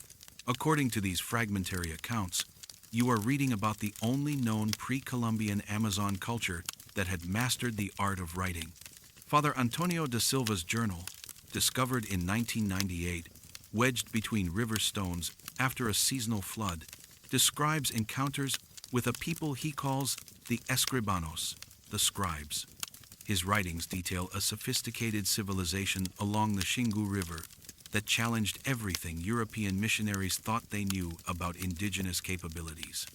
These were not the hunter-gatherer societies that populated most European accounts of Amazonia, but urban-dwelling peoples who recorded their history, laws, and spiritual beliefs in a complex pictographic writing system that da Silva spent months trying to understand. Yet, when modern archaeologists followed da Silva's directions to find this literate civilization, they discovered only scattered stone tablets covered with intricate carvings and the ruins of what appeared to be massive library complexes built into natural rock formations. The Escribanos had vanished as completely as Father da Silva himself, leaving behind only their written legacy and a mystery that challenges our understanding of literacy, civilization, and cultural survival in the pre-Columbian Amazon. What happened to the only indigenous Amazonian people known to have developed written language, and why did both they and their chronicler disappear without a trace? Historical context. The Xingu River region of central Brazil has long been recognized as one of the most culturally diverse areas of the Amazon basin, home to numerous indigenous groups who developed complex societies adapted to the seasonal rhythms of flood and drought that define life in this vast river system. Archaeological evidence suggests that sophisticated cultures had been evolving in the Xingu headwaters for over 2,000 years before European contact, creating some of the most elaborate settlements and cultural traditions documented anywhere in pre-Columbian South America. The indigenous peoples of the Xingu region were renowned for their artistic achievements, complex ceremonial practices, and sophisticated social organization that included intertribal networks spanning hundreds of kilometers. These cultures developed advanced agricultural techniques, monumental earthwork constructions, and trade relationships that connected the Amazon interior with distant regions, including the Andes, mountains, and the Atlantic coast. The cultural complexity of Xingu societies was noted by early European explorers, but none of their accounts mentioned anything approaching written language or record-keeping systems. The Jesuit missions of the 17th century represented the most systematic European attempt to understand and document indigenous cultures in the Amazon basin. Missionaries like Father Antonio da Silva were not merely religious proselytizers, but also served as ethnographers, linguists, and cultural interpreters who created some of the most detailed early accounts of indigenous life. Their training in classical languages and their experience with diverse writing systems made them uniquely qualified to recognize and document evidence of indigenous literacy if such systems existed. Father da Silva arrived in Brazil in 1610 and spent over 2 decades working among various indigenous groups throughout the Amazon basin. His earlier writings, preserved in Jesuit archives in Salvador and Lisbon, demonstrate his deep familiarity with indigenous languages and cultural practices. He had mastered at least 6 different indigenous languages and had developed innovative methods for transcribing indigenous oral traditions using modified Latin script. His linguistic abilities and cultural sensitivity made him one of the most effective missionaries of his era. The historical context of da Silva's final expedition in 1632 was shaped by increasing Portuguese pressure to expand colonial control deeper into the Amazon interior. The missionary was officially tasked with establishing new mission stations among previously uncontacted groups along the Xingu River, but his personal correspondence suggests that he was also investigating reports of unusual indigenous cultural practices that had reached colonial authorities through indigenous trade networks. Contemporary indigenous cultures in the Xingu region preserve oral traditions that speak of ancestral peoples who possessed the ability to capture words in stone and who maintained vast collections of carved records that preserved their history and knowledge. These traditions describe a time when certain individuals, known as memory keepers, were responsible for creating and maintaining written archives that served as libraries for their communities. However, the oral accounts also suggest that this knowledge was lost during a period of great upheaval that coincided roughly with the early colonial period. The social organization required to develop and maintain a writing system would have represented a remarkable achievement for any pre-Columbian Amazonian society. Literacy requires not only the intellectual framework for representing spoken language in visual symbols, but also the social institutions necessary to teach, preserve, and transmit written knowledge across generations. The existence of such a system among the escribanos would indicate a level of cultural complexity that exceeded even the most sophisticated known Amazonian civilizations. The disappearance of both the escribanos and Father da Silva occurs within the broader context of demographic catastrophe that affected indigenous populations throughout the Americas during the early colonial period. Epidemic diseases, warfare, enslavement, and cultural disruption caused massive population declines that led to the collapse of many indigenous societies. However, the complete loss of written traditions would have required not just population decline, but the systematic destruction or abandonment of the physical archives that preserved the Escribanos' literary heritage. Discovery. The rediscovery of Father da Silva's journal began with a chance encounter during the 1998 flooding season, when unusually high water levels along the Xingu River exposed archaeological deposits that had been buried for centuries. Dr. Maria Santos, a Brazilian anthropologist conducting ethnographic research with contemporary Quicuro communities, was investigating traditional flood management techniques when local indigenous guides pointed out unusual objects that had been washed from the riverbank by the receding waters. Among the exposed materials was a leather portfolio wrapped in oiled cloth that had somehow survived 4 centuries of exposure to the tropical environment. The portfolio contained over 40 pages of handwritten Portuguese text, along with detailed drawings and what appeared to be copies of indigenous pictographic symbols. The excellent preservation of the organic materials was attributed to the unique chemical conditions of the Xingu River sediments, which had created an anaerobic environment that prevented normal decomposition processes. Initial analysis of the handwriting and paper materials confirmed that the journal dated to the early 17th century and bore the signature of Father Antonio da Silva, whose missionary activities in Brazil were well documented in Jesuit archives. However, the content of the newly discovered journal described encounters and observations that had never appeared in his official reports to church authorities. The journal appeared to document a secret investigation that da Silva had conducted independently of his official missionary duties. The most extraordinary sections of the journal described da Silva's discovery of an indigenous community that possessed a sophisticated writing system based on pictographic symbols that could represent both concrete objects and abstract concepts. According to his account, the Escribanos used this writing system to maintain historical chronicles, legal codes, ceremonial instructions, and astronomical observations that were carved into stone tablets and stored in specially constructed archive buildings built into natural rock formations. Da Silva's journal included detailed drawings of dozens of pictographic symbols, along with his attempts to understand their meanings and grammatical functions. His linguistic analysis suggested that the writing system was capable of representing the full complexity of spoken language, including verb tenses, grammatical particles, and abstract philosophical concepts. The missionary noted that the symbols could be combined in multiple ways to create compound meanings, and that skilled scribes could produce written texts that preserved not just information, but also stylistic and emotional nuances. The journal's descriptions of the Escribanos libraries were particularly detailed, describing archive buildings that contained thousands of stone tablets, organized according to subject matter and chronological sequence.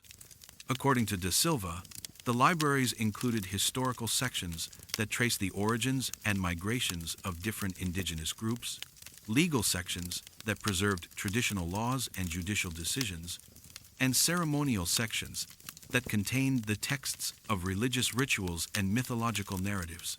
The scope and organization of these collections suggested a level of intellectual sophistication that challenged European assumptions about indigenous capabilities.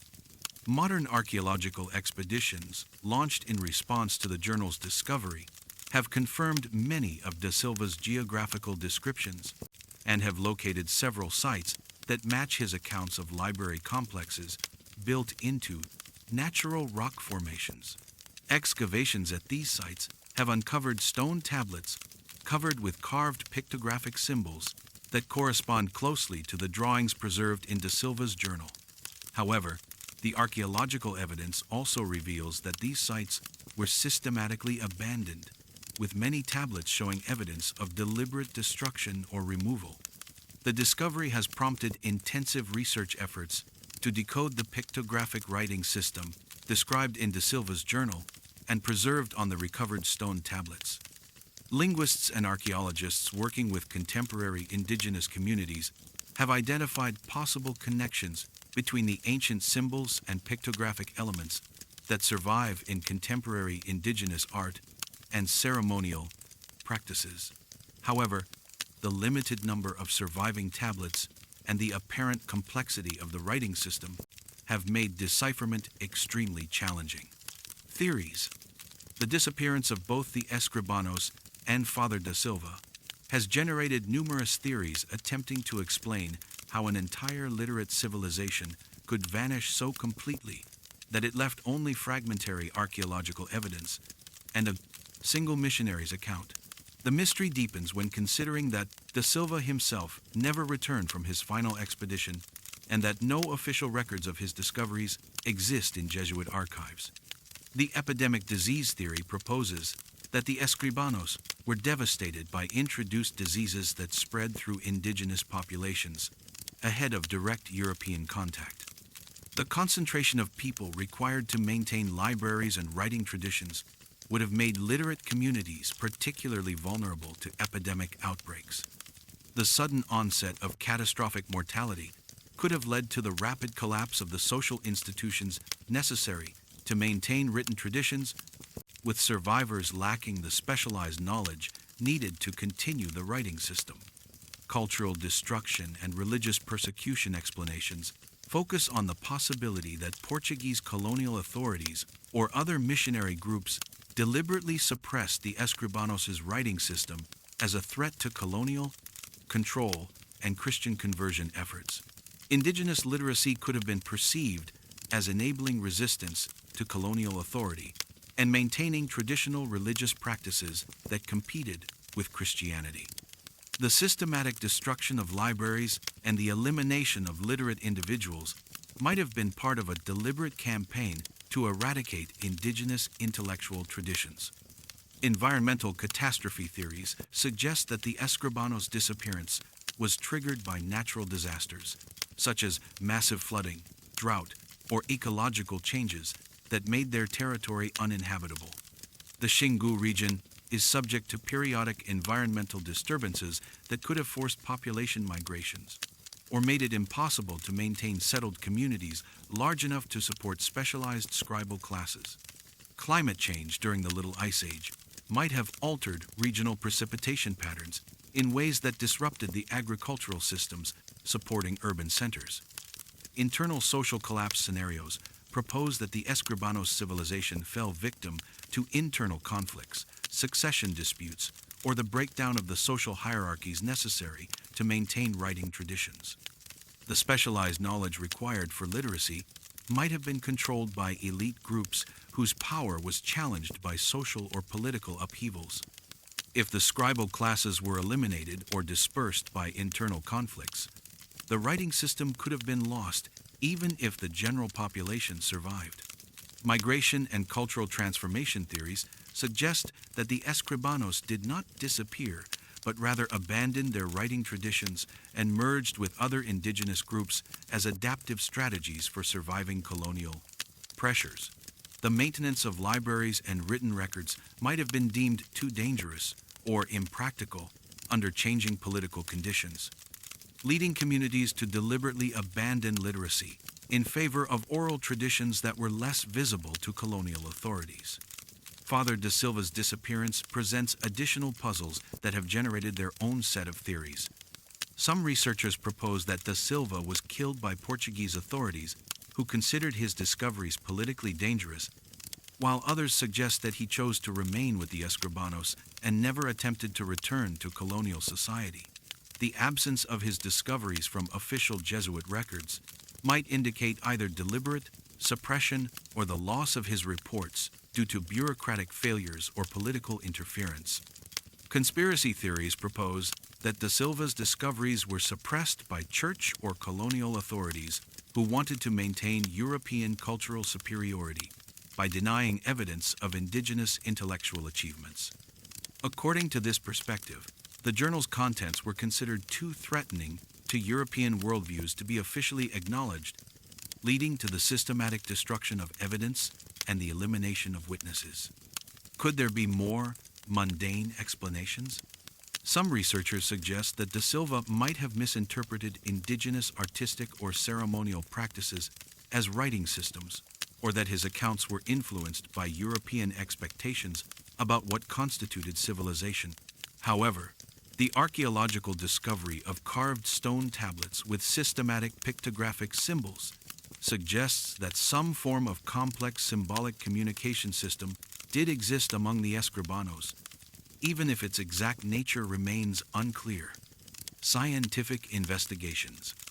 The investigation of the Escribanos' writing system has employed cutting-edge analytical techniques to extract maximum information from the limited surviving evidence. Researchers have combined linguistic analysis, archaeological investigation, and ethnographic research with contemporary indigenous communities to understand the nature and extent of pre-Columbian literacy in the Amazon region. Linguistic analysis of the pictographic symbols documented in da Silva's journal and found on stone tablets has employed computational methods for pattern recognition and structural analysis. Computer algorithms have identified recurring symbol combinations, potential grammatical structures, and statistical patterns that suggest the symbols functioned as a true writing system rather than simple pictorial art. The analysis reveals that the symbol system included both logographic elements that represented whole words or concepts and phonetic elements that represented sounds or syllables. Archaeological documentation of library sites has used three-dimensional scanning and photogrammetry to create detailed records of the carved stone tablets and their spatial relationships within the archive complexes.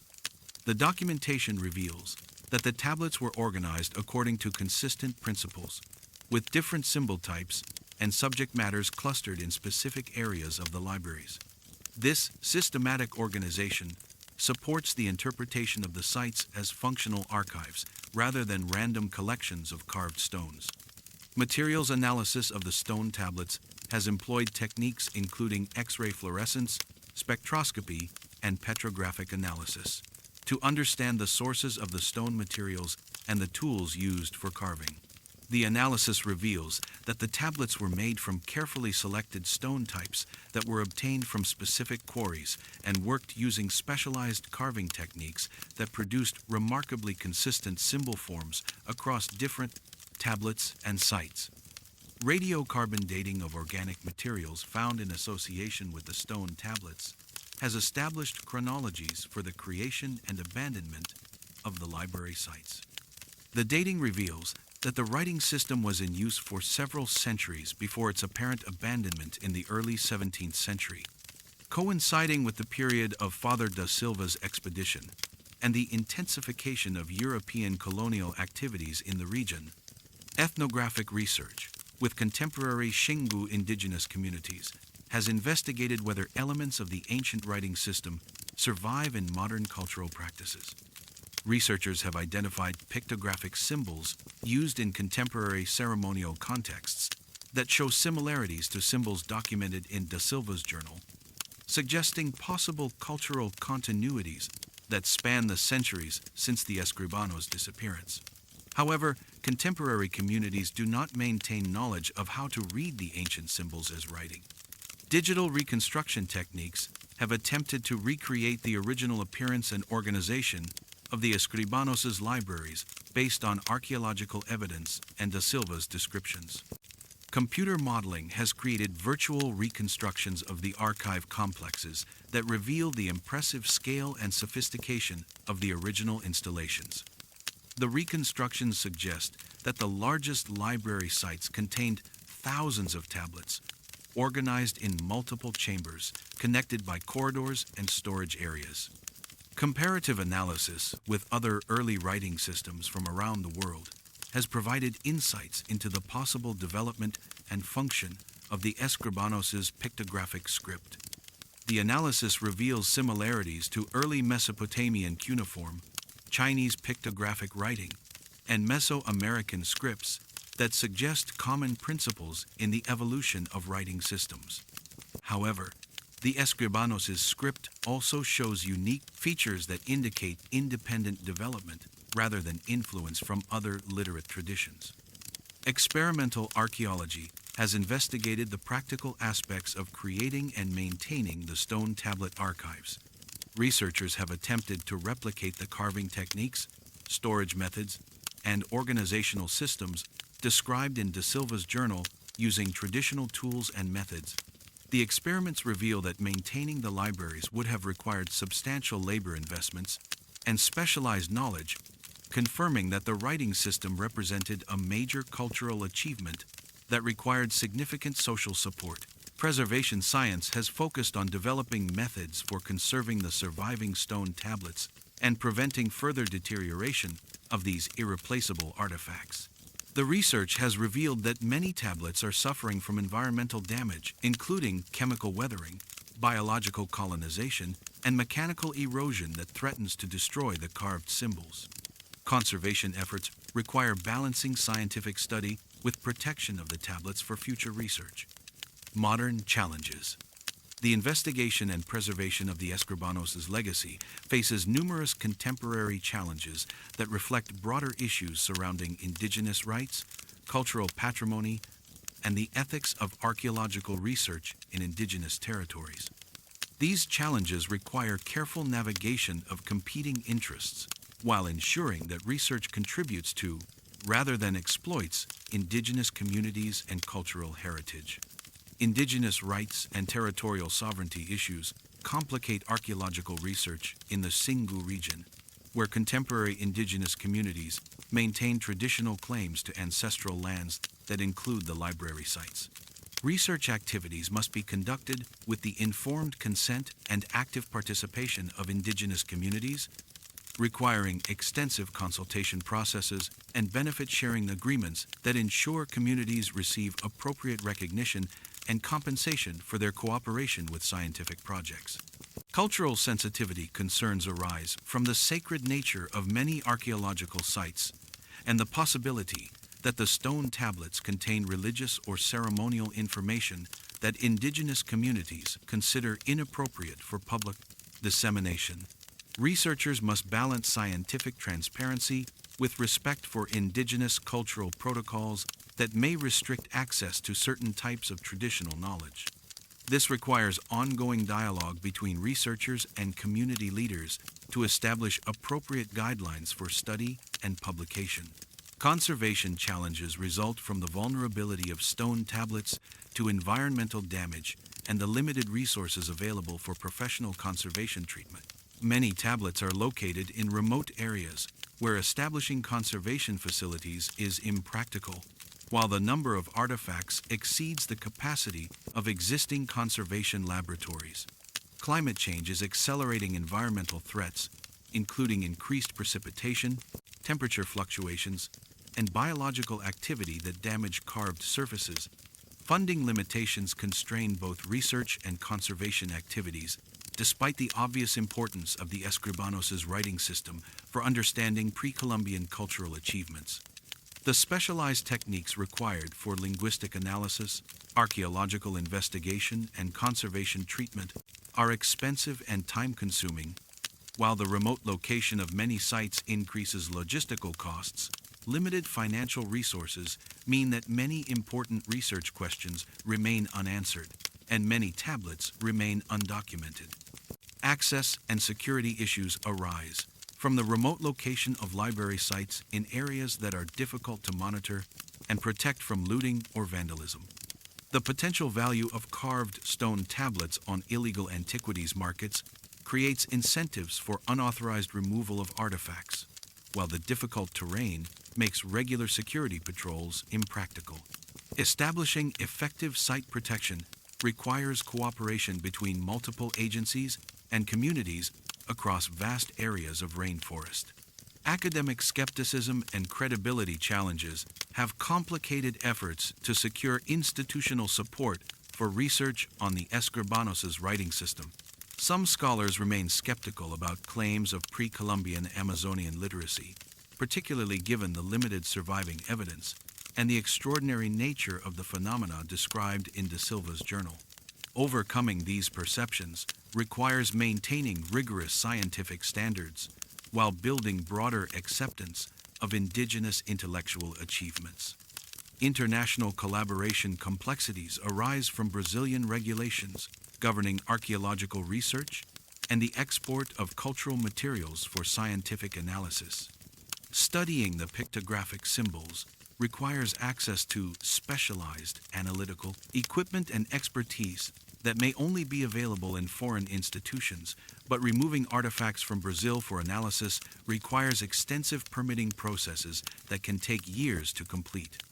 These restrictions sometimes conflict with the urgency of conservation needs. Digital preservation and access issues reflect the need to create permanent records of the stone tablets and their inscriptions before environmental damage destroys this irreplaceable information. High-resolution documentation requires sophisticated equipment and expertise, while long-term digital preservation requires ongoing technical support and infrastructure that may not be sustainable in remote locations.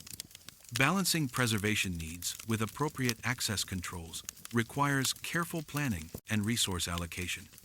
Educational and outreach challenges arise from the need to communicate the significance of the Escribanos' achievements while respecting indigenous perspectives and avoiding sensationalized presentations that misrepresent or trivialize indigenous cultures. Developing appropriate educational materials requires collaboration between researchers, indigenous communities, and cultural institutions to ensure that public presentations accurately reflect both scientific findings and indigenous worldviews. Closing reflections. In the gathering dusk along the Xingu River, where the dark waters reflect the last light of day, the mystery of the vanished chroniclers continues to whisper through the forest. The stone tablets scattered throughout the region serve as silent testimony to an intellectual achievement that challenges our understanding of what was possible in the pre-Columbian Amazon. Each carved symbol represents not just information preserved in stone, but human minds that conceived of capturing thought in permanent form. The story of the Escribanos forces us to reconsider fundamental assumptions about literacy, civilization, and cultural development in the Americas. The existence of an indigenous Amazonian writing system suggests that the capacity for abstract symbolic thinking and complex information management was far more widespread among pre-Columbian peoples than European observers ever recognized or acknowledged. The sophistication of their libraries indicates a level of intellectual organization that rivals the achievements of any ancient civilization.